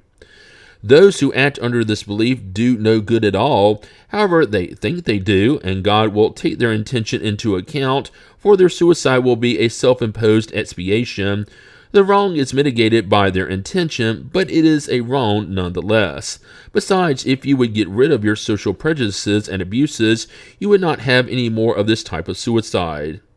Those who take their own life in order to escape the shame of a wrongful act, that they attach more value to the estimation of others than to that of God, because they will return to the spirit light burdened with their iniquities and will have deprived themselves of the means of atoning for them during life. God is often less unforgiving than people. God pardons those who sincerely repent and take into account our efforts at reparation. However, suicide does not repair anything. What is to be thought of those who take their own life in the hope of arriving sooner at a better life? Another folly. Let them do good, and they will be sure to reach such a state. Their suicide will only delay their entrance into a better world, and they themselves will ask to come back in order to complete the life that they cut short through a wrong-headed idea. A wrong, no matter what it may be, never opens the sanctuary of the elect to anyone. Isn't the sacrifice of one's life sometimes meritorious when it is made in order to save the lives of others or to be useful to one's neighbor? In accordance with such intention, it is sublime, and such a sacrifice of life is therefore not a suicide. However, God opposes a meaningless sacrifice and cannot look upon it with pleasure if it is tarnished by pride. A sacrifice is not meritorious unless it is selfless. Unfortunately, those who make such a sacrifice sometimes have ulterior motives, and this decreases its value in God's sight. Every sacrifice made at the cost of our own happiness is a supremely meritorious act in God's sight, for it is the practice of the law of charity. Additionally, since life is the earthly asset that we value the most, those who renounce it for the good of their neighbor do not commit a crime, they perform a sacrifice. Nonetheless, before doing so, they should consider whether their life might not be more useful than their death. Is it considered suicide for those who die as victims of the abuse of their own passions, which they knew would hasten their end, but which they could no longer resist because habit turned their passion into true physical needs? It is a moral suicide. Don't you see that they are doubly guilty in such a case? They lack courage and yield to brutishness. Moreover, they forget about God. Are they more or less guilty than those who shorten their life out of despair? They are guiltier because they had time to reason about their suicide. For those who commit suicide on the spur of the moment, there is sometimes a kind of delirium that approaches insanity. The former will be punished much more than the latter, because punishments are always in proportion to the awareness of one's wrongdoing. When individuals see an inevitable and terrible death in front of them, is it wrong to shorten their suffering by a few moments through intentional death? It is always wrong not to wait for the term set by God. Besides, how can they tell with certainty whether their time has indeed come, despite appearances, or whether they might receive some unexpected help at the last moment? We admit that suicide is reprehensible under ordinary circumstances, but we are supposing a case in which death is inevitable and in which life is only shortened by a few instants. Nevertheless, it displays a lack of resignation and of submission to the will of the Creator. What in this case are the consequences of such action? As always, expiation in proportion to the seriousness of the wrong according to the circumstances. Is an imprudent act that compromises life without necessity reprehensible? There is no culpability when there is no positive intention or consciousness of doing harm. Are the women who, in some countries, intentionally burn themselves to death over the body of their husband to be considered as having committed suicide, and must they suffer the consequences of it? They obey a prejudice and usually do it more out of coercion than of their own will. They believe they are fulfilling a duty, and this is not what characterizes suicide.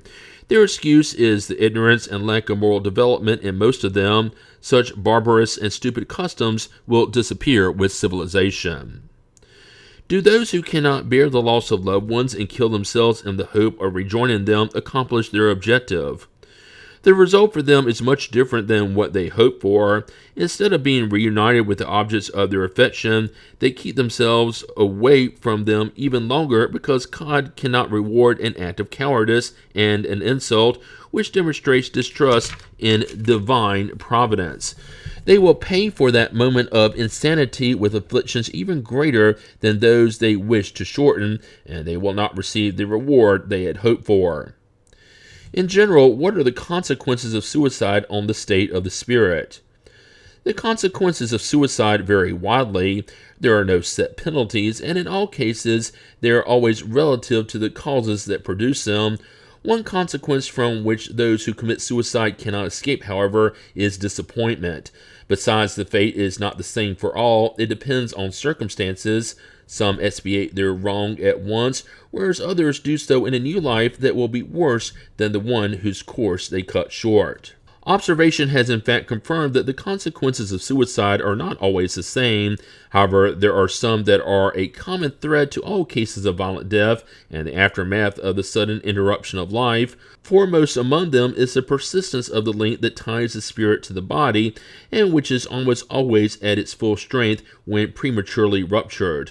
Unlike natural death, wherein this link weakens gradually and is often undone before life is completely extinguished. The consequences of these unfortunate events are the prolongation of spiritual confusion, followed by the illusion which, for a longer or shorter period, causes the spirit to believe it is still among the living. In some suicides, the affinity that persists between the spirit and the body produces a sort of repercussion of the state of the body on the spirit, which is thus compelled to witness the effects of decomposition, experiencing a sensation full of anguish and horror. This state can continue as long as the life which was cut short ought to have lasted. The consequence is not the general rule. However, in no case are those who committed suicide free from the consequences of their lack of courage. Sooner or later, they will expiate this wrong in one way or another. Thus, certain spirits who have been very unhappy on earth have stated that they had committed suicide in their preceding existence and that they had willingly submitted to new trials in order to try to bear them with more resignation. For some, it comes in the form of a bond to matter, from which they vainly seek to free themselves in order to go to happier worlds, but whose access is denied to them. For the majority, it is regret for having done something needless, from which they have reaped only disappointments. Religion, morality, and philosophy condemn suicide as being contrary to the law of nature. All tell us in principle that we have no right to intentionally shorten our own life. But why do we not have that right? Why are we not free to put an end to our own sufferings? It is up to the Spiritist doctrine to address these questions and to show through the actual examples of those who have succumbed to it that suicide is not only a wrong that violates moral law, a consideration of little importance to some individuals, but a reckless act that will bring no benefit. In fact, the result will be quite the contrary. It is not according to some theory that Spiritism teaches us this. Spiritism has set actual examples right in front of us. Part 4, Chapter 2, Future Joys and Sorrows. Nothingness, the future life. Why are human beings instinctively horrified of nothingness? Because there is no such thing as nothingness. Where does our instinctive sentiment of a future life come from? We have already told you, prior to its incarnation, the spirit knows all these things, and the soul retains a vague memory of what it knows and what it saw in its spirit state. In all ages, people have occupied themselves with the future beyond the grave. This is very natural. Whatever importance they may give to the present life, they cannot help but consider how brief and especially how precarious it is, since it can be cut short at any moment. Hence, they can never be sure of tomorrow. What becomes of them after the fatal instant? This is a serious question, for it does not deal with a few years, but with eternity. Those who will have to spend many years in a foreign country concern themselves with the situation in which they will find themselves. So why do we not concern ourselves with the situation we will face when we leave this world behind, since it will be forever? The idea of nothingness is somewhat repugnant to reason. When those who are the most unconcerned in this life arrive at the final moment, they ask themselves what will become of them, and they wait for it against their will. To believe in God without accepting a future life would be nonsense. The sentiment of a better life is to be found in the inner being of all, and God did not place it there needlessly. The future life implies the preservation of our individuality after death. What good would it do to survive the body if our moral essence must be lost in the ocean of the infinite? The consequences of that would be the same as nothingness. The intuition of future joys and sorrows. Where does the belief in future rewards and punishments, and which is found in all cultures, come from? It is always the same thing, a presentiment of reality imparted to human beings by their spirit. You should know that it is not uselessly that an inner voice speaks to you. Your mistake is not listening to it. If you thought well and frequently about this, you would make yourselves better. At the moment of death, what is the dominant sentiment in most people? Doubt, fear, or hope? Doubt for hard-headed skeptics, fear for the guilty, and hope for the good. Why are there skeptics, since the soul brings the sentiment of spiritual things to everyone? There are fewer skeptics than you might think. During life, many pretend they are bold out of pride, but at the moment of death, they cease being boastful. The consequences of the future life stem from the responsibility for our acts. Regarding the apportionment of the happiness to which all aspire, reason and justice tell us that the good and the wicked could not possibly be mixed together. God cannot will for some to enjoy good things without effort, while willing for others to attain them only through effort and perseverance. The idea that God applies divine justice and goodness through the wisdom of the divine laws does not allow us to believe that the righteous and the wicked are at the same level in God's sight. Nor can we doubt that someday the former will receive a reward for the good they have done, and that the latter will receive a punishment for the evil they have done. That is why our innate sense of justice gives us the intuition of future rewards and punishments. God's intervention in punishments and rewards. Is God concerned personally with each individual? Isn't God too great, and aren't we too small for each individual in particular to have any importance in the divine sight? God is concerned with all created beings, no matter how small they may be. Nothing is too small for God's goodness. Must God be concerned with each of our actions in order to reward or punish us? Aren't most of such actions insignificant to God? God has established the divine laws that regulate all your actions. If you violate them, the fault is yours. Obviously, when people commit an excess, God does not pronounce sentence on them by saying, for example, "You are a glutton and I am going to punish you." But God has set a limit. Maladies and sometimes death are the consequences of excess, thus the punishment. It results from breaking a law. Everything happens this way. All our actions are subjected to the laws of God. No matter how unimportant they seem to us, they could still be a violation of those laws. If we suffer the consequences of such violation, we have only ourselves to blame. We are thus the artisans of our own future happiness or unhappiness. The truth becomes evident in the following moral. A father has given education and instruction to his son, i.e., the means of knowing how to conduct himself. He sees a field to him to cultivate and says to him, I have given you the rules to follow and all the necessary implements for rendering the field productive, thereby ensuring your living. I have taught you how to understand those rules. If you follow them, your field will yield abundantly and will furnish you repose in your old age. If you do not follow them, it will yield nothing, and you will die of hunger. Having said this, he leaves him free to act as he pleases.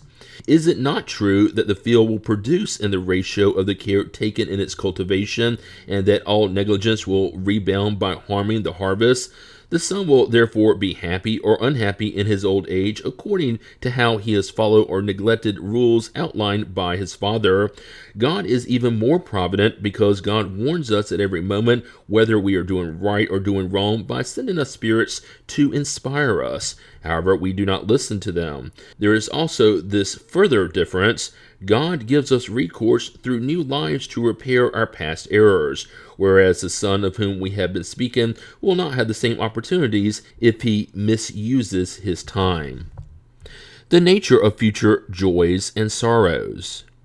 Is there anything material about the joys and sorrows of the soul after death? They cannot be material since the soul is not matter. Common sense says so. There is nothing carnal about future joys and sorrows, and that is why they are 1,000 times more vivid than those experienced on earth. Once disengaged from matter, the spirit is more impressionable. Matter no longer weakens its sensitivity. Why do human beings have such crude and absurd ideas about the joys and sorrows of the future life? Because their intelligence is not yet sufficiently developed. Does the child comprehend in the same way as the adult? Besides, it also depends on how they have been taught. That is the point at which there is the most need for reform. Your language is too incomplete to express what exists beyond your reach. Thus, it has been necessary to make comparisons, and you have taken such images and figures as reality itself. However, as people become more enlightened, they better comprehend the things that their language cannot express. What does the happiness of good spirits consist of? In knowing all things, in feeling no hatred, jealousy, envy, ambition, or any of the passions that make people unhappy. The love that unites them is a source of supreme happiness. They do not experience the needs, sufferings, or anxieties of material life. They are happy with the good they do. Moreover, the happiness of spirits is always in proportion to their progress. Actually, only the pure spirits enjoy supreme happiness. However, this does not mean the others are unhappy. Between the bad ones and the perfected ones, there is an infinity of gradations in which enjoyments are proportioned to their moral state. Those who are already sufficiently advanced understand the happiness of those who have reached the state before them, and they aspire to it, but for them it is a reason for emulation and not jealousy. They know that it depends on their own efforts to reach it, and they labor toward that end with the calmness of a pure conscience. They are happy at no longer having to suffer what is endured by bad spirits. You place the absence of material needs among the conditions of happiness for spirits, but isn't the satisfaction of those needs a source of enjoyment for humans? Yes, the gratification of their animal passions, when they cannot satisfy those needs, it is torture. What are we to understand when it is said that pure spirits are gathered in the bosom of God and employed in singing praises to God? It is an allegory to give you an idea of the knowledge they possess about the perfections of God, because they see and comprehend God. Like all other allegories, however, you must not take it literally. Everything in nature sings, from the grain of sand on up, proclaiming the power, the wisdom, and the goodness of God, but you must not suppose that the blessed spirits are absorbed in eternal contemplation. That would be a monotonous and dull happiness, and furthermore a selfish one, because their existence would be an unending uselessness. They no longer suffer the tribulations of corporeal life, which in itself is already an enjoyment. Later, as we have told you, they know and comprehend all things, and they make use of the intelligence they have acquired by aiding the progress of other spirits. That is their occupation, and at the same time, it is their enjoyment. What do the sufferings of low-order spirits consist of? They are as varied as the causes that produce them and are in proportion to their degree of impurity, in the same way that enjoyments are in proportion to their degree of purity. We can thus sum them up: coveting everything they lack to be happy, but being unable to attain it; regret, jealousy, rage, and despair arising from everything that keeps them from being happy; remorse and an indescribable mental anguish. They long for all sorts of enjoyments, but cannot satisfy them. That is what tortures them. Is the influence exerted by spirits over one another always good? It is always good on the part of good spirits, of course. However, perverse spirits endeavor to draw aside from the path of repentance and the good those whom they think are susceptible of being misled, and whom they often led into wrongdoing during their earthly lives. So death does not deliver us from temptation. No, but the action of bad spirits is much less significant over other spirits than over human beings, because other spirits are no longer sustained by material passions. In what way do bad spirits tempt other spirits, since they cannot count on the passions to help them? Although the passions no longer exist in the material sense, they still exist mentally in little evolved spirits. They lure their victims to places where they can witness the spectacle of those passions and everything that arouses them. But what end do these passions serve, since they no longer have any real object? That is precisely what comprises their torture. Misers see gold that they cannot possess. Debauchers see orgies that they cannot take part in. The haughty see the honors that they envy, but which they cannot enjoy. What are the greatest sufferings bad spirits have to endure? It is utterly impossible to describe the mental tortures that are the punishments for some crimes. The actual spirits who suffer them find it difficult to give you an idea of them, but surely the most frightful is the thought of being condemned forever.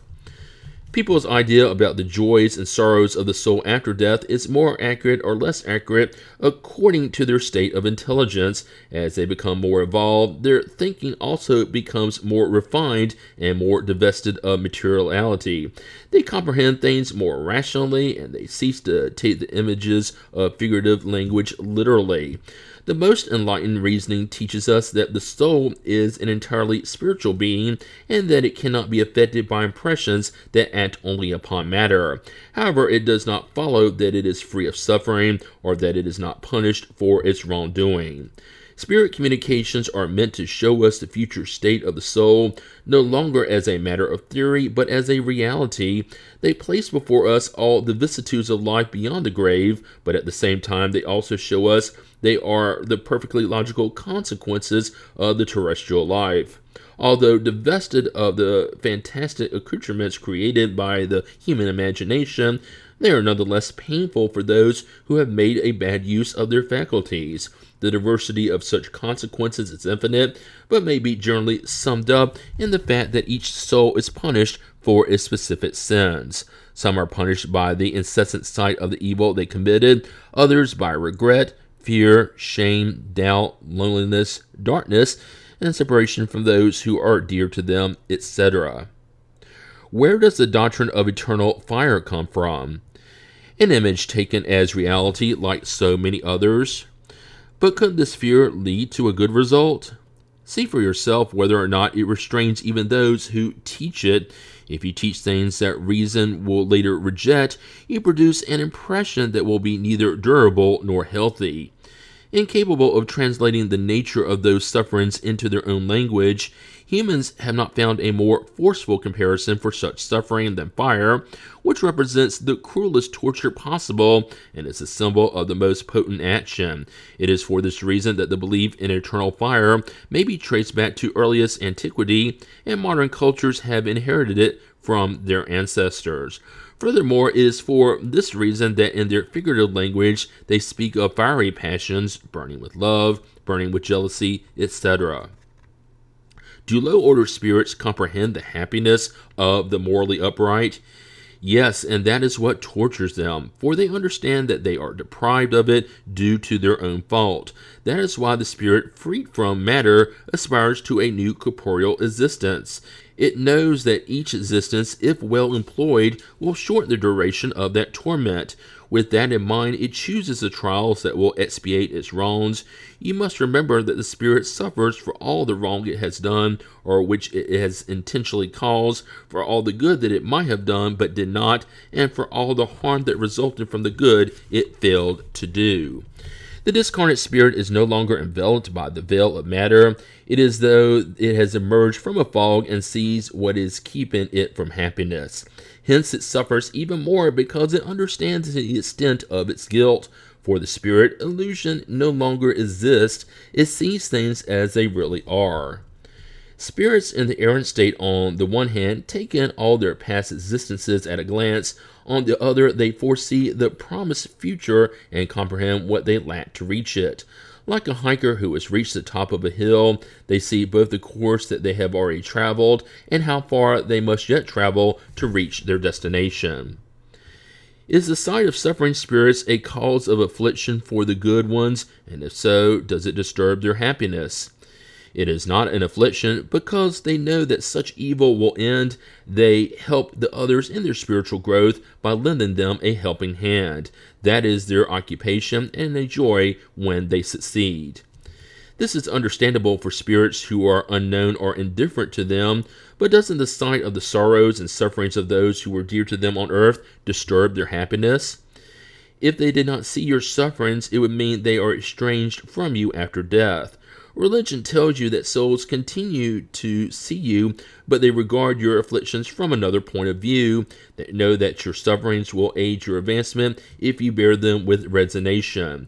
Such spirits are more afflicted by the lack of courage that holds you back than by the sufferings per se, which are only temporary. Since spirits cannot hide their thoughts from one another, and since all the acts of their lives are known, doesn't it follow that those who are guilty continually see their victims as being present? Common sense tells you that it cannot be otherwise. Is this revealing of all its reprehensible acts and the perpetual sight of its victims a punishment for the guilty spirit? More than you might think, but it only lasts until it has expiated its wrongdoing, either as a spirit or as an individual in new corporeal existences. When we find ourselves in the world of spirits, our entire past will be uncovered. The good and the evil we have done will also be known. Those who have done evil will try in vain to avoid the sight of their victims, and their inevitable presence will be an incessant punishment and regret for them until they have expiated their wrongs. Moral individuals, on the contrary, will only encounter friendly and benevolent eyes everywhere. For bad persons, there is no greater torment on earth than the presence of their victims, and that is why they always avoid them. They will become of them when divested of the illusion of the passions. They comprehend the evil they have done, see their most secret actions revealed, find their hypocrisy unmasked, and perceive that they cannot hide from their victim's sight. To the same extent that the soul of the wicked feels shame, regret, and remorse, that of the righteous enjoys perfect peace. Doesn't the memory of the wrongs committed by a soul while still imperfect disturb its happiness even after it has purified itself? No, because it has atoned for its wrongs and has come forth victorious from the trials to which it has submitted itself for that very purpose.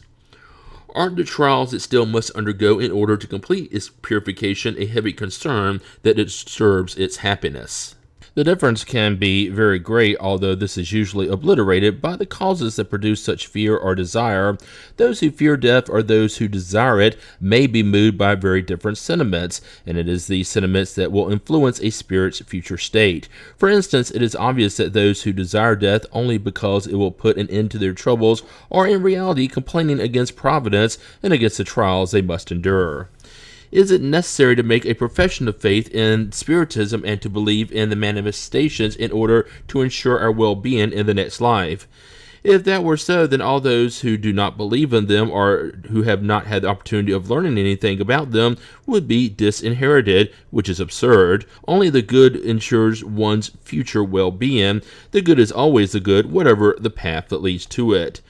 Belief in Spiritism aids our self-improvement by ensuring our ideas regarding certain points about the future. It hastens the advancement of individuals and the masses because it enables us to ascertain what we will be someday, making it a support and a light to guide us. Spiritism teaches us to bear our trials with patience and resignation and turns us away from doing things that might delay our future happiness. This is how Spiritism contributes to our future joys, but it is never stated that we may not attain to that happiness without it. Temporary punishments. Since a spirit who expiates his wrongs in a new life undergoes physical suffering, is it correct to say that after death the soul experiences only mental suffering? It is very true that the tribulations of life represent a suffering for the reincarnated soul, but it is only the body that undergoes physical suffering. You usually say that a dead person no longer suffers, but this is not always true.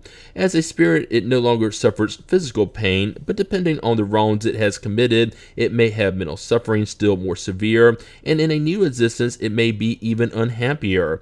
Those who have wasted their wealth will in turn beg and suffer the privations of poverty. The proud will undergo humiliations of every kind. Those who have abused authority and have treated their subordinates with disdain and harshness will be forced to obey masters who are even harsher. All the punishments and tribulations of life are expiations for wrongs of another life when they are not the consequence of wrongs committed in the present one. When you have departed your present life, you will understand this better. Those who believe themselves to be happy on earth because they can satisfy their passions are those who make the least effort at self-improvement. Frequently, they begin to expiate such ephemeral happiness in this life, but they will certainly atone for it in another existence as material as this one. Are the troubles of life always punishment for current wrongs? No, we have already told you they are trials imposed by God or chosen by you yourselves in the spirit state before your reincarnation in order to expiate the wrongs committed in a former life. No infraction of the laws of God, and especially of the law of justice, ever remains unpunished, and if punishment is not experienced in this life, it certainly will be in another. This is why persons whom you regard as morally upright frequently still feel the consequences of their actions from past existences. Is the reincarnation of a soul on a less dense world a reward? It is a consequence of its purification, for as spirits become purified, they reincarnate on successively better worlds to the point where they completely rid themselves of all matter and moral imperfections in order to eternally enjoy the bliss of pure spirits in the bosom of God. On worlds in which existence is less material than on this one, the needs are less dense and all physical suffering is less acute. The inhabitants no longer know the base passions that on less of all worlds make them each other's enemies. Having no motives for hatred or jealousy, they live in peace, practicing the law of justice, love, and charity.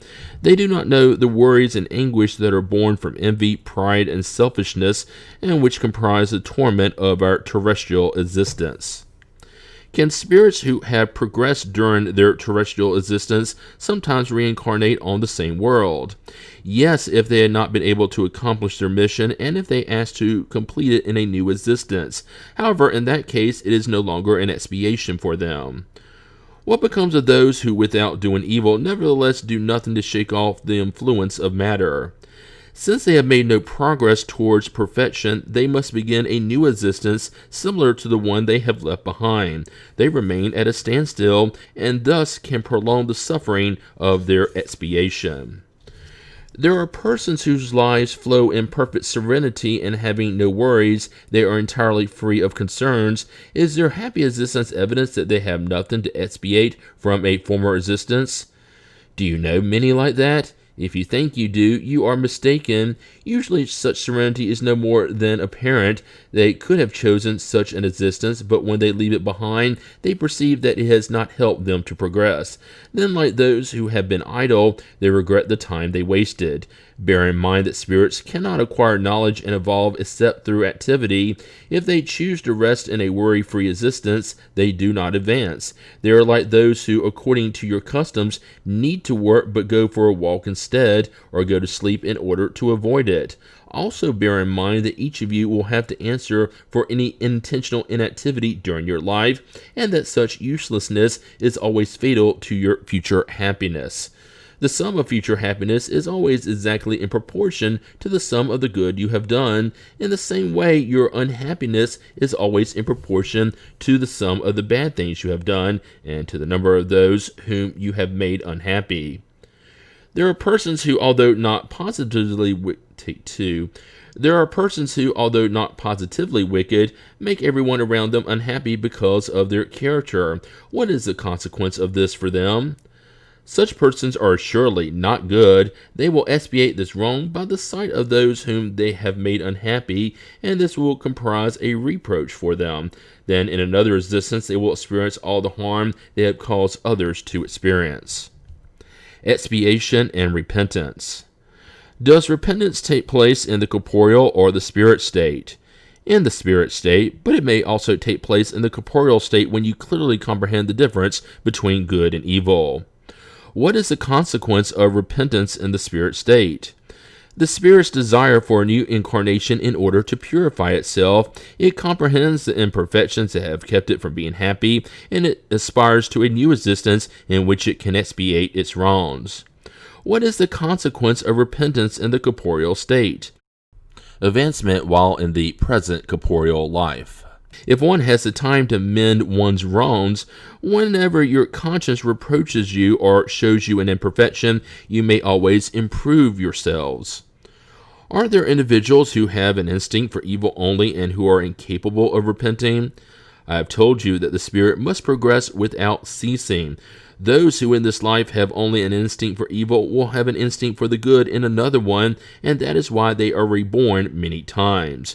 All must advance and reach the objective at their own pace, more quickly or more slowly, according to their desire. Those who only have an instinct for the good are already purified because they might have had an instinct for evil in a prior existence.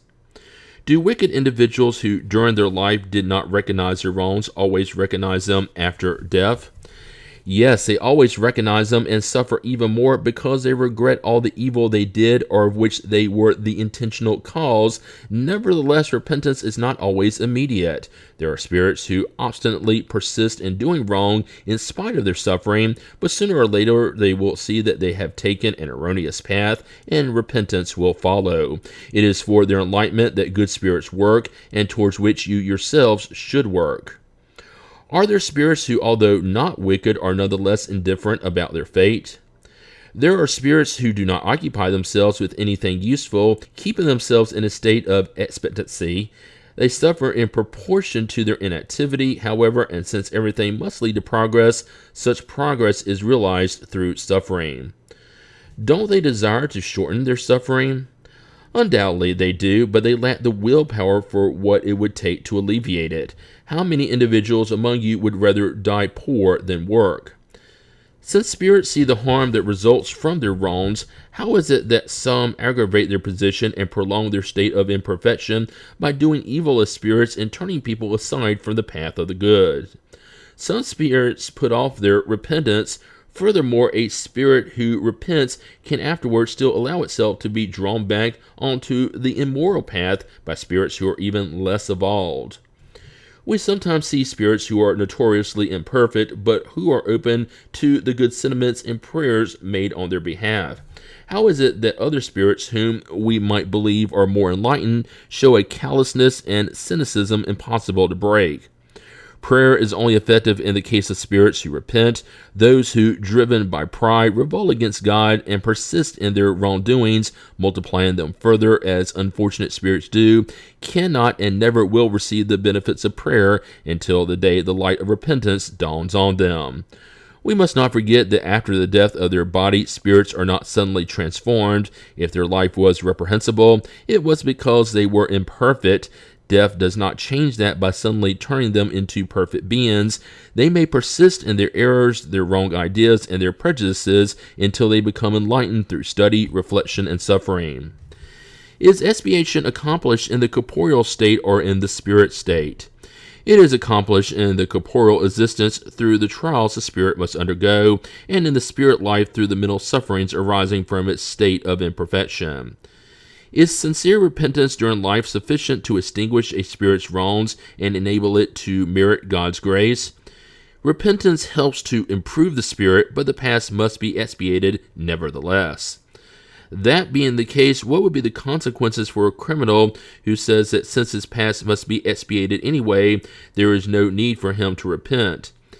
If he persists in the thought of evil, his expiation will be all the longer and more painful. Can we redeem our wrongs in the present life? Yes, by making reparation for them. Do not suppose, however, that you can redeem them through a few childish privations or through donations after your death when you no longer need your assets. God does not value a sterile repentance, which is always easy and costs no more than mourning by beating on one's chest. The loss of a finger in rendering a service effaces a greater number of wrongs than mortifying one's whole flesh for years without any other purpose than one's own self-interest.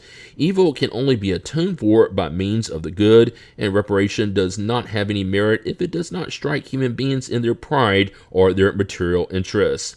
What good would it do us if after death we were to restore property which we acquired wrongly and which we had thoroughly enjoyed during life, but which is now of no further use to us?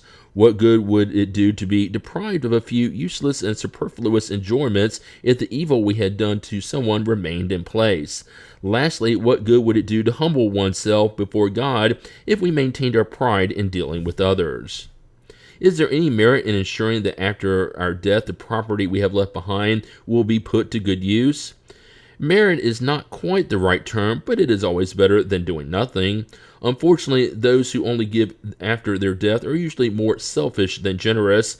They want the honors of charitable acts without having to practice them.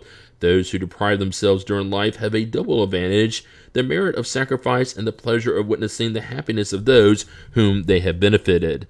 Selfishness, however, is always ready to whisper that whatever you give away will deprive you of your own enjoyment. And since selfishness speaks louder than selflessness and charity, people hold on to their possessions under the pretext that they are necessary for satisfying their needs and the requirements of their position in society. Pity those who do not know the pleasure of giving, for they have really deprived themselves of one of the purest and sweetest enjoyments of humankind in subjecting them to the trial of wealth, so slippery and dangerous for their future. God has wished to give them, by way of compensation, the happiness of generosity, which they can enjoy right now in this world.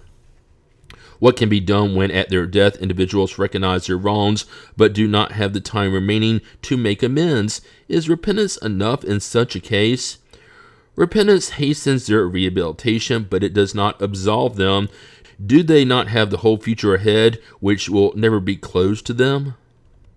The duration of future punishments. Is the duration of the sufferings of the guilty in the future life arbitrary or subordinate to some law? God never acts capriciously, and everything in the universe is ruled by laws that reveal the divine wisdom and goodness.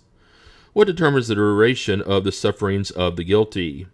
The length of time required for their improvement. Since the state of suffering or happiness is in proportion to a spirit's degree of purification, the duration and nature of its sufferings depends on the time it takes to improve itself.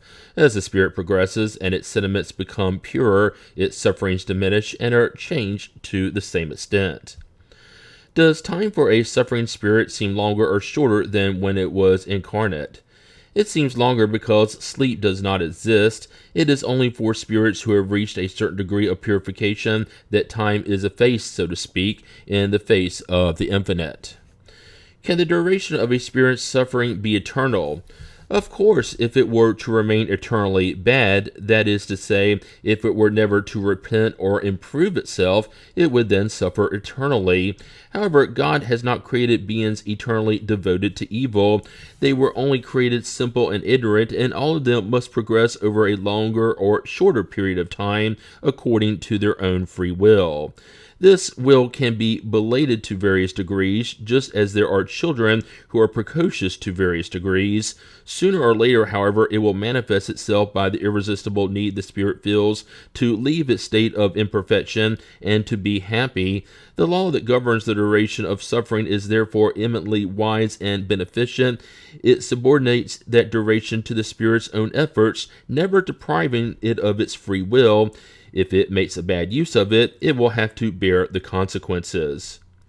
Are there spirits who never repent? There are spirits who put off their repentance, but supposing that they will never improve would be to deny the law of progress and to assert that the child will never become an adult. Does the duration of punishments always depend on the spirit's own will, or are there punishments that are imposed on it for a specific length of time? There are punishments that can be imposed on it for a specific length of time, but God, who wills only the good for God's creatures, always welcomes its repentance. The spirit's desire to improve is never fruitless. Thus, the punishments imposed are never eternal. Consult your own common sense and reason and ask yourselves whether an eternal condemnation for a few moments of error would not be a negation of God's goodness. In fact, what is the duration of a life, even if it were to last 100 years in comparison to eternity? Eternity. Can you understand that word? Suffering and torture without end and without hope for only a few wrongs? Does not your reason reject such an idea? That the ancients saw in the master of the universe a terrible, jealous, and vindictive God is understandable. In their ignorance, they attributed the human passions to the deity, but that is not the God of Christians, who extols love, charity, mercy, and the forgetfulness of offenses as the higher virtues. Could God lack the qualities that God demands as a duty? Is there not a contradiction in attributing to God both infinite goodness and infinite vengeance? You say that above all God is just and that humans do not understand the divine justice. Justice, however, does not exclude love, and God would not be loving in condemning most souls to a horrible and everlasting punishment. Could God make justice obligatory for everyone if they were not given the means to comprehend it? Besides, is not justice sublime when allied with goodness? It makes the duration of punishment depend on the efforts of the guilty to improve themselves. Therein you will find the truth of the precept, to each according to his deeds. Through all the means within your reach, strive to combat and to eradicate the idea of eternal punishment, a blasphemous notion against the justice and goodness of God, and the most abundant source of incredulity, materialism, and indifference that have pervaded the masses from the time their intelligence began to develop. Even the remotely aware spirit quickly comprehends this monstrous injustice. Its reason rejects it, and then more often than not, the spirit equates the eternal punishment that it rejects with the God to whom it attributes this condemnation. From this arise the innumerable ills that have fallen upon you, and whose remedy we have come to bring you. The task we have pointed out will be much easier to accomplish, since the authorities from whom the defenders of this belief have sought support have avoided a formal pronouncement on this regard. Neither the Council nor the Church Fathers tackled this serious question.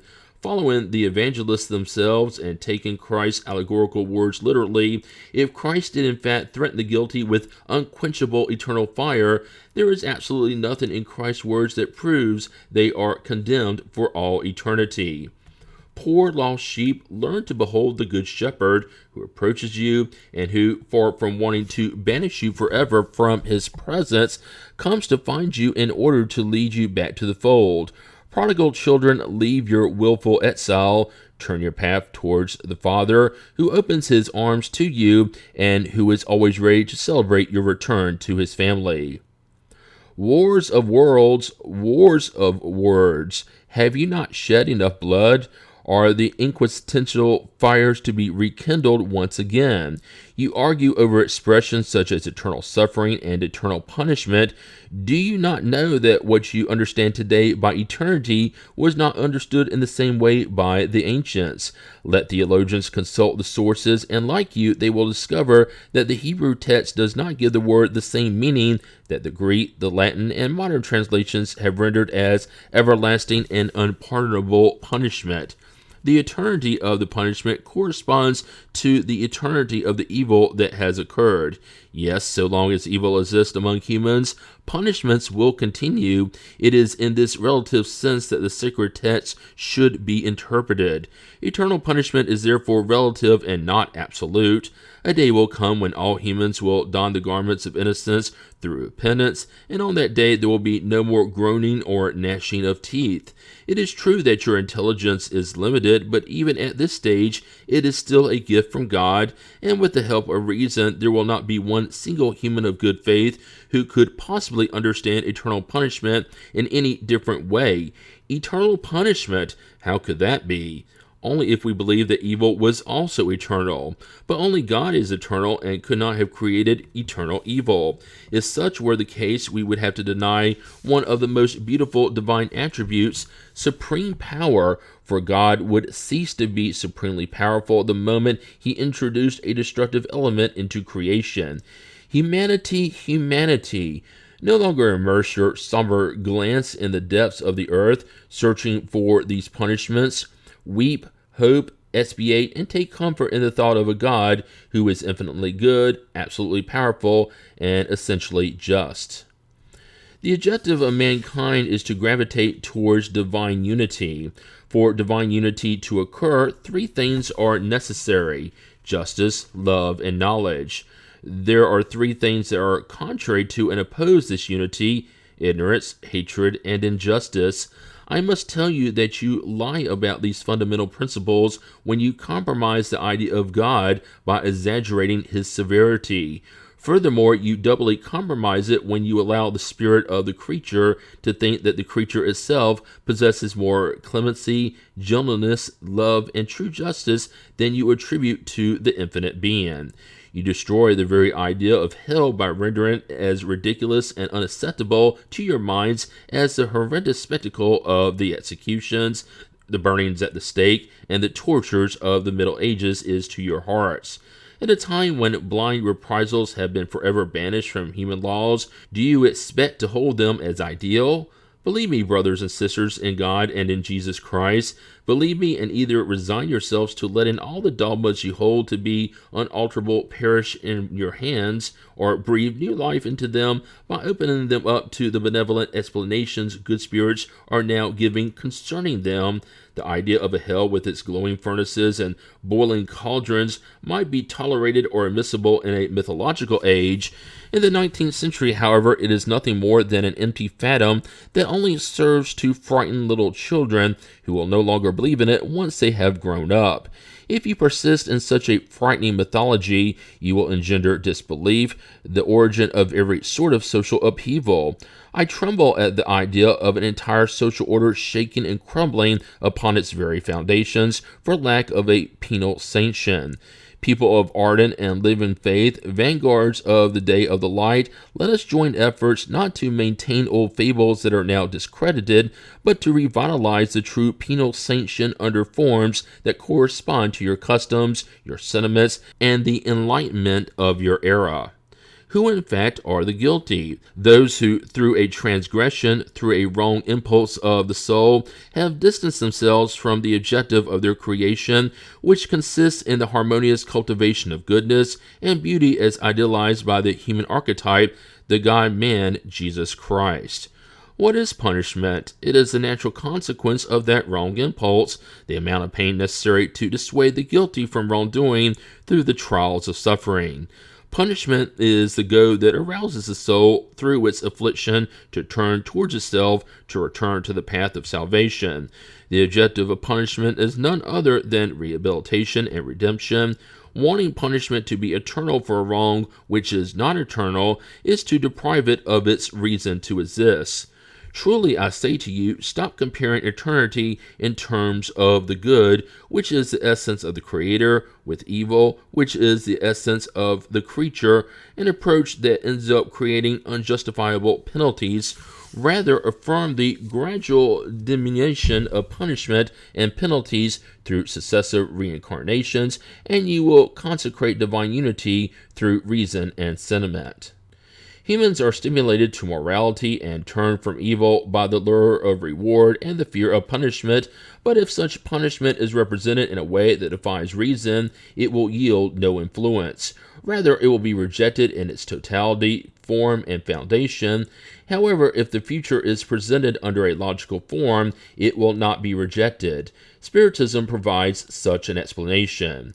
The doctrine of eternal punishment in its absolute sense makes the Supreme Being an implacable God. Would it be logical to say that a king is very good, very benevolent, and very indulgent, that he only wants the happiness of all around him, but that he is at the same time jealous, vindictive, inflexibly severe, and he punishes 3/4 of his subjects with the maximum penalty for any offense or infraction of his laws, even when they have broken them without having been aware of them?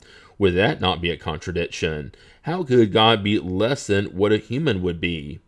Another contradiction is presented in this case. Since God knows everything, when God knew from creating a soul that it would fail, that from its formation it was destined to eternal unhappiness, is this possible? Is it rational? With the doctrine of relative punishment, everything is set aright.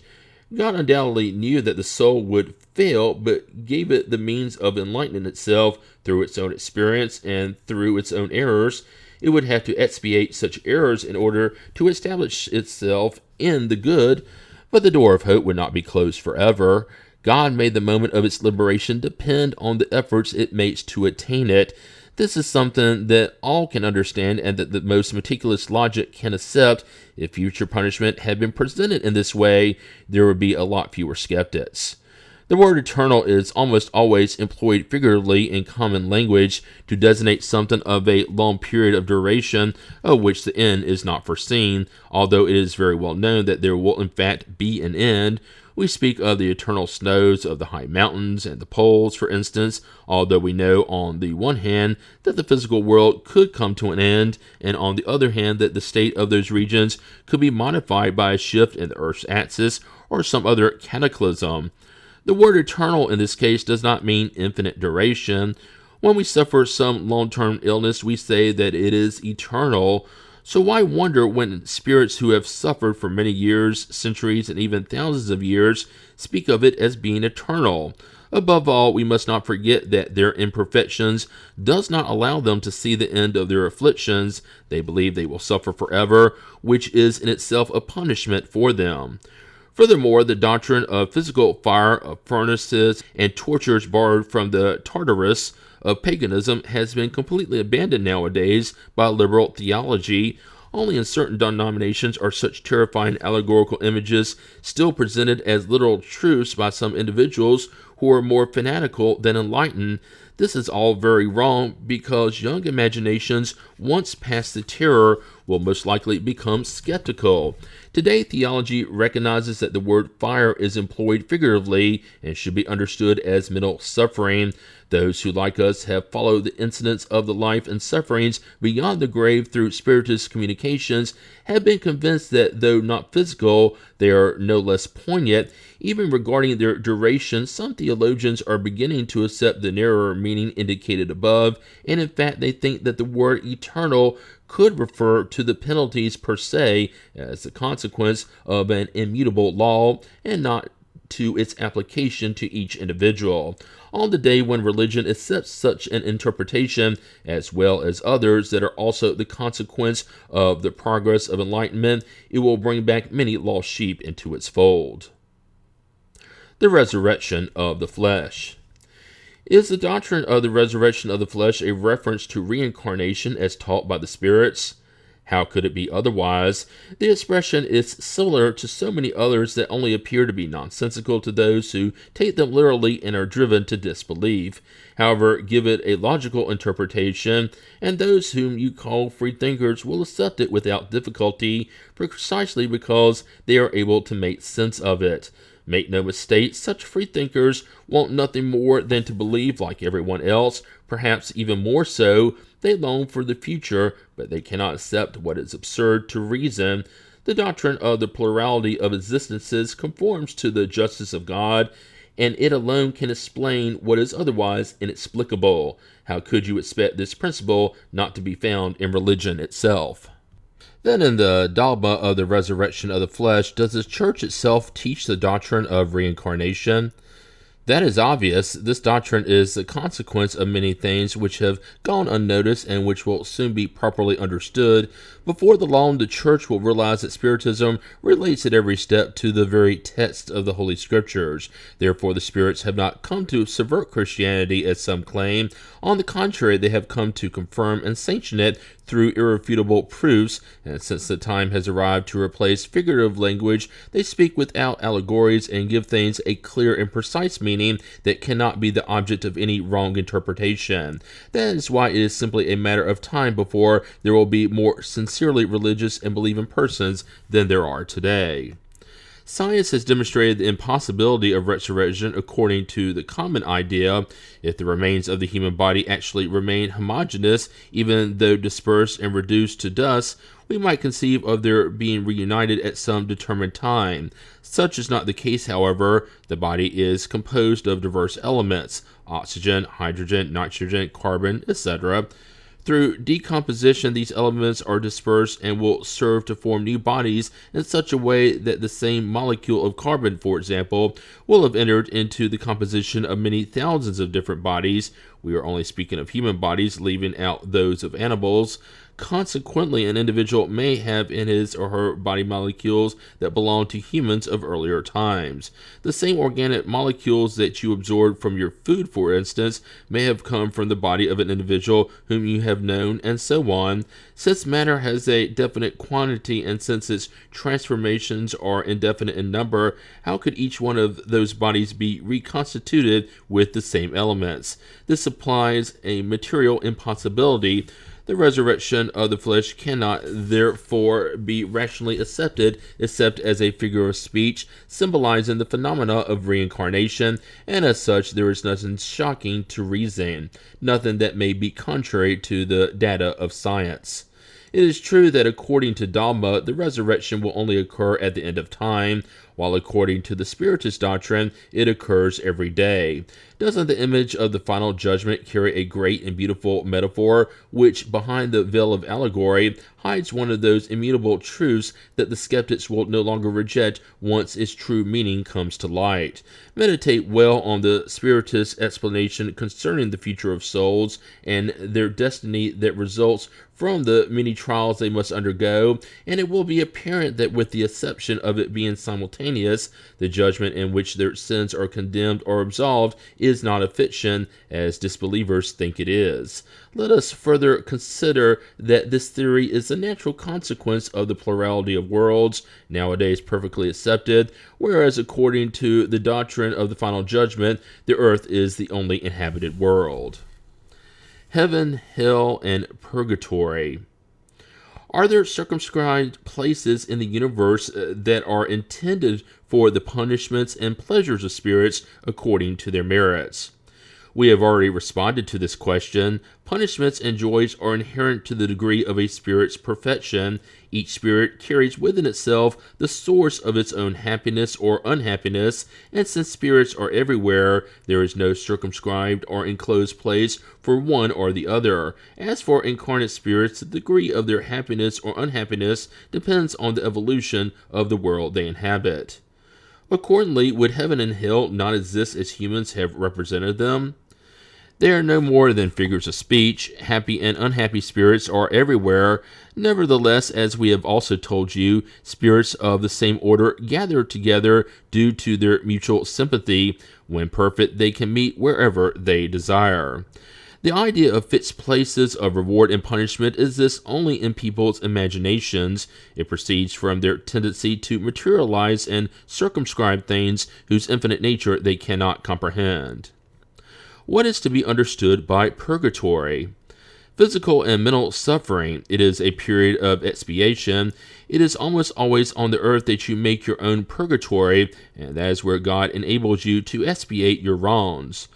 What is called purgatory is also a figure of speech that should not be understood as some definite place, but rather the state of imperfect spirits who are undergoing expiation until their complete purification raises them to the plane of the blissful spirits. Since this purification occurs over several incarnations, purgatory consists in the trials of corporeal life.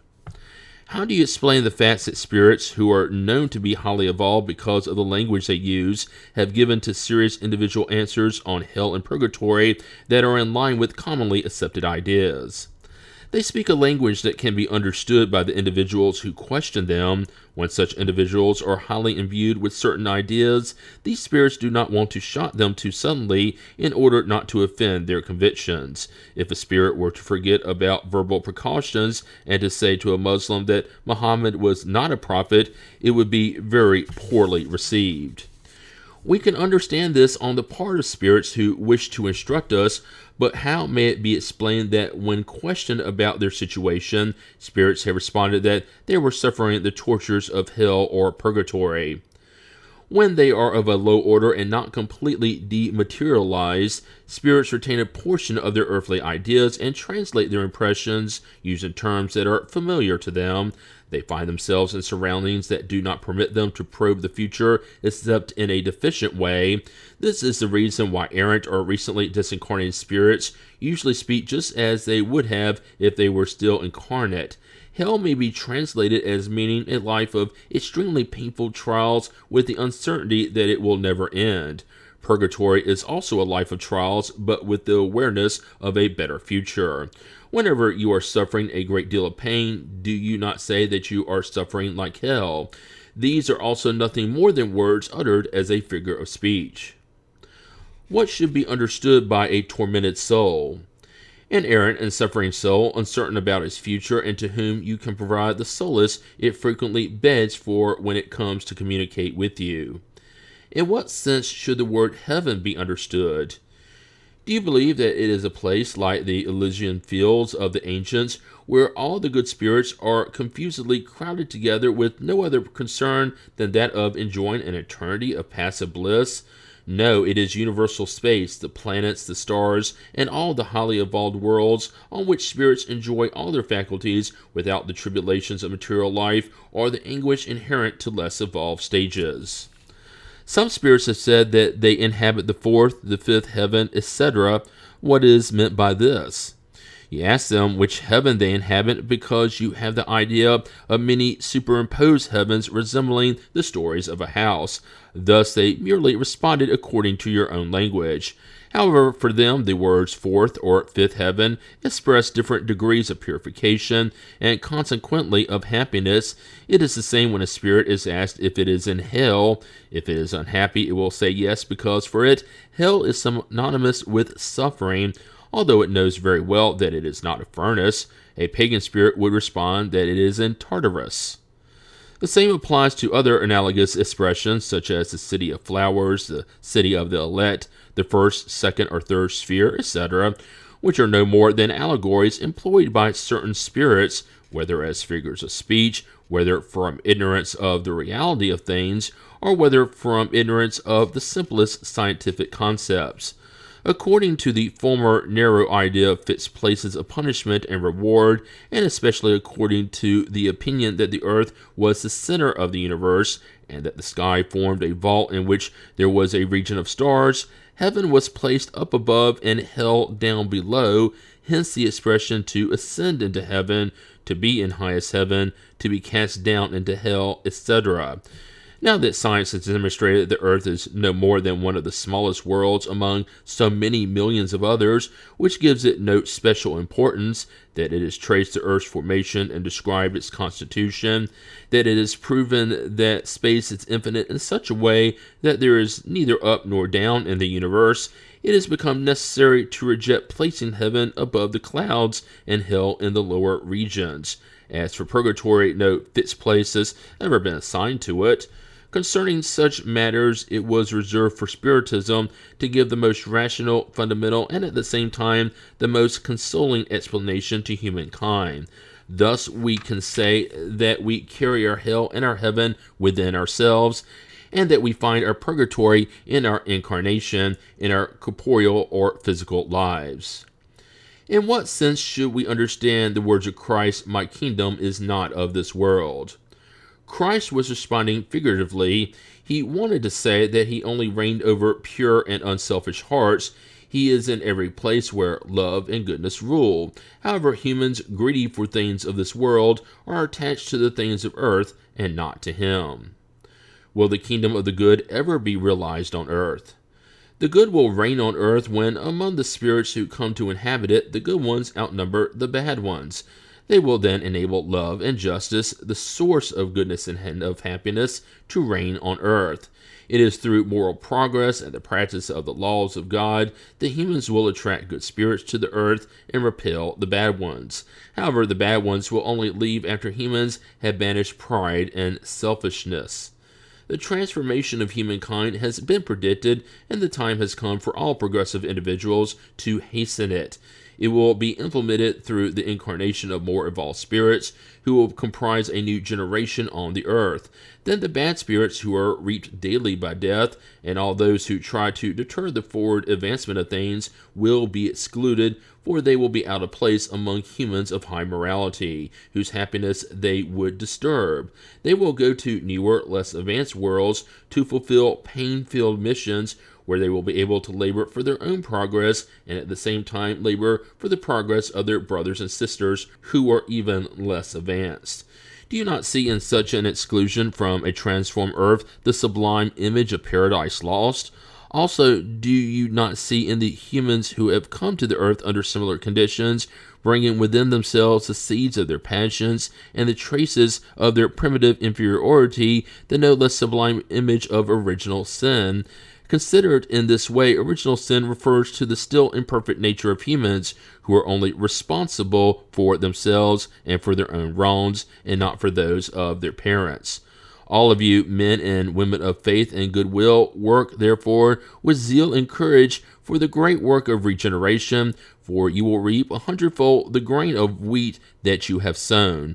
Unfortunate are those who close their eyes to the light, for they are preparing long centuries of darkness and sorrow for themselves. Unfortunate are those who place all their joys in the things of this world, for they will suffer more privations than the pleasures they have had. And above all, unfortunate are the selfish, for they will not find anyone to help them bear the burden of their miseries. Conclusion, Part 1. Those who only know magnetism by those little magnetized toy ducks that are made to swim around in a basin of water would find it difficult to understand that this little amusement contains the secret of the mechanism of the universe and of the movement of worlds. The same applies to those who only know Spiritism by the entertainment of table turning. They see it as no more than an amusement, a pastime at social gatherings, and they do not understand how such a simple and common phenomenon known to antiquity and even to semi-primitive cultures could be connected in any way with society's most serious problems. In fact, to the superficial observer, what connection could a turning table have with the morality and future of humankind? And yet, whoever would take the time to reflect will remember that from a simple pot whose lid is lifted by steam, an event that has also occurred since antiquity, emerged the powerful steam engine we use in order to go great distances. So likewise, all of you who do not believe in anything beyond the material world should know that from the table turning that elicits your disdainful smiles, an entire science has emerged, as well as the solutions to problems that no philosophy has ever been able to solve. I appeal to all sincere adversaries and ask them to state whether they have done the work of studying what they criticize, because, as reason would have it, criticism is only valuable when the critic understands the subject. By ridiculing something that we know nothing about, something that we have not probed with the scalpel of the conscientious observer, we are not criticizing, but instead are proving our shallowness and poor judgment. Of course, if we had presented this philosophy as being the work of the human mind, it would have encountered less disdain and would have merited the honor of being examined by those who think they guide public opinion. But it has come from the spirits. How absurd! It hardly deserves their glance. They judge it merely by its label, like the monkey in the fable who judged the nut by its shell. If you wish, set aside this book's origin and imagine that it is the work of a human individual. After having read it seriously, ask your soul and conscience whether you have found material deserving of mockery. Conclusion, Part 2. Spiritism is materialism's most dreaded enemy. Thus, it is not surprising that materialists are its adversaries. However, since materialism is a doctrine that is barely accepted by its own proponents, proof that they do not regard themselves sufficiently strong and that they have not completely taken leave of their conscience, they cover themselves with the mantle of reason and science. And what is even more bizarre is that the most skeptical go so far as to talk in the name of religion, which they also do not know or understand any better than Spiritism. Their target in particular is the extraordinary and the supernatural. They reject both. Their argument is that since Spiritism is founded on the extraordinary, it can be nothing more than foolish speculation. They do not seem to realize that by putting extraordinary and the supernatural unreservedly on trial, they also put religion on trial, for it too is founded on revelation and miracles. And what is revelation but extra-human communications? All the sacred authors since Moses have spoken of such communications, and what are miracles except extraordinary and supernatural events? Par excellence, since according to their theological definition, they are derogations from the laws of nature. The fact is that in rejecting the extraordinary and the supernatural, they reject the very basis of religion itself. However, it is not far from this aspect that we wish to consider the subject. Spiritism does not have to examine whether or not there are miracles, that is, whether God can in certain cases break the eternal laws that govern the universe. In that respect, it leaves everything to freedom of belief. On the contrary, Spiritism states and shows that the phenomena on which it is based are only supernatural in appearance. To certain individuals, such phenomena do not appear natural because they are unusual and outside the orbit of known events. However, they are no more supernatural than all the other phenomena for which today's science is providing an explanation and which appeared extraordinary in earlier times. All spirit phenomena, without exception, are consequences of general laws. They have revealed to us one of the forces of nature, an unknown force, or rather one that has not been understood until today, but one that observation has shown to be in the overall scheme of things. Spiritism, therefore, lies less on the extraordinary and supernatural than religion itself does. Those who attack it at this point do not comprehend it, and even if they were highly learned, we would still say to them, if your science, which has taught you so many things, has not taught you that the realm of nature is infinite, you are but pseudo-scholars. Conclusion, Part 3. You have stated that you would like to cure your century of a craze that threatens to invade the world. Would you rather the world be invaded by the disbelief you seek to propagate? Is it not to the absence of belief that we ought to attribute the relaxing of family ties and the majority of the disorders that are controlling society?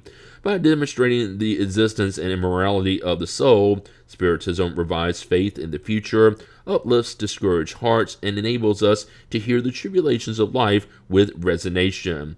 Would you dare call this an evil?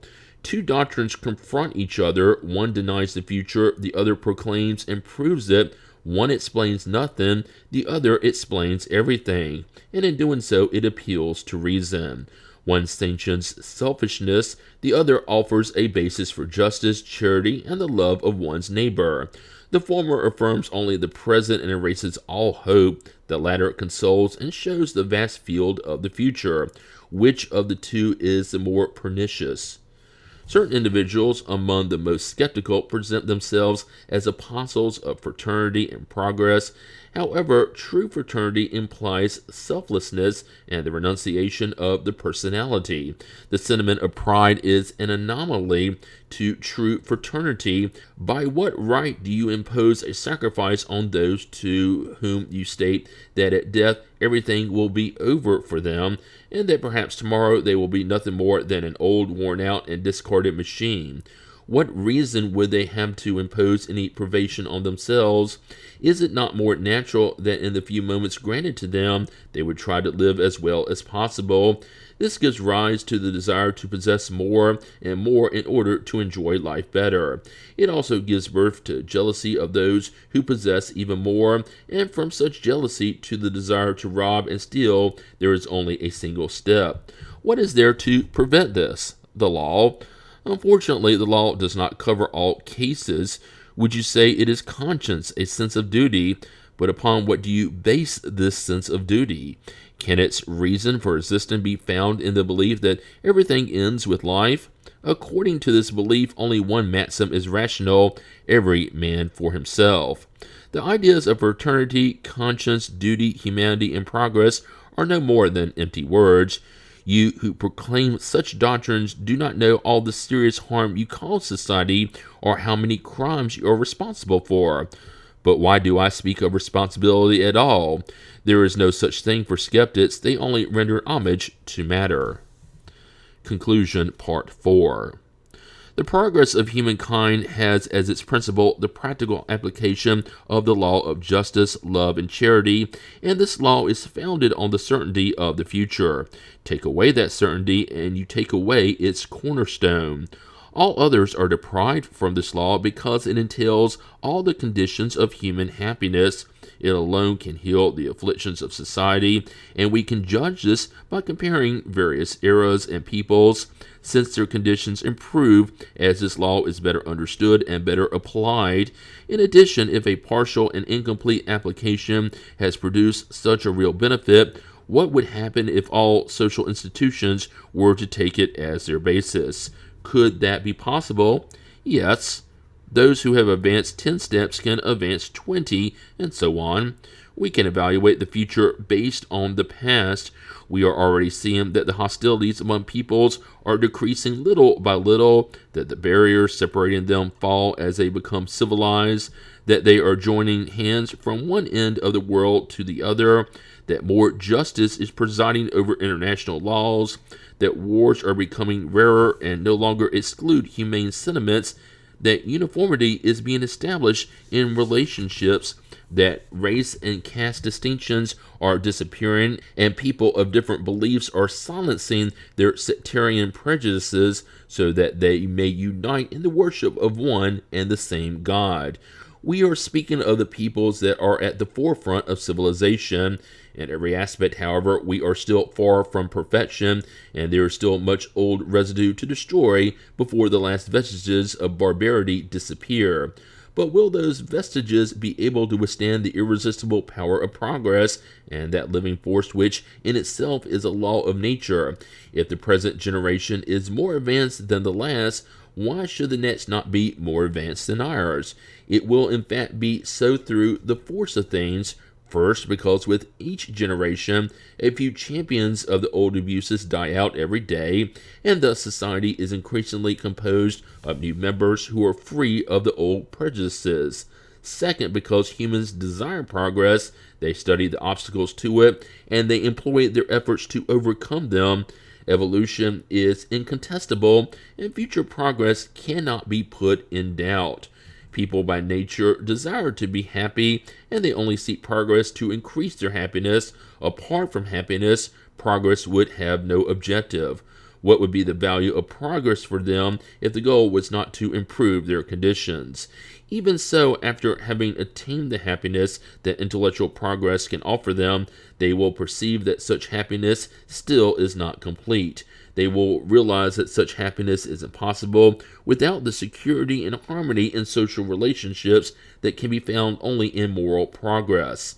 Thus, by the force of circumstances, they themselves will drive progress along the path of morality, and Spiritism will offer them the most powerful means for reaching the goal. Conclusion, Part 5. Those who state that Spiritist beliefs are threatening to invade the world thereby proclaim its power, for an idea without foundation and lacking in logic could not become universal. If Spiritism is putting down roots everywhere, recruiting especially from the enlightened classes, as has been widely acknowledged, it is because it is founded upon truth.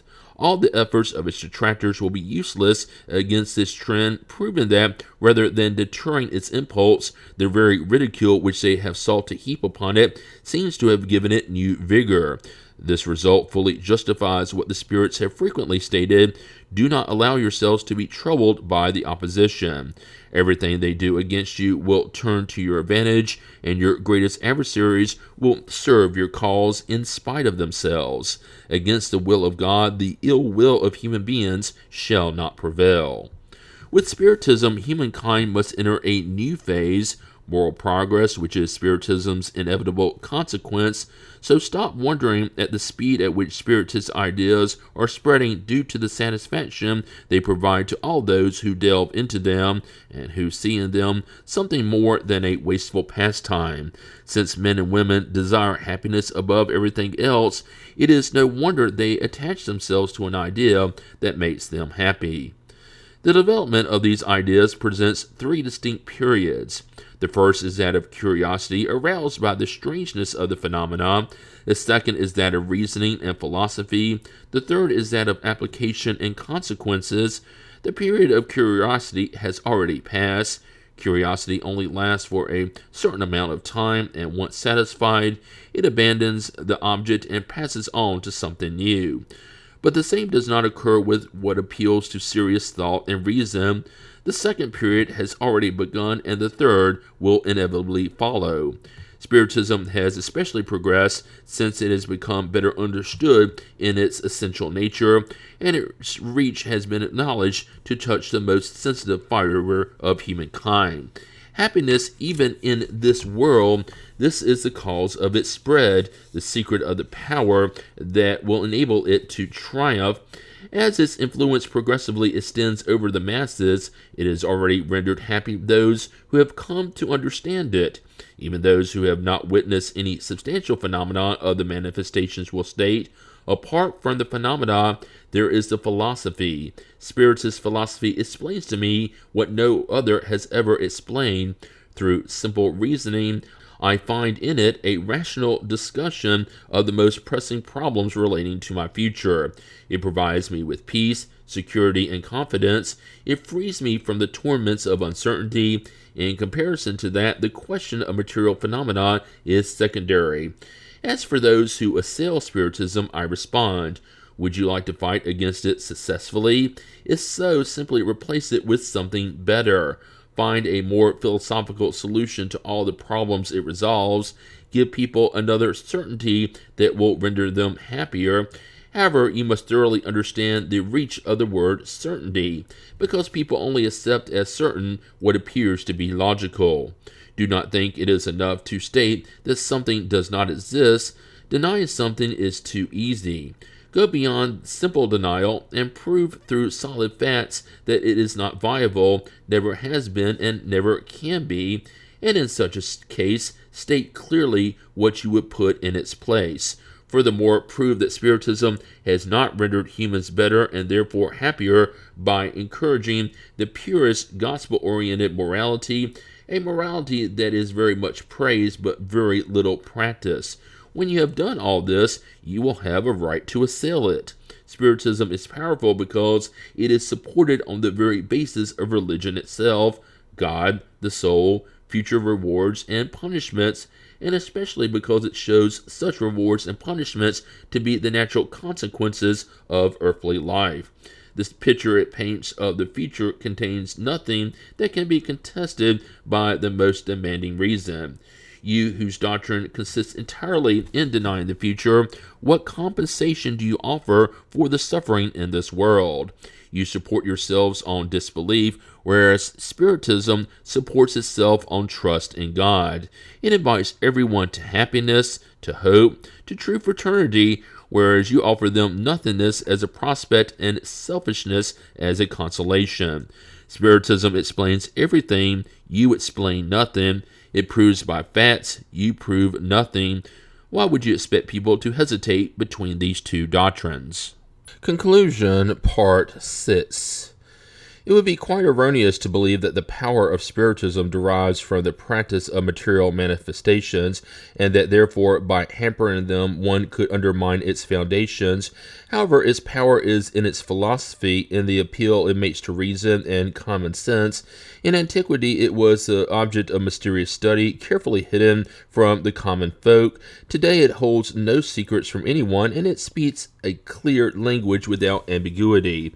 There is neither mysticism in it nor any allegories prone to erroneous interpretation. It wishes to be understood by all because the time has come to enable humankind to know the truth.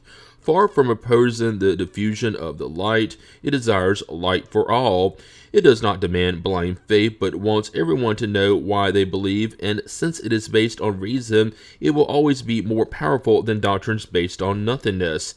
Could the obstacles that have been set up against the free expression of spirit manifestations silence them? No such obstacles would have the effect of all other prohibitions, that of exciting curiosity and the desire to investigate what is being prohibited. On the other hand, if spirit manifestations were the personal privilege of only a single individual, no one would doubt that if that individual were out of the way, the manifestations would cease. Unfortunately for our adversaries, the manifestations are within everybody's reach and are being utilized by all, from the least to the greatest, from the palace to the hovel. It might be possible to prevent them from being produced in public, but it is well known that they are more effectively produced not in public but in private.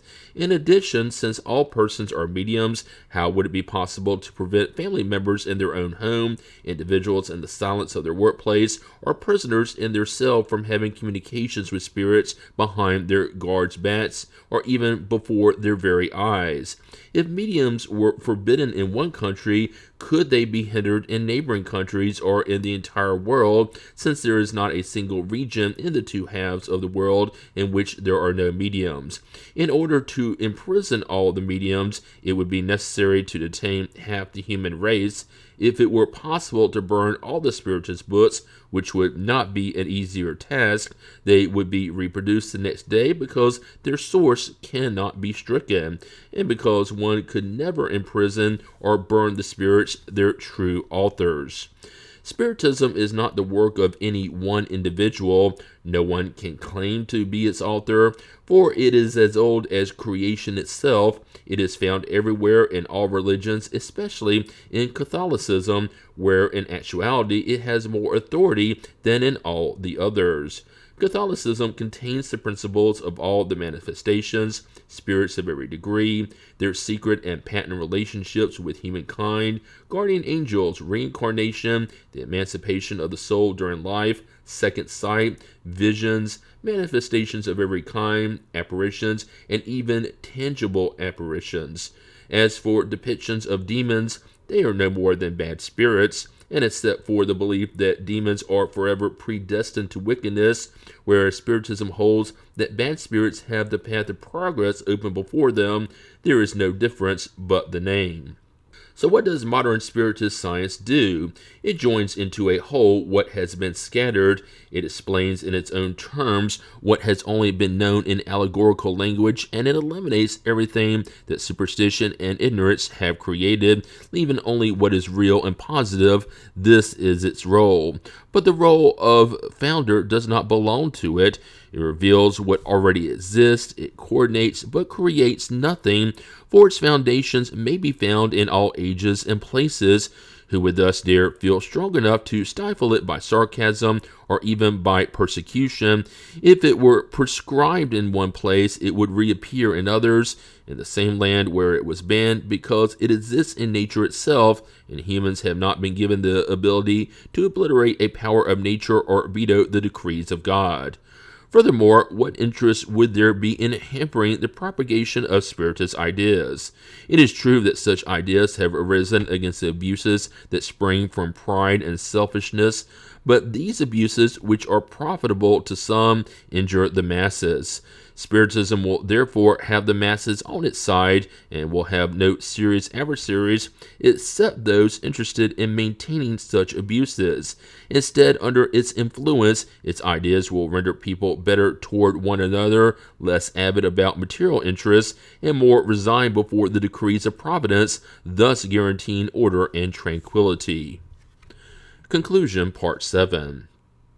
Spiritism is presented under three different aspects: the manifestations, the philosophical and moral principles deduced from the manifestations, and the practical applications of those principles. Hence, there are three classes or three degrees of its adherents. First, those who believe in the manifestations and limit themselves to proving them. It is for them a science of experimentation. Second, those who comprehend its moral consequences. Third, those who practice or endeavor to practice its morality. Whatever may be the scientific or moral point of view from which these strange phenomena are regarded, everyone perceives that they represent a new order of ideas whose consequences will promote a profound modification for the better in the state of humankind.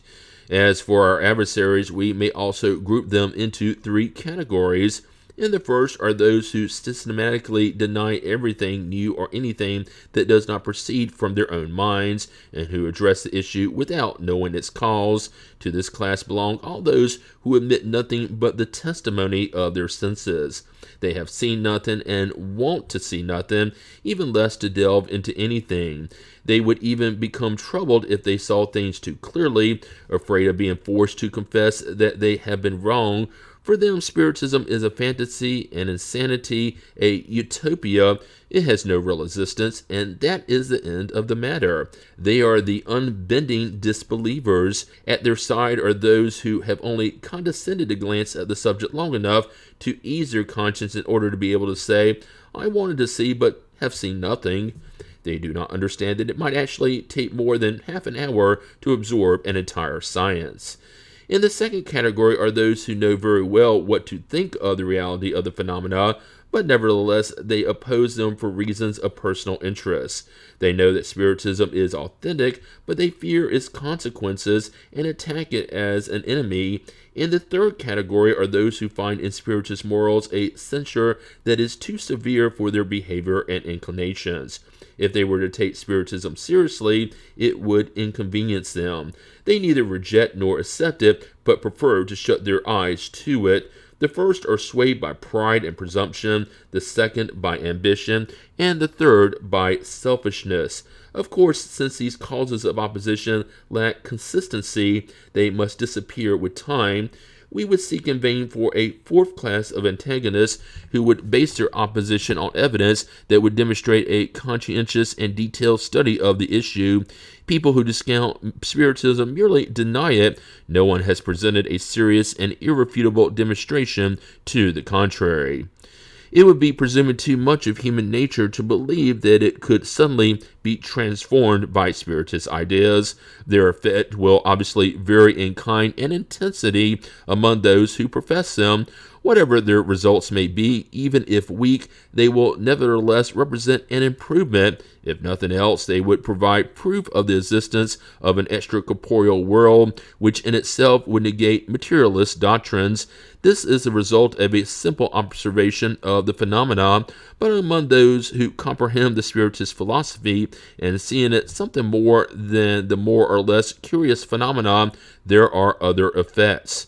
The first and most general is that of developing a religious sentiment even in those who, without being materialists, are indifferent to spiritual things. For them, this will result in a loss of the fear of death. We are not saying they will desire death, far from it, for Spiritists will defend their lives like anyone else, but an indifference towards death enables them to accept its inevitability without complaint or regret, as something happy rather than dreadful, due to the certainty of the ensuing state.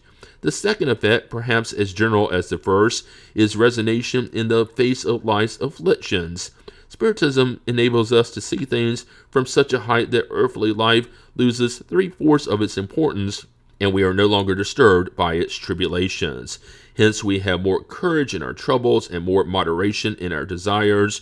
We also have an aversion to the desire to shorten our own life, for Spiritist knowledge teaches that suicide always causes the loss of what it was intended to gain. The certainty of a future where happiness depends on ourselves, along with the possibility of establishing relationships with those who are dear to us, provide Spiritists with supreme consolation. Our horizons are widened to infinity by our constant vision of the life beyond the grave, a life whose deepest mysteries we are allowed to probe. The third effect is that of encouraging tolerance for others' shortcomings. It must be admitted, however, that selfishness and everything that issues from it are the most tenacious sentiments in humans and consequently the most difficult to uproot. We can make voluntary sacrifices provided they cost us nothing, and especially provided they deprive us of nothing.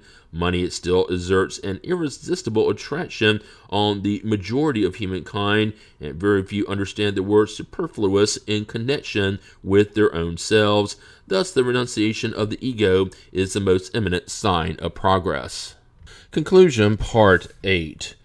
Some people have asked, do spirits teach us a new morality, something superior to what Christ taught? And if this morality is none other than that of the gospel, what has Spiritism come to? This reasoning is fairly familiar to that of Khalid Omar in speaking of the Library of Alexandria. If it contains only what is found in the Quran, it is useless and should therefore be burned. If it contains anything else, it is evil and should be burned. Indeed, Spiritism does not contain a different morality than that of Jesus, but we must in turn ask, had not the law of God already been revealed by Moses to humans before the advent of Christ? Is not Christ's doctrine found in the Decalogue? And will it therefore be stated that Jesus had no reason to give his moral teachings? We will ask those who deny the usefulness of Spiritist morality why Christ's morality is practiced so little, and why even those who proclaim its sublimity are the first to violate the first of his laws, universal charity. The spirits have come not only to confirm Christ's morality, but also to show us its practical usefulness. They render intelligible and patent certain truths that have only been taught under allegorical form, and alongside morality, the spirits have come to explain to us the most abstract problems of psychology. Jesus came to show humankind the road of true goodness. Since God sent him to remind humans of God's forgotten law, why would God not send the spirits to remind them more precisely now that they have forgotten it for the sake of pride and cupidity? Who would dare to place limits on God's power or to stipulate the divine ways? Who will say that the appointed time has not arrived, as the spirits have affirmed, and that the days have not arrived in which truths badly comprehended or falsely interpreted must be ostensibly revealed to humankind to accelerate their advancement? Is there not something providential in the spirit manifestations being produced simultaneously all over the globe? It is not a single individual, a prophet, who has come to warn us. Instead, the light is shining far and wide, and a whole new world is unfolding before our eyes. Just as the invention of the microscope has revealed the unsuspected world of the infinitely small, and just as a telescope has revealed the myriads of unsuspected worlds, spirit communications have revealed the existence of an invisible world around us, whose inhabitants rub elbows with us at every moment, participating in everything we do despite our will. Yet in a short time, the existence of that world, which surely awaits all of us, will be as incontestable as the microscopic world and the great globes lost in space. Would it not have been to our advantage, therefore, to have been given notice of this world and to have been initiated into the mysteries of the life beyond the grave? It is true that these discoveries, if we may call them such, are contrary to certain established ideas. However, is it not true that all great scientific discoveries have also modified and even overthrown the most established concepts? Has it not been necessary for our self-centeredness to bow down before the evidence? The same will occur with Spiritism, and soon it will have the rights of citizenship among the rest of the areas of human knowledge. Communications with the beings beyond the grave have enabled us, as a result, to comprehend and behold our future life and to initiate us into the sorrows and joys that await us according to our merits. They have led persons to spiritualism, persons who did not see in human beings anything more than matter, anything more than an organized machine. Hence, we are correct in stating that Spiritism has killed materialism by way of facts. Had it produced nothing else, the social order would still have to be grateful for that. But it does even more by showing the inevitable consequences of evil and consequently the necessity of the good. The number of those in whom it has aroused better sentiments, neutralizing their evil inclinations, and turning them from wrongdoing is greater than supposed, and is increasing every day. For them, the future is no longer a vague idea, nor a simple hope, but a reality that can be comprehended and explained once they see and hear those who have gone before us as they lament or rejoice over what they did on earth. Those who witness these communications are led to reflect on them and to feel the need to know, judge, and amend themselves. Conclusion, Part 9. The adversaries of Spiritism were quick to arm themselves against it by using some differences of opinion concerning certain points of the doctrine. It is not surprising that at the beginning of any science, contradictory theories appear. They're based on incomplete observations, while each individual is still considering it from his or her own point of view. However, 3/4 of such theories with regard to Spiritism have already been scuttled in the light of more in-depth studies, beginning with the theory that attributes all spirit communications to the spirit of evil, as if it were impossible for God to send good spirits to humankind instead. Such is an absurd doctrine because it is belied by the facts, and is impious because it is a denial of the power and goodness of the Creator. The spirits have always advised us not to trouble ourselves with differences of opinion, since unity will occur and has already occurred concerning the majority of the issues, whereas differences are disappearing day by day. To the question, while awaiting unity, upon what basis can an impartial and disinterested inquirer formulate a judgment? The spirits have given us this response. The purest light is not eclipsed by any cloud. The flawless diamond is one of greatest value, so judge the spirits by the purity of their teachings. Do not forget that among spirits there are those who have not yet freed themselves from the ideas of earthly life. Learn to distinguish them by their language. Judge them by the sum of what they tell you. See whether there is logical sequence in their ideas, and whether there is anything in what they say that reveals ignorance, pride, or malevolence. In other words, whether their expressions are always marked with the stamp of wisdom that reveals true superiority. If your world were inaccessible to error, it would be perfect, but it is far from perfection because you are still learning to distinguish error from truth. You need the lessons of experience to exercise your judgment and to enable you to evolve. Unity will be found on the side where good has never been mixed with evil. It is on that side that people will be connected with one another through the force of circumstances, for they will realize that the truth lies there. Besides, what do a few variances that are more a matter of form than depth matter? Observe that the fundamental principles of Spiritism are the same everywhere, and must unite you all in a common thought, the love of God and the practice of the good. Therefore, no matter what may be the mode of progression that is accepted or the normal conditions of your future existence, the final aim is always the same, doing good, and as you know, there are not two ways of doing it. If among the followers of Spiritism there are those who differ in their opinions about some points of its theory, all of them are nevertheless in agreement on the fundamental points. Thus, there is unity, except on the part of a very small number who do not yet accept the intervention of spirits in the manifestations, either attributing them to purely physical causes, contrary to the axiom that every intelligent effect must have an intelligent cause, or to the reflection of our own thought, disproved by the facts. The remaining points are secondary and in no way damage the fundamental basis. There may be other schools that seek enlightenment concerning the as yet controversial parts of the science, but there must not be rival sects. There should only be antagonism between those who desire the good and those who would do or would have a desire for evil. However, there is no authentic spiritist who, after having adopted the great moral maxims taught by the spirits, could ever desire evil or wish evil upon a neighbor, whatever their difference of opinion. If any such school is in error, sooner or later it will be enlightened if there is a good faith and an absence of prejudice. While they wait, all schools possess a common bond that should unite them in the same thought. All of them have the same objective. The course they take matters little, provided it leads to this objective.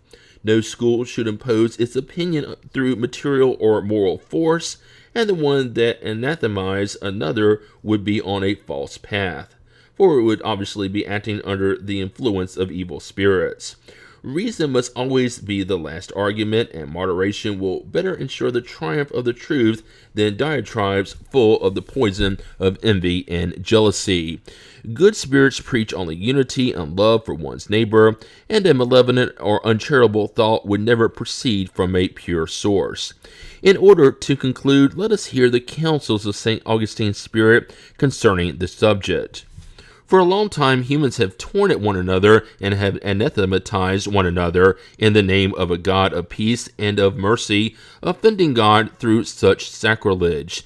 Spiritism is the bond that will someday unite them, for it will show them where the truth is and where the error lies. For some time to come, however, there will continue to be scribes and Pharisees who will deny it as they denied the Christ. Would you like to know which spirits influence the various sects that divide the world? Judge them by their deeds and by their principles.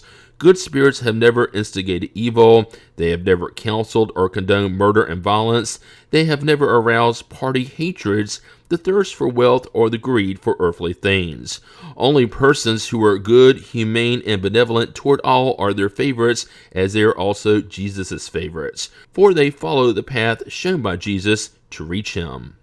The Spiritist Book Audiobook. Special thanks. In the name of the Spiritist Society of the Carolinas, the board members want to give a special thanks to God, Jesus Christ, Dante Labbate, and evolved good spirits. This work has the blessing and permission of the Supreme Divine Force. Many thanks to God, Jesus Christ, Dante Labbate, and evolved good spirits for allowing this project to become a reality. International Spiritist Council and its current Secretary General, Jasara Priti Korngold. Jasara Priti Korngold gave the legal authorization to record the audiobook, The Spiritist Book, with no obstacles or delays. Monetary donors. The monetary donors allowed us to bring the Spiritist Book audiobook project into fruition. Many thanks to the following people: Dan Assisi, Robert Oberg, Jeanette Franco Beringer, RM, who wants to remain anonymous. To listeners, thanks to all of you for listening to the Spiritist Book audiobook and forwarding it to others. The credits: Spiritist Society of the Carolinas, sponsor; Jeanette Franco Beringer, idealizer, supervisor, and producer; John Von Cannon, voiceover artist; Sandra Maldonado, photographer. Who are these two women headed to make the Spiritist Book audiobook tangible to the public? Jasara Korngold. Jasara is the founder and president of the Spiritist Group of New York and the Spiritist Alliance for Books, the SAB, a non-profit organization aiming at promoting and disseminating Spiritism in English as codified by Allan Kardec. Mrs. Korngold is also a published author and has been translating Spiritist papers and books since 1993. She is currently the president of the United States Spiritist Federation, executive director of the Tri-State Spiritist Federation, and secretary general of the International Spiritist Council. The source: CEI, spiritistcouncil.com. Jeanette Franco Beringer.